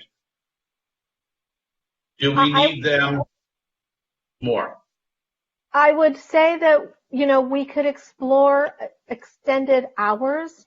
I would not suggest full on like 24/7 at this point without additional infrastructure in place. I think if there was additional resources available, we could talk to People Concerned about potentially adding earlier in the morning, later in the evening shifts. Okay, Christine, did Phil finish your question, or would you like to, or finish your point? Yeah, I was trying to, because again, I didn't understand, how those three worked, and I didn't understand that all three were under the People's Concern, because in my head, one of my suggestions, we keep talking about keeping it local, and our police and our fire departments here, they know the city, they know all the nooks and crannies, they know where our encampments are and where those high users, if you will, of our services. And so in my head, if we were able to break apart the 3 MDT teams, keep the 2 most successful, pull that 3rd one out, and any money that we would have allocated to them, maybe we fund a CRU team, to work with them, but also to tie into the behavior center, that triage center, so that we can have that triage center. We have our own local teams that are doing the canvassing and really working with the homeless service providers, because I think that will help with some metrics, some objectives, some accountability, because we're going to have our people plugged in, daily. And so I was just trying to figure out a way on how we could potentially fund something like that. And that's why I was looking to find out more about those MDT teams and see what we can do. So thank you. The wonderful thing about these teams is they are 100% dedicated full-time in this community. And so unlike the other C3 teams that serve SPA 5, those teams are going all over the place. They're running all over the west side. These teams are 100%, all their time is spent in Santa Monica. Oscar? Yeah, so in terms of, and Margaret, in terms of evaluation, program evaluation, I'm aware that we have the power to implement funding condition. Do you know if these service providers on homeless service providers, if they are all obligated to do an independent outside evaluation of their programs and services? I'm not familiar with what you would mean by outside evaluation of their programs and services. Like So someone that you would recommend, let's say the city of Santa Monica tells the grantee that this is the vendor that's going to do the outside evaluation. Is that the practice that you employ, or you leave it up to the grantee to select or to do an internal program evaluation? So all of our programs and agencies receive monitorings from a variety of funding sources. Keep in mind, the city is not the only funding source for these programs. We're not even the most funding that they get. So they get audited multiple times a year by the Los Angeles Homeless Services Authority, by the County Department of Mental Health, by the County Health Services. There's now a new certification that's required, an inspection for all interim housing in LA County. Our facilities have passed those inspections without problems. Public Health comes out and does surprise inspections of the interim housing facilities. These programs are constantly audited by multiple entities. So it would be, additional resourcing that, we would have to help pay for to have them have outside auditors come in. And I don't believe that there would be an additional depth to that that is not already covered by these multiple entities. See, one of the issues that we're facing, and you can see it from all the public comments, is that there's a lack of trust. Somehow we have to build that public trust, and I think it would be worth our investment. I think it's a good investment for the city to look into that, because we have the power to do that. I mean, we haven't had a grantee application cycle, right, for a while. We haven't, I think, since 2015, I believe. Can you remind me? When was the last time that grantee applied? 2015. Mm-hmm. So figure that's a pretty, I mean, usually the grant cycle was what, a 3-year grant cycle or a 4-year grant cycle? A 4-year. Mm-hmm. A 4-year. So it's quite a while. I mean, it's really hard right now to say with a straight face that we've been holding these programs accountable, being that we haven't even had an RFP process in quite a while, longer than what's usual. Now I understand, COVID and all that, but you see where I'm getting, that I think it would behoove us, and it would be also, I think, a very good strategy for us to have some outside evaluation or to work with these grantees, in terms of their mid-year reports and year-end reports. I mean, because the metrics, for example, that we have right now, it seems like it's very old, at least since 2015, and things have changed. So maybe there's some thinking that has to go into the revised metrics, revised outcomes and outputs, and really a renewed sort of accountability system so that we can build that public trust. And I don't know if you agree with that or you disagree. You can let me know now. Council member, I can respond to that and just say I do think we spoke earlier about the provision of reports by the entities, and we are working to get those to make those available to you in terms of the reporting of metrics and other things. And I think some of those metrics have been made available. I think if we want to look at a different reporting system or changing the way we're doing that altogether, we can certainly do that. I would potentially encourage us at that point to move to discussion. At a certain point, that also becomes a staffing question and everything else. But I think the answer is we absolutely do get information from these nonprofits about their services and performance. And your point is well taken that we also wish that we were putting out the RFP this year, and for many reasons we wish that COVID had not impacted any number of things. So we certainly take your point there.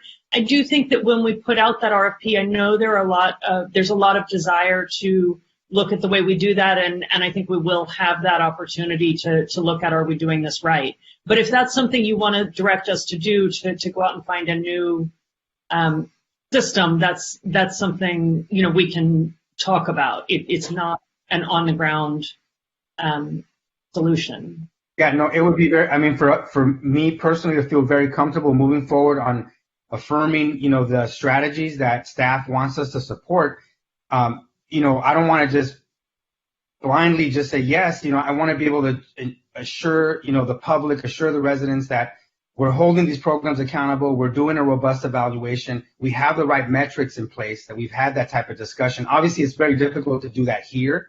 But it would be great for staff to come back to say, look, these are the metrics. These are the outcomes and the outputs that every grantee, has signed off on. This is the evaluation, how it's going to look, and I know they have mid-year reports, but maybe because of the crisis that we're facing, maybe we have to do quarterly reports. I would totally defer to staff, to give, feedback on that. But I really do believe that quarterly reports might be more appropriate, but again, we staff has to come back to the council to hear what we have to say, and then tell us how we can, make it happen, how we can operationalize, what the vision that we want to put forward.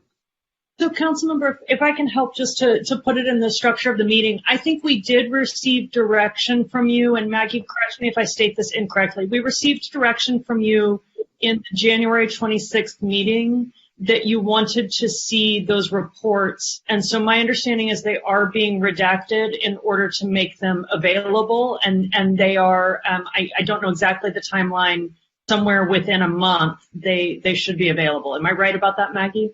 We're looking at April. We are working with the agencies now, to finalize those reports. And then they have to go to the city attorney's office, and we have to give them time. There's hundreds of pages of documents that the city attorney's office would have to review. Yeah, but if we make it simple and just have the outputs and the outcomes, like I understand there's a lot of other information that we don't want to share with the public. But on the outputs and the outcomes, those metrics, those parts of the program plan and corresponding budgets, I think is something that we can share publicly. And anyway, I'm sure staff can figure it out to bring back something that's not overwhelming, but just very focused on, the outputs, the outcomes, those metrics that you have as part of your program plan, process. So Councilmember, and I see the Mayor Pro Tem and Councilmember Davis, so I want to step back. But we do need direction from the entire council because we already have direction from you on this count from January 26th, and we're working to implement that direction. So I think, so we just need direction from the council as a whole as to what exactly you want us to do in that area. Even if it's a long-term general direction that you want to look at the way we're reporting, that's fine. But in terms of actually producing the reports that we get now, we are already planning to do that. Kristen, can we let Kristen? She's been sitting there for. I'm actually going to defer to Gleam. I'm going to go out on a limb and guess that she might be asking something similar to what I was going to ask. Yeah. Well, and I want to remind us, just procedurally, we're in the context of a motion on the floor, so I think we should all limit our comments to the motion. But I feel compelled to address this issue. We keep talking about metrics like they're not available. And right in the staff report, for example, we see metrics that say that the C3 teams provided direct services to at least 1,400 unduplicated people experiencing homelessness. We are clearly collecting very significant metrics. And to me, one of the most important ones is, again, right in the report, a June 2019 evaluation by Rand Corporation conservatively estimated that the hamster team, the HMST team, I call it the hamster team, because that's what Maggie told me it was. The hamster team yielded cost savings to the city that offset 17 to 43% of the city's $600,000 annual investment in the team. So we have metrics that show that these teams are being effective. And I'm all for let's make the reports available so long as they don't violate anyone's rights to privacy.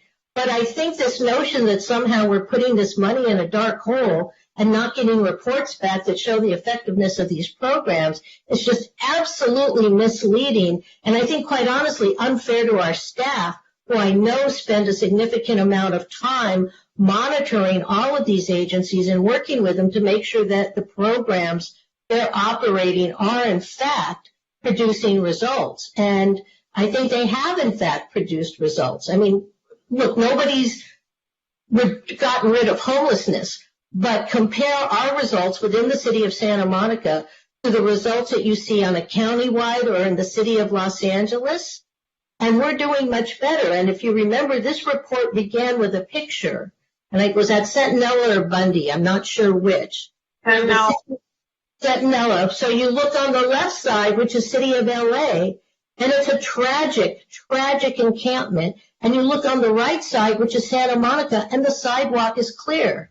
And that's a result of the programs that we've been doing. So in the context of this motion to continue things, I think that's really important. I also think that, and this is a generic comment, but I think it's important to the motion, is we heard a lot of speakers remind us that what we're talking about are not widgets. These are human beings. Housing is a civil right. And what we have in our streets are people who are being denied their civil rights. And so, while I think it's really important that we focus on process and make sure that this I is dotted and T is crossed, I want to look at the programs that are going to be the most effective and have a track record of taking the highest number of people off our streets, getting them services, getting them into housing. We have some great providers. We haven't even talked about Step Up and their permanent supportive housing.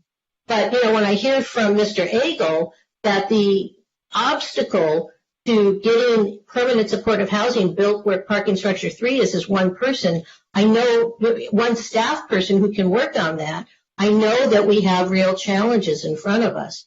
So I just want to address myself to the motion. I'm not going to address the other items because I think that's a longer discussion. But on the motion, I think we should be proud of what we've been doing, that they have been effective. Could we do better? Obviously, everybody could do better. But I think they've been effective compared to our sister cities and the county.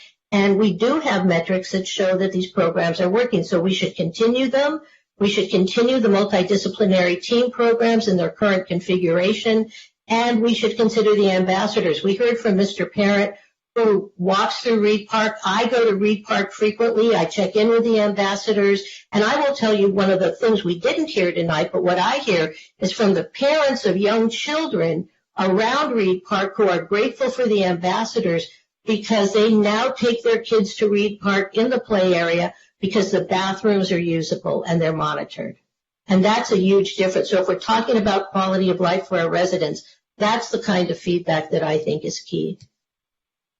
I just want really quick, in the school district, Santa Monica, Malibu Unified School District, we always compare ourselves to LA, the county, the state.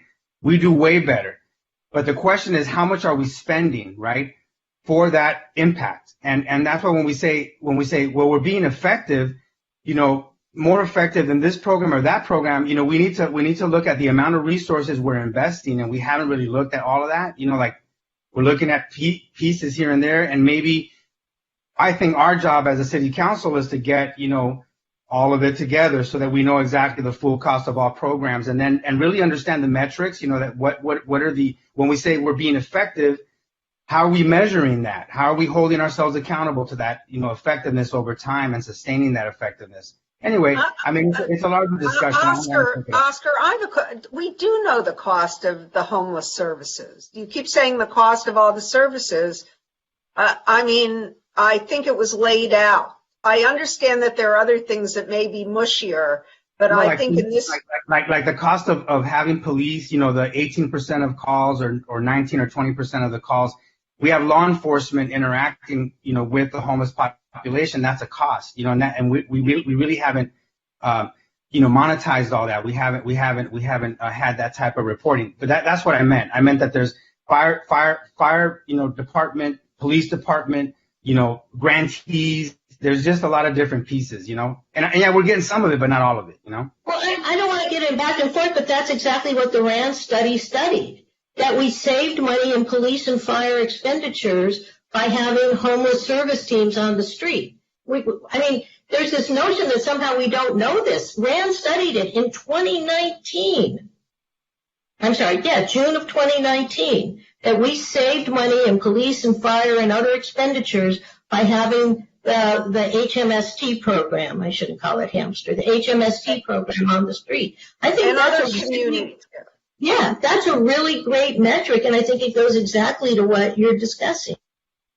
And I think, I hear and we had this conversation back in January, I totally get sort of the concern about maybe this information isn't, a tab on our website that's easily accessible to someone, so you can just point a constituent here and say, look, here is the budget, here is what was allocated for this organization, and this is how they spend it. It's not like an easy thing. I get that, but we all know better. We know that it is happening. We know that the multiple emails we received that literally said we aren't doing annual evaluations, we know that is not true.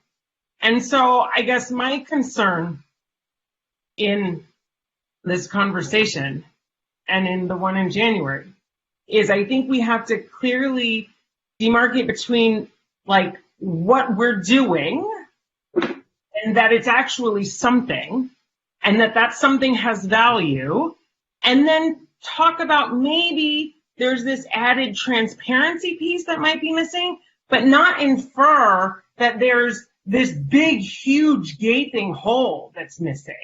I'm very concerned that we have a responsibility to help educate members of our community that don't really understand what's actually happening. And the fact that this RFP went out in 2015 and the people concerned were the only ones that even put up even participated, but then we somehow think that that's a problem is, I don't understand. I'm sorry. Bill, that's okay. We spend a lot of time on cost plus benefit. For the resident, and I understand what you're saying, Councilmember McCowan. I absolutely understand. And I think we're all tired of talking about metrics versus cost, et cetera, at this point. But the residents out there, in our city, I don't know if they really care about the cost. What they're more concerned with, bottom line, is do they feel their streets, I'm going to go back to this, do they feel their streets are safe? Do they feel that trash bins on the promenade and the parking garages are locked? Do we feel that when the trash truck empties the trash bin at the end of the pier, if a homeless person is going to fall out of that trash bin into the sanitation truck? That's what they're concerned about. So look, I understand, and I hear that the things that we're not doing the way I think we should be doing.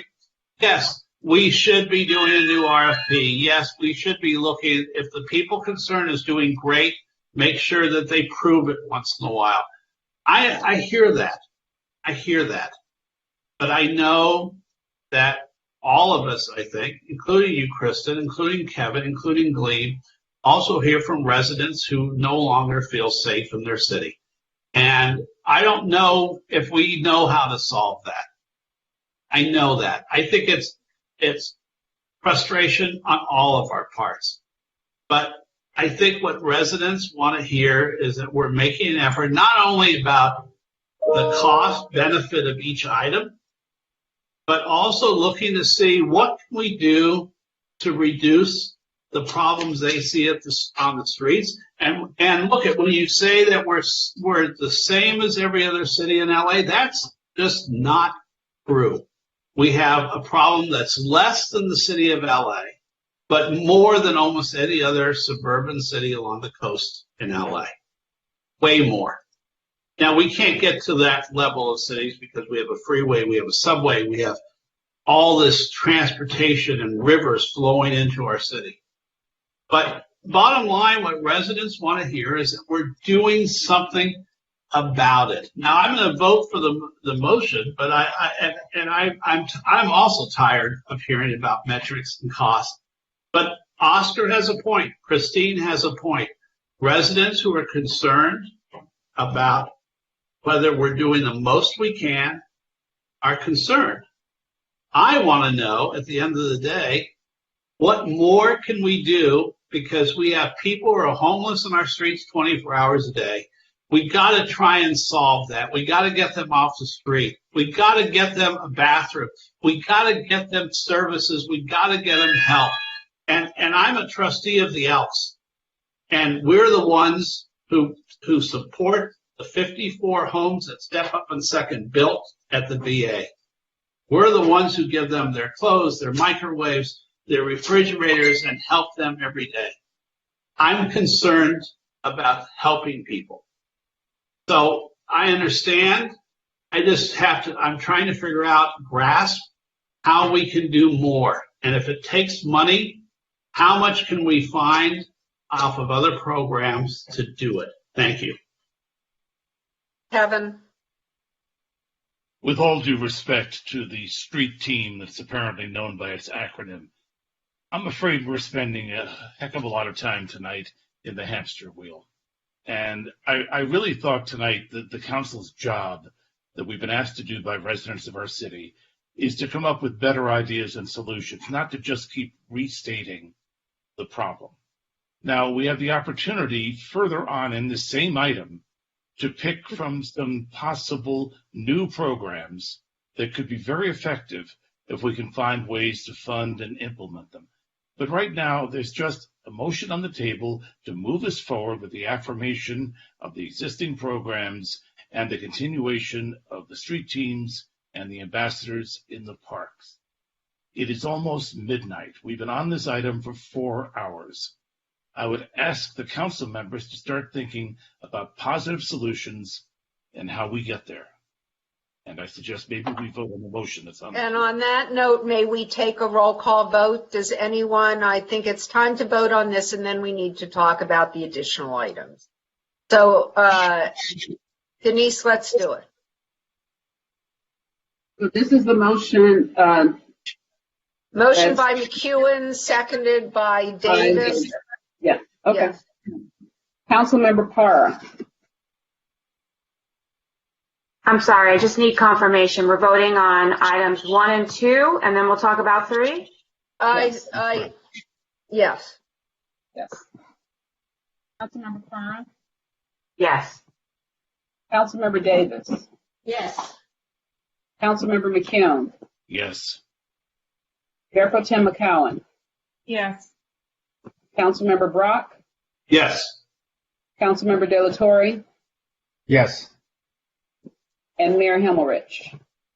Yes, so that is a unanimous vote. And now we are moving on to exhibit attachment G, where we have a bunch of projects, and we're being asked to come up with our top 3 priorities. So, Gleam. I like your use of the word top 3 because my top 3 priorities are the top 3. I think our Social Services Commission did an excellent job of vetting these, but I think we remain a city that is committed to keeping people from becoming homeless in the first place, and I think emergency rental assistance is key to that. I also think that alternative non-congregate shelters are important. I think that, homelessness is a problem of being unhoused, and being able to find some innovative forms of housing where people can temporarily reside while we work on the promise of building more affordable, permanent supportive housing, I think is key. Particularly, I know we have a huge issue currently in our downtown area. And so it seems to me if we could find a location for some non-congregate sheltering where we could specifically target getting people out of the downtown area into a sheltered situation would be great. And I have always argued that we need something akin to a behavioral health behavioral health triage center. I think having a place where our police and fire can take people who are experiencing non-criminal behaviors, but are nevertheless having these, what people are very concerned about as being antisocial behaviors. It's an opportunity to connect people with treatment, whether it's psychological treatment or medicinal treatment. And I think it's quite frankly key to remembering that we need to treat these people with dignity and respect, and getting them that kind of treatment I think is key to that. So since we were only limited to 3, I would like to say do them all, but I understand that the city manager and the city finance officer will come to my house and poke me with sharp sticks if I said do them all. But I think that if we have to prioritize them, I think the top 3 are really the ones that make the most sense. Kevin? As indicated by the questions I asked earlier tonight, those would be my top 3 as well. Anyone else? Kristen? I just want clarification. So our current multidisciplinary street teams, so I know we just affirmed what we're doing, right? But those expire in June, right? That's not on. We've just reaffirmed that together with this, the ambassadors and the street team. Right, but they're here as...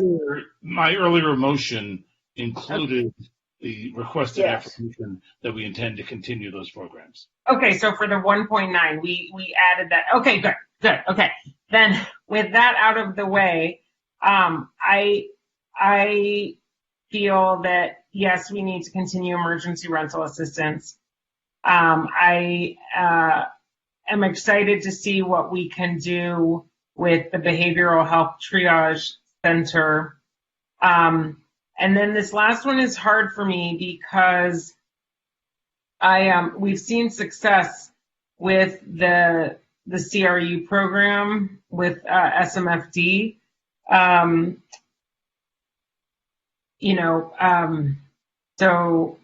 So it's really between that and the non-congregate shelter for me, but I'll let others speak.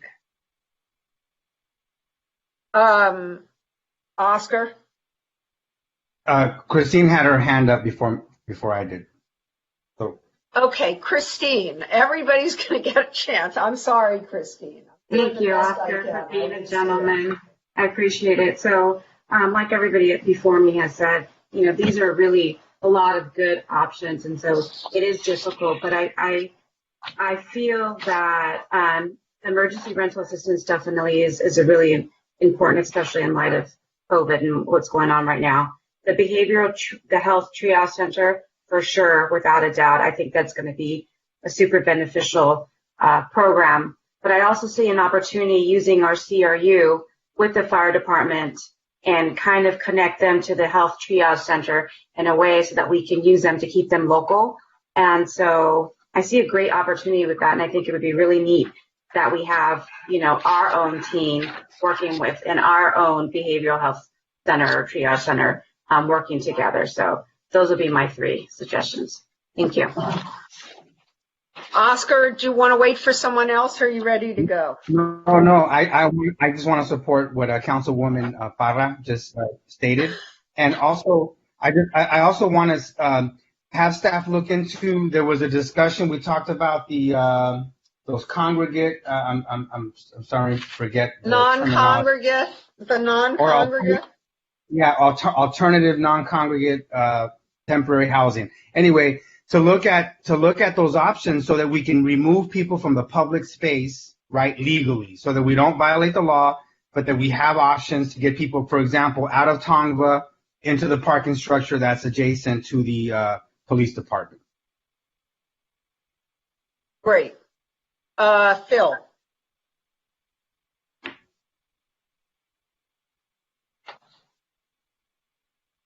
You're muted. Councilmember Brock, you're muted. Sorry about that. So I was saying that obviously emergency rental assistance is a paramount concern for those who coming out of COVID and coming out of rental, the fact that they may be evicted, we need to help those. I'm going to give you, more than 3 because that's the way I am and I can't listen to rules. The alternative non-congregate shelter idea needs to be pushed in Santa Monica, whether it be tiny houses, whether it be pallet housing, whether it be, as Oscar says, taking 2 levels of a parking structure. Whatever we need to do to get people off the street and get them supervised and helped, we need to do that. That's an imperative. The behavioral health triage center, that to me goes hand in hand as one item with the low acuity crisis response team from SMFD. I don't think you can separate those 2. That has to be one expense, one unit to make sure it does the job, because we will free fire trucks and we will have firemen who are not going on calls every half hour all night long. We need to make sure that the calls, they don't need, people who are homeless don't need to see a fire engine and an ambulance coming at them. They don't need 6 uniforms. And we can stop that. We can make that better for them. So I definitely want that. And Councilmember McEwen, did we approve the Reed Park ambassadors already? Yes. Yes, that was part of my earlier motion. That's fine. My only point on that is they have a higher level than just the ambassadors. Maybe DTSM should pair an ambassador to one of their, I forgot the name of the security. Public safety officer. No, I'd love the quality of life. The quality of life. Yes, I think it would be more effective because at Reed Park, I tend to see 2 ambassadors group for their own safety. I'd rather see 1 ambassador, 1 quality of life person if we cannot get a PSO in those parks. Thank you very much. Krista.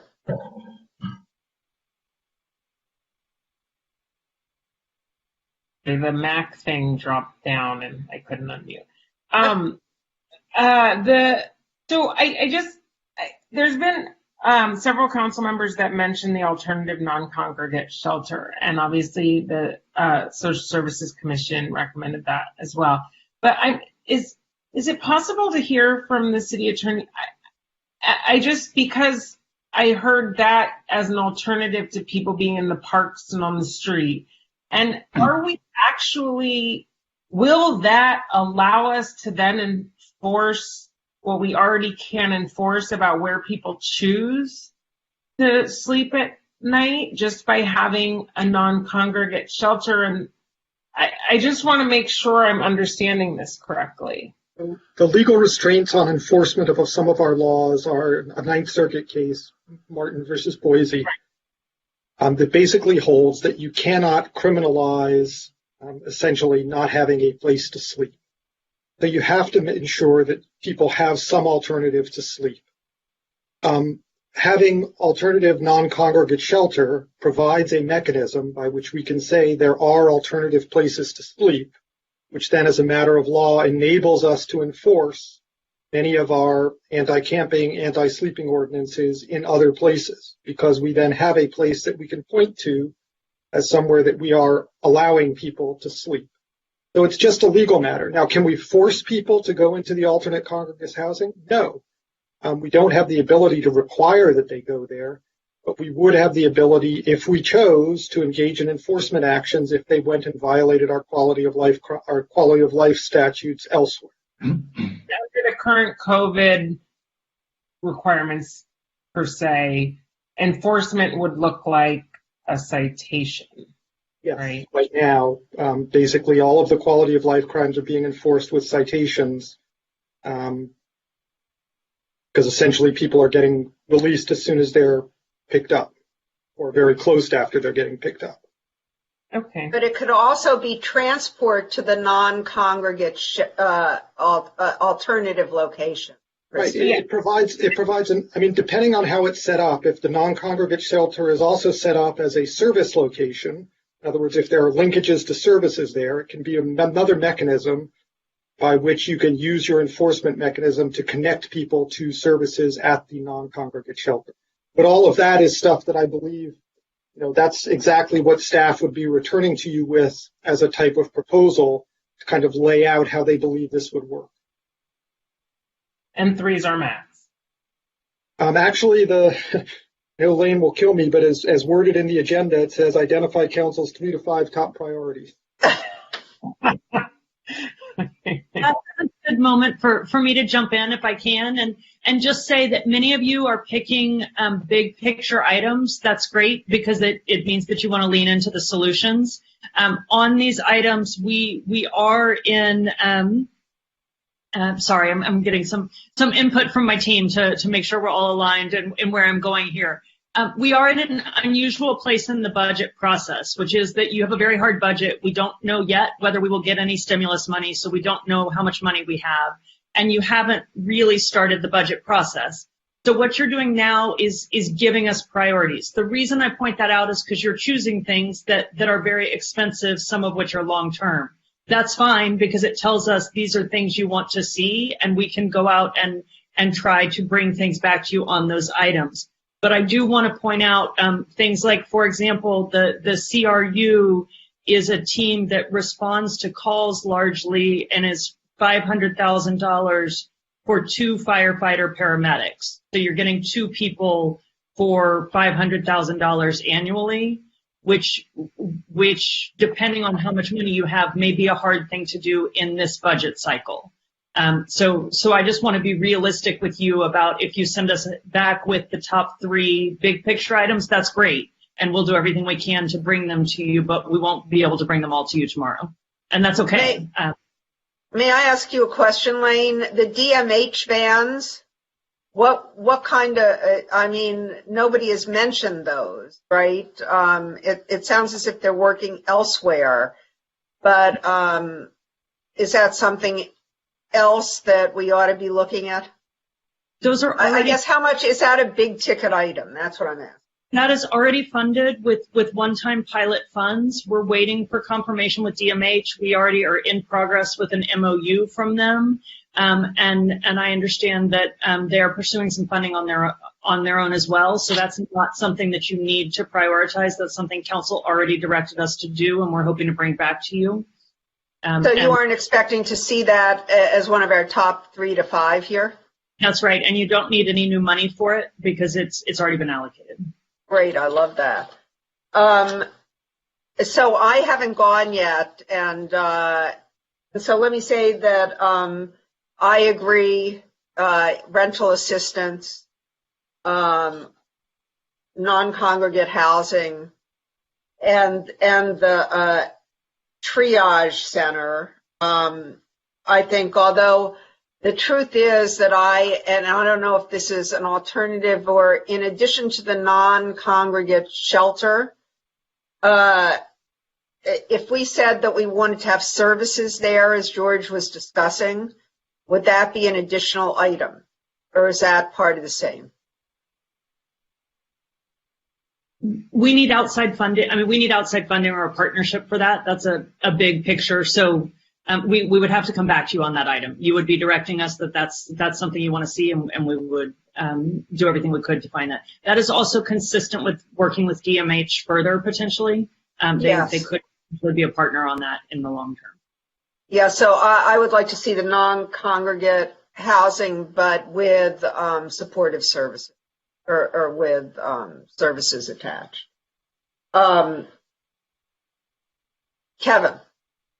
Well, I'm not going to add this to the motion that I hope somebody is about to make, because I'm actually very excited that we appear to have at least 4 votes on 3 very significant local solutions that show that we're really leaning into this, which I'm happy about. But I do have to observe that for everything we do here in Santa Monica, this is still a regional, state, and national problem. And one of the options we haven't mentioned, and I'm not going to put it into the motion, but I just want to acknowledge that our regional progress has been meaningful, but it has come in surges. And I'm the chair of the West Side City's Council of Government, so I've watched this happen. And the 2 times where we've made the most progress were when we had Ed Edelman as our homelessness czar, and when we had Elisa Orduno in the city manager's office, her special assistant on homelessness. So at some point, we're going to have to replenish that post. It really takes a personal presence working with staffs in other cities to get much done. We can't do it tonight. We probably can't do it in this budget unless a whole lot of money falls in our lap from Washington. It sure sounds as if Maggie's doing a hell of a job coordinating with these other jurisdictions. So, what can I say? Doing all the stuff internally. And again, I just have to observe, I've seen surges when we dedicated resources to regional cooperation. Not now, but soon. But I'm very happy if someone wants to make a motion for the 3 that have 4 votes. I think we're doing good work tonight. Christine? I just wanted to point one more thing out regarding the CRU, is that, if they did have to transport someone that's homeless, some of that is reimbursable, through Medicare or Medicaid. And so there is that opportunity to have some of that money back. And then also, oh gosh, I lost my train of thought. Okay. Anyhow. Okay. God. While the council member is thinking, I just want to give all of you credit. You did in January allocate funds for a senior analyst who will play part of the regional role, Councilmember McEwen, that you're referring to. It's not a senior level staff like we had previously, but it is somebody to be in those meetings and be a real force there. So, Christine, do you want to make your motion with the top 3 plus the CRU? Why don't you just make the motion? Well, sure. And I remembered what I forgot. One of the things I did also want to say is that with the CRU, it's not a pilot. It's a proven program that has had success and work. So it's a proven program and it's reimbursable.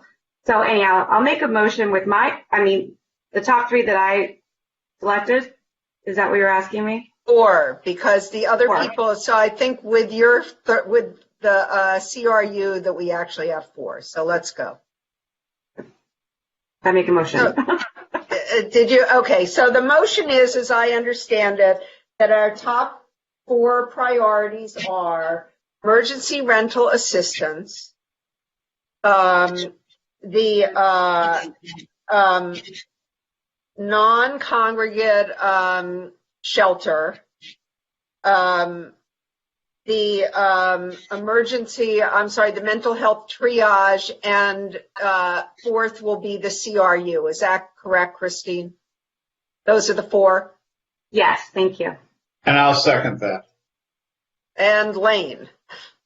So I just have to, we would, if you approve this motion, then we would bring back costs. I do want to be clear that my understanding, because we have been asking these questions, is that the CRU is $500,000 not fully reimbursable on top of your 25 minimum staffing.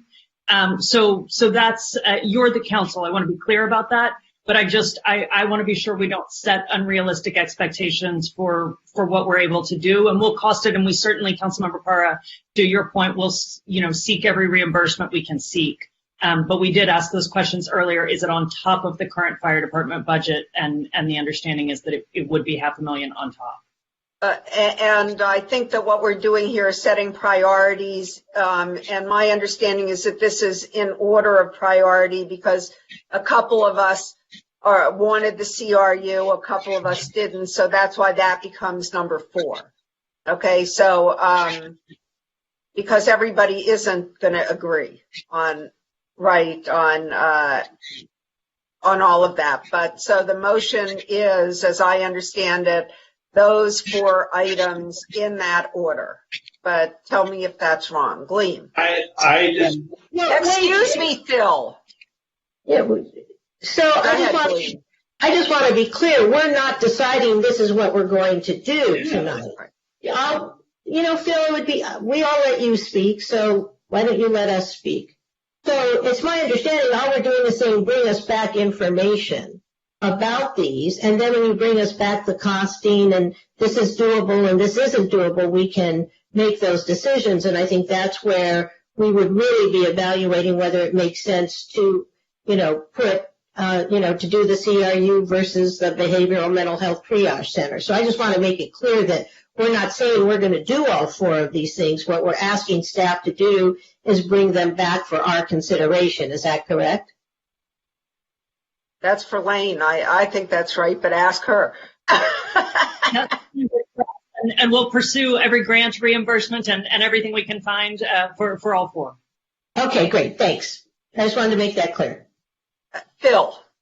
My simple point was that when I seconded the motion, it wasn't, and I don't think Christine said in numerical order, it was just these 4, as Gleam just said, were things we wanted to have the city manager staff explore, see if we can make a dent in homelessness. I hear you, Phil, and you may not have done it in order, but I think that other people were doing it in order. So the point is that the CRU is something that you and Christine mentioned, for instance, and others, and Kristen, but others didn't. So this was the order that I heard, if in terms of what people prioritize. So the other 3 were prioritized, as I understood it, by everyone. Are you interrupting me again, Phil? You must stop interrupting. I'm sorry you interrupted Gleam, and you're interrupting me again. Mayor, I didn't say a word. Excuse me. Then who was it? I have no idea. I didn't say a word right then. Okay, I apologize. I didn't say a word. I apologize. I apologize. And I am not a child. Please don't address me like that again. Thank you. Can we vote, Mayor? Let's take a roll call vote, please. Okay. Motion by Parra, seconded by Brock. Brock, correct. Councilmember De La Torre. Yes. Councilmember Brock. Yes. Mayor Pro Tem McCowan. Yes. Councilmember McKeown. Yes. Councilmember Davis. Yes. Councilmember Parra. Yes. And Mayor Himmelrich. Yes, so that passes unanimously. So now we'll go to item 13A. It's a long one. Request of Councilmember, I'm sorry. Can I interrupt for a second? In deference to Mayor Pro Tem McCowan, can we contemplate changing the order so her 13 item can go first and she can go to sleep and take care of herself? That's a great idea. 13A is hers also. But she'll defer to the other two on that. There's one that's hers alone, and I think it's 13B is hers alone. So I'm going to move that we take 13B before 13A. Second. Let's take a roll call. Councilmember Clara. Yes. Councilmember Davis. Yes. Councilmember McKeown. Yes. Mayor Pro Tem McCowan. Yes. Councilmember Brock. Yes. Councilmember De La Torre. Yes. And Mayor Himmelrich. Yes. So now, Kristen, you want to introduce 13B? Yeah, I'm so sorry. The clerk does Denise need to? 13B. Request of Mayor Pro Tem McCowan that staff develop a proposal to designate the traffic circle near Euclid Court and Michigan Avenue as Brunson Circle to honor the legacy of Donald Brunson, first known Black child born in Santa Monica and an accomplished member of the Santa Monica community. And we have no callers for this item. And I'm so sorry. Thank you.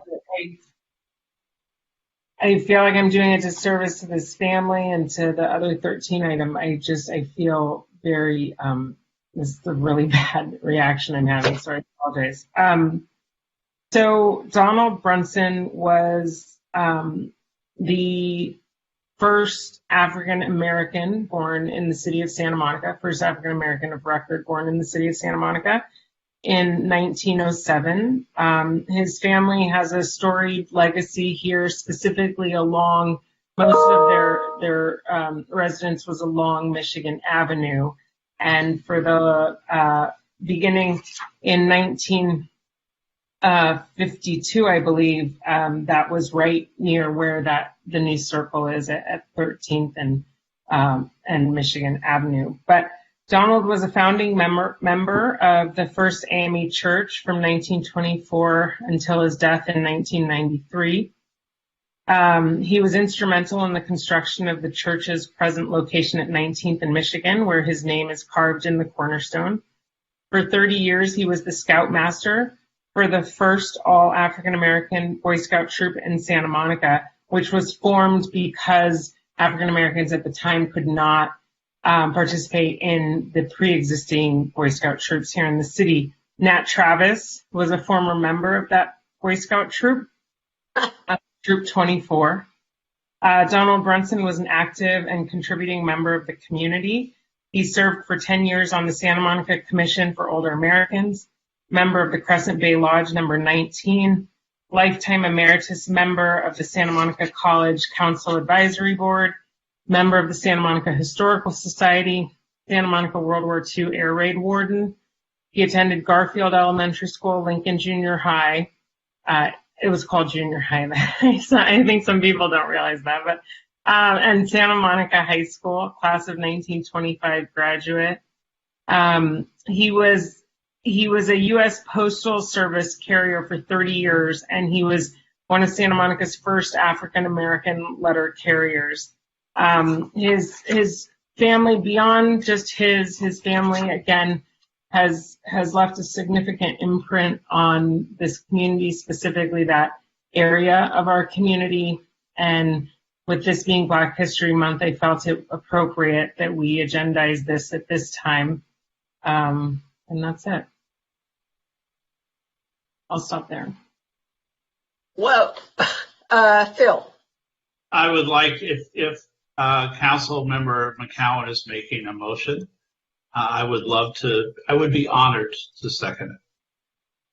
So I move that I want to say this correctly, so hang on one second. I move that staff develop a proposal to designate the traffic circle near Euclid Court and Michigan Avenue as Brunson Circle to honor the legacy of Donald Brunson. So moved by McCowan, seconded by Brock. Kevin. I just had a quick question on the location. You mentioned 19th and Michigan. as being significant in That was the church that he found. individual history. But then it's Euclid in Michigan where you want to name the circle. I think there are other circles along Michigan. So why that particular circle? So he was born at 5th in Michigan, and then he moved to, I forget the exact address, 1274. I had it in front of me, but basically at 13th in Michigan is where he lived out his remaining years. And so that's the significance of that area. Just wanted to clarify the significance of that particular circle. Thanks. No other comments. Let's take a roll call vote, please.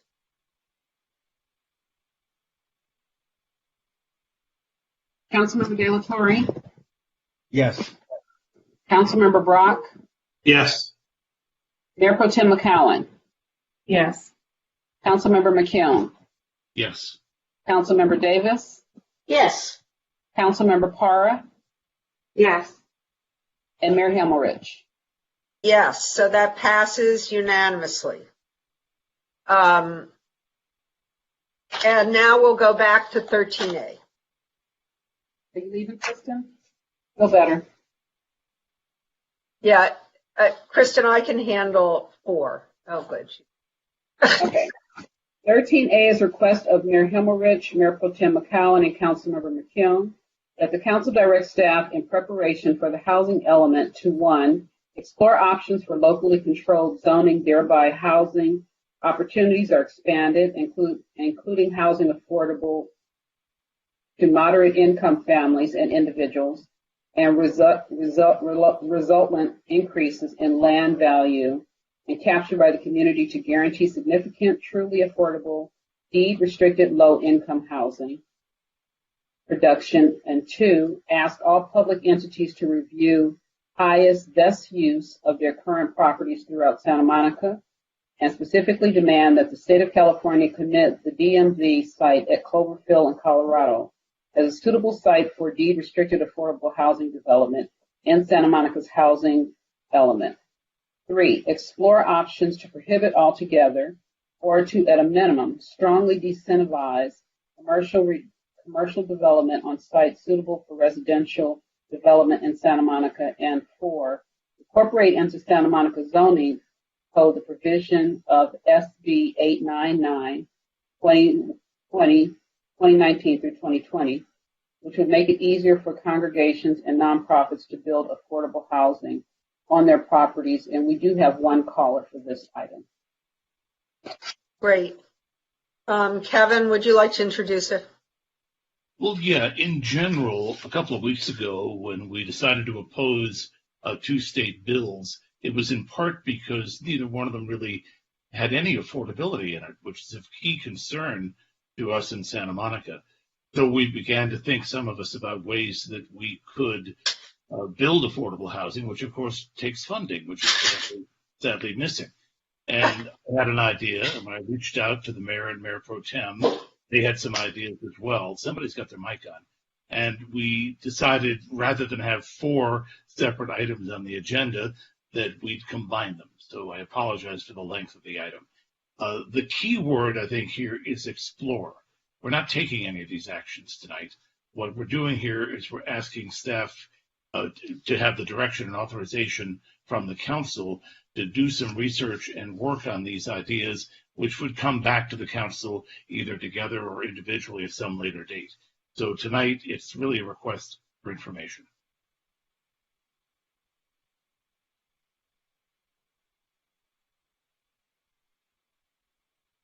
Mayor Hamilrich, you're muted. Yeah, I know, but the dog is barking and everything. Michael's coming home, so Gleam, I see you. So one is just a process question I have, because I agree we need affordable housing, but this is sort of the preface says in connection with the housing element. So is that how you anticipate it coming back? Because, for example, just to say, I would like to have us look at an affordable housing overlay district like they have done in Cambridge, Massachusetts, and that they're contemplating in Berkeley.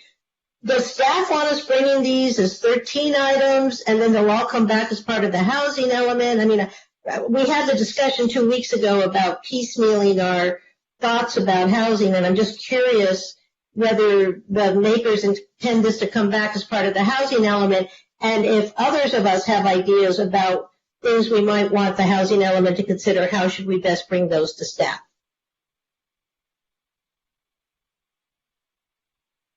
Is Jean with us, or David? They may have. Kevin, you want to? I'm sorry, Kevin may address it, I think.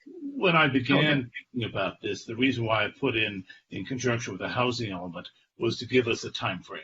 I know that our staff is grievously overworked, but these are all affordability ideas that could make our housing element achievable.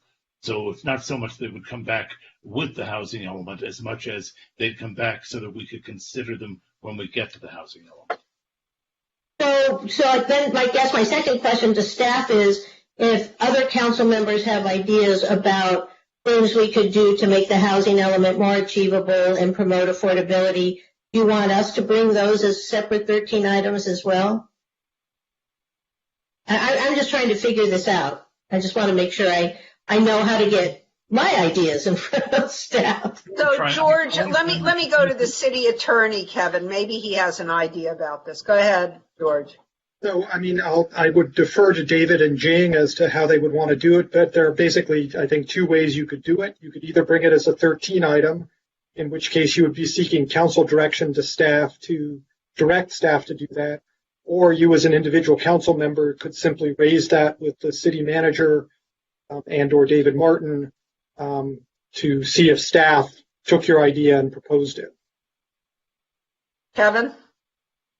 In general, I believe the council can give direction at any time. So let me ask the city attorney just to verify. Could we not tonight, in at the same time after we do this action, give a direction that staff additionally look at the Cambridge overlay model? You could not give direction on that because that has not been agendized for tonight, and so council could not give direction on that because it has not been put on the agenda for council direction. In that case, I want to apologize to Councilmember Davis. Unfortunately, the Brown Act told me I'm going to talk to two other council members. So no, and that's fine. I can do a 13 item, but I'm just trying to be efficient here. I'm concerned that every meeting we're going to have, here's a new idea and a 13 item. Here's another new idea, and I want to do this as efficiently and as productively as possible. So I'm just asking staff for guidance about that, but I'm happy to do a 13 item. I have one last question about the item, and by the way, staff can tell me later how to get this idea in front of them. When we talk about, or when the item talks about, oh God, now I lost it. Prohibit or disincentivize commercial, let me guess. No, that wasn't it actually. It was, land value capture. I mean, I just want to make sure I understand. Are we talking about a land value tax there? not necessarily a tax, no. The idea of capturing land value goes back to the progressive era over 100 years ago. And in fact, it came up recently from someone named Patrick Condon, whose work was posted on a local Facebook page by one of the neighborhood activists, and quoting the piece, "It's not the NIMBYs that are the problem, it's the global increase in land value in urban areas that is the problem." And so what we've seen in Santa Monica is land gets entitled and goes way up in value, which then encourages speculation and gentrification. So I'm looking for staff to look into ways that we could capture that value for the Commonwealth, for the public, rather than having it be siphoned off into private profits. Okay, and well, can I just ask one question, and then George, because maybe that'll inform George's answer. Is there some specific mechanism other than a land value tax that you're thinking about, or is it just, well, we don't know, so go out and figure out a way to capture land value? I'm just trying to understand the item so I'm clear on what I'm voting on. I can give you a for instance. So, for instance, suppose that when we gave an entitlement for a parcel, that's a voluntary transaction with a developer. And we say that for us to capture back the land value, which is partly due to all the infrastructure that we've all as a community paid for over years, due to having a good school system, et cetera, that we say you have to make more than just the inclusionary zoning amount of the housing on that site affordable. Now, part of the questions that have to be asked here, does the Costa-Hawkins Act preclude that? The Costa-Hawkins Act has a carve-out for inclusionary zoning. It's not clear to me as a non-lawyer that that carve-out applies for this. So we might then need to be asking for changes in state law, et cetera. There's a lot of research that has to be done before a specific mechanism could be landed on. But the general concept is one that's been out there for a long time. And Santa Monica in particular suffers from speculation because our land has become so valuable. There's a way to capture that additional land value and turn it into affordable housing or other things that the residents of the city need. I want to look into that. And I'm sorry, George, but I just want to make sure I'm clear. But the point of this is actually to build more affordable housing, not to, because obviously when you start to tax things, there are. I think it's to raise money for affordable housing. I understand. And if I may, obviously. Okay, yeah, I'll let George go. This is something that is going to require some time and research because there are a number of laws and state laws that we have to work around, including Prop 26, which limits our ability to do things like tax, the Mitigation Fee Act, which requires nexus between charges and other things, the takings clause, the contracts clause. All of those are things that we're going to have to work around and think about in terms of what might be possible. So this is something that is going to take some significant amount of time to look at and come up with ideas that might work and accomplish what I think we understand you want to accomplish. Thanks, George. And so are there any questions? So the other items on this, I think I've talked about it before. I've talked about the DMV site and using public land. By the way, the intent is not to get rid of the DMV, just have it be the ground floor of something that is housing or something, but the DMV would still be there. And then in terms of options to prohibit or disincentivize commercial building, again, that's something that I think it is possibly achievable through some conditional uses, et cetera, for commercial, but I don't know, and I could research it, but I'd rather have the city attorney's office do it. So there we go. George? And Kevin, I just wanted to confirm, you mentioned at the start that all of these were for staff to explore and come back. So even though the 13 item does not include the word explore in each of the 4 items, that is each of the 4 separate clauses, that is your intent, that we explore all of those and return to council with suggestions. See, now you see the writing history of this. It began with one clause with explore, and then the other clauses were added on. So yes, the intent is that explore applies to all 4 clauses. Yes. Oscar. Since we're in the exploration phase, I want to know how we can prioritize affordable housing, what we create for residents that are rent burdened. In the past, I was told that we can't do that when we receive federal money. That, CCSM, for example, I remember in a conversation said we can't prioritize residents of the city of Santa Monica for affordable housing that we create.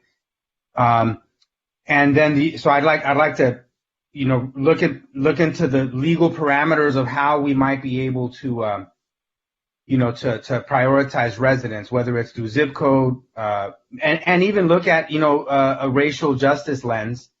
If there's a possibility for us to prioritize residents of color. I know we've talked about that as well, but just looking at the legal aspects of that, just understanding the law. And then the next one is there's also concern about an overconcentration of affordable housing in certain parts of the city, in this case, the Pico neighborhood.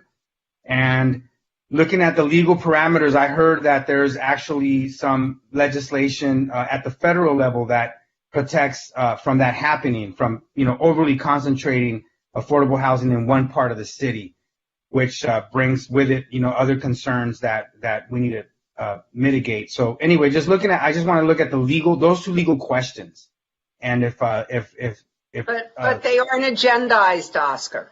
So the thing is that's what George was just saying to Gleam. So the problem, it's the Brown Act thing again, right? But it has to be agendized to give them the direction on those two. But Oscar, we take your point on those, and those are actually issues that are being looked at as part of the housing element, because there are certain laws that already apply to that. So the affirmatively furthering fair housing is something that is being looked at as part of the housing element in terms of the sites that will be coming back.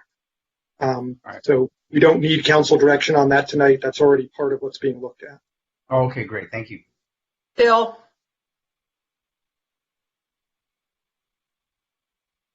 Oh, I have a couple of questions about this because, the feedback I got from residents is especially on the another site, if you develop a park 2 blocks away from potential housing, or someone wants to build and it's 3 blocks away from the new park or the new school that just went up, that this is in essence a backdoor tax, a split roll tax, which they do in Pennsylvania, but it would end up being a tax. So I'm concerned about that. And I wish this was in separate items, because I'm not in favor of adding a tax to mitigate the property appreciation in the city by a homeowner. And the way it read to me, and Kevin, you can correct me, but I figured that, but I want to hear that correction then, because what I heard was that if the great park gets built in Sunset Park 9 years from now or 10 years from now, when that gets built, all the homes in Sunset Park, in effect, the city would say, your property value increased because the city, the community, built a new park, and now we're going to tax you for it. And that's, I had 3 different financial people look at, and that's what they felt. So Kevin or George, either one, because both of you looked at me like, what the hell?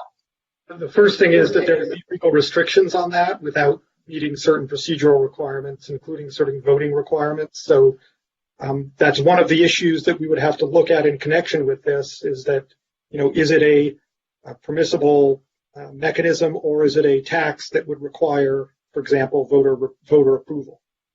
So those are some of the issues that would have to be looked at in connection with that first item.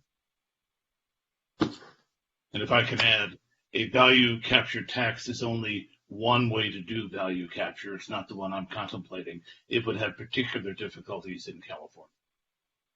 But I then asked that these items do not come back as part of the housing element, but that the council have a chance to review these once the staff have done a report on these items. For instance, I support Sue's idea of using state property for affordable housing, since they're trying to force us into affordable housing. So I'm fine with the DMV site, and I'm fine with some of the other commercial sites, but I'm concerned that I don't want these added to the housing element until we have a chance to review and build on them again. I just want to remind you that we have 2 callers for this item as well. I do explain this so the callers understand as well. Your concern, again, Phil, was addressed already by what I said. This is not meant to be part of the housing element. The housing element was referred because these are all possible solutions to problems we'll confront when we get to the housing element, and I want to make sure we have the information to make good decisions. Thank you, Kevin. So let's take the callers, and I admit that I got carried away. Okay. Transferring Denise Barton. Denise Barton, you're in the meeting and your time starts now. Good evening. I must say you are really grasping at straws for the housing element. I thought people invested in property to get a long-term increase in value. So I can't understand why the city feels it is entitled to profits made from that investment risk or upkeep of the property. Because aren't investments supposed to equal profit without the sticky fingers of the city? And doesn't the city have an array of taxes and fees to artificially inflate property prices already? That's probably the most outrageous in this item. The next being that the state commit the DMV site for deed-restricted affordable housing, which the city is now demanding. Let's look at this action. By doing this, we would basically be removing the DMV from the city, resulting in more car trips and less ease of access for the residents. Then by making it easier for congregations and nonprofits to build affordable housing on their properties, this is only an option, right? Or is it now a demand as with the DMV sites? In ending, please do remember 13 items are discussion items to possibly be put on a future agenda. So I have to question if it was legal for you to vote and approve Lamont Yule's hiring to find a new city manager by a 13 item. Since it was removed from the closed session at the December 29, 2020 special city council meeting, it is quite extensive the length you will go to try and hide the hiring of Lamont Yule as the person looking for the new city manager. But once again, I think the way you did it was illegal. Thank you. Thank you.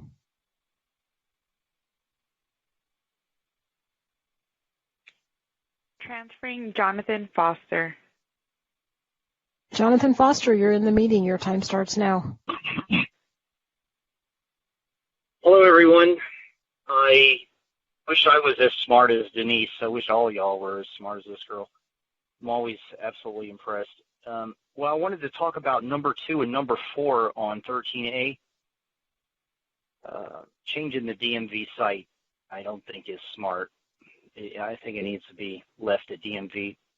Number 4, part that later on would make it easier for congregations. Boy, I totally support that.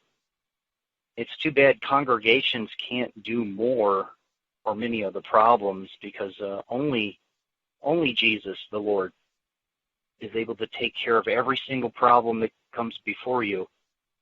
And yet, not one single person cites the Lord Jesus as their way to correct things. But I certainly do wish everybody was as astute and on top of what's really going on as Denise Barton.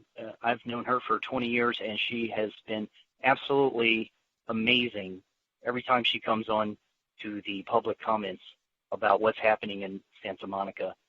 It's absolutely impressive. I wish all were that smart. And I will hopefully make it back for public input. Thanks. Thank you. And that was our final caller on this item.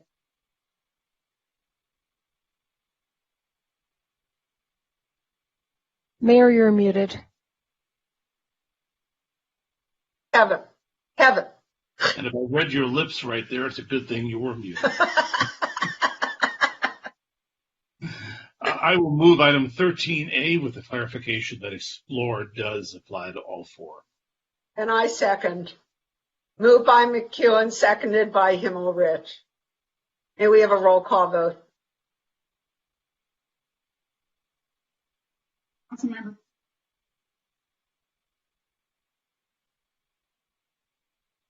Denise, your microphone is, yeah. I'm on. Oh, Councilmember Farah, can you hear me? Yeah, thank you, Denise. Yes. Okay. Councilmember Davis? Yes. Councilmember McCune? Yes. Councilmember Brock?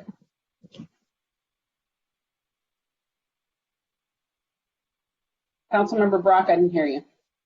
Oh, I'm sorry. Is that a yes or no? It's a neither. I was trying to get unmuted. So this is, I'm going to ask this question again. I think Kevin just answered. I just want to be clear. It is just explore. And then the answer is yes. I made the motion, Phil. The answer is yes. Councilmember De La Torre? Yes. And Mayor Hemmer? Yes. So that passes 6-0. Yes. Now we're going to item 13C. It's recommendation to accept Lynn Strother's resignation from the Commission on the Senior Community and authorize the city clerk to publish the vacancy. And we have no callers for this item. Motion? I move that we accept with regrets. Second. May we have a roll call vote? Councilmember Parra? Yes. Councilmember Davis? Yes. Councilmember McKeown? Councilmember Brock? Yes. Councilmember De La Torre? Yes. And Mayor Himmelrich? Yes. So that passes 6-0. Next, we have the public comment. Public comment is permitted only on items not on the agenda that are within the subject matter jurisdiction of the city. State law prohibits the city council from taking any action on items not listed on the agenda, including issues raised under this agenda item. And we have one member of the public, and I believe he's a video caller. It's David Wadley. Okay, we have one video and 2 callers. Okay.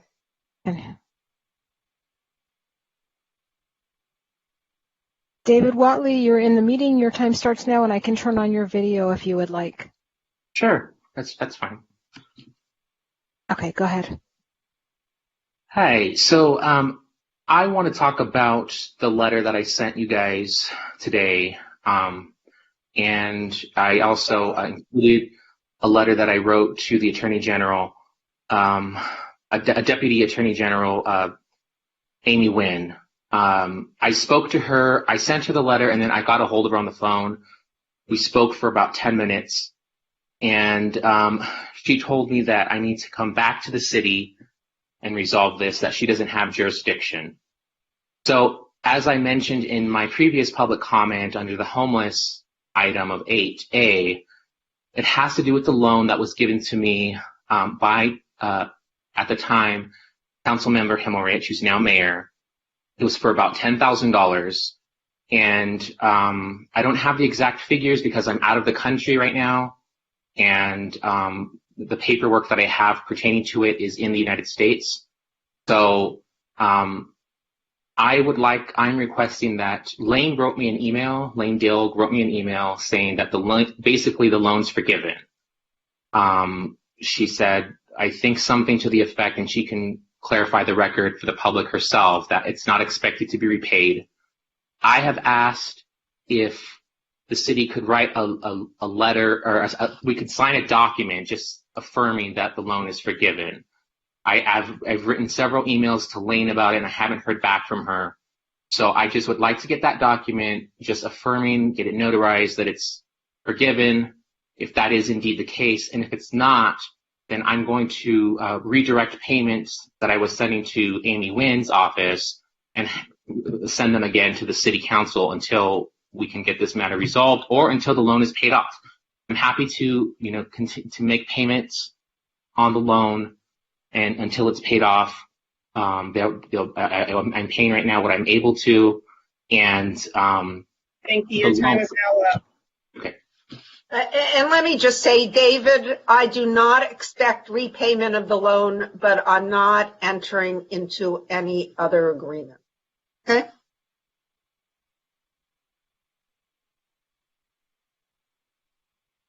Yeah. Thank you.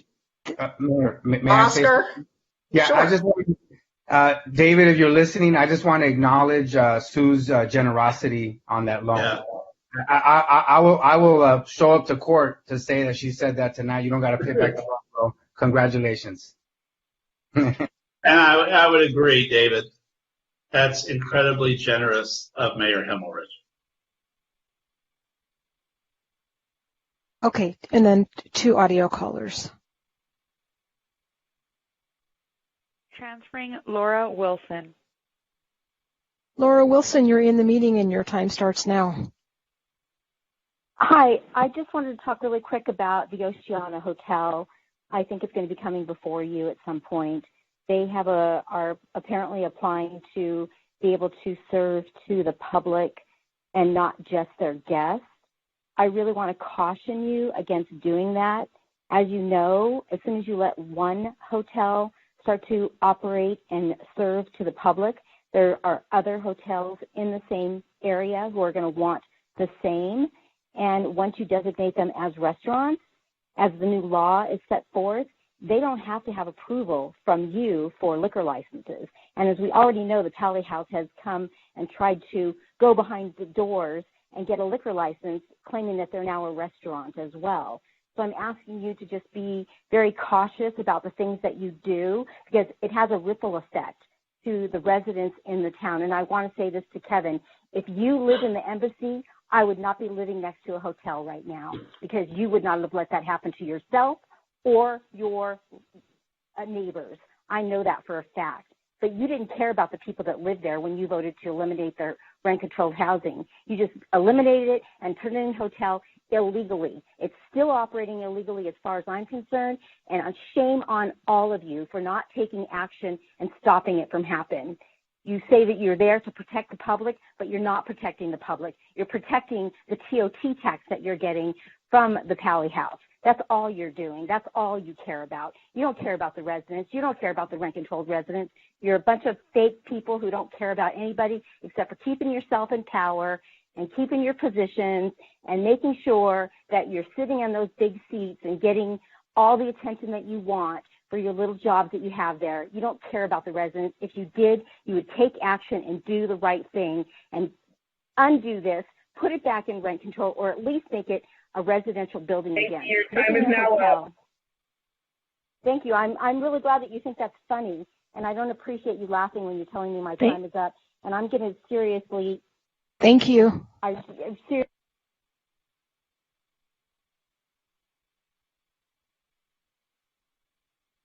Transferring Jonathan Foster. Jonathan Foster, you're in the meeting. Your time starts now. For public comment, I hope. For public input, yes. Okay, great. Thank you. Wanted to go over some names, everyone. Very upset. This is dealing with the promenade. And I went back and listened to everybody, Rob, Resnick, Bill Tucker, let's see, Laura Wilson, Lori Fasten. These are the people that took away freedom of speech. Herb Katz, Jim Kahn, Danny Zane, John Jalili was in the picture, all the white people in coats that McEwen was talking. Was that Jim Gilly and Jim Kahn? Those guys are the people that took freedom of speech away. They have no business doing that. There's some real serious issues going on out there. I'm glad I'm learning the names of these people that want to freak out the place beyond what the Constitution allows. Keep saying it's a public street. On the street, they already settled what happens on the street. And these chumps, these people, these landowners that blew all the Tonga Native Americans away out of here, took their land and then making a bunch of money on it, and telling people they can't come out there if they, break a certain code, then they can't come out there.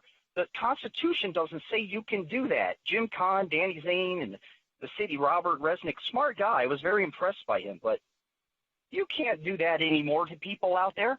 We talk about the fabric of community. All the laws and regulations ruined the fabric in community. You have problems with the homeless. They got ruined out of their ways to make money by the community service officers and these laws, creepy laws that these people made. You got a menorah out there. That's against the separation of church and state. You can't do that. You have to put up a Merry Christmas. Thank you. Your time is now up. Thank you. Thank you. That was our final caller. Yeah, and I'm sorry to say that we do have an adjournment.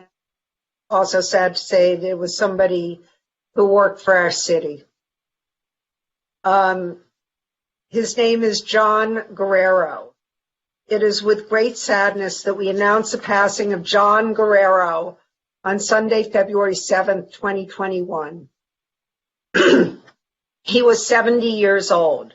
John worked with the city for 20 years in the Inspection Services Group in Building and Safety, where he retired as inspection supervisor in August 2018. His years of service with the city exemplified his commitment to serve the public and carry out his duties, ensuring the safety of the built environment and its occupants. He was a valued and respected leader of the inspection services group, and his legacy remains with the group today. He was often the first to arrive in the office and the last to leave. John was known for his quick wit, his infectious, smirky smile, calm demeanor, and of course, his black attire. He saw combat during his 2 tours of duty in Vietnam, which he rarely ever spoke about, and of course loved his family, guitars, the Catholic Church, and Porsches. John was an avid collector and a restorer of Porsches and preferred 911s. And me too.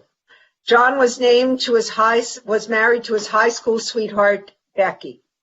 For those interested, John was a strong supporter of St. Jude's Children's Research Hospital, where any donations may be made on his behalf. Memorial details are to come. Thank you. And this meeting is adjourned. Our next meeting, put that piece of paper away, is on March the 9th. I know that, right? March the 9th, 2021, my mother's birthday. Move to adjourn.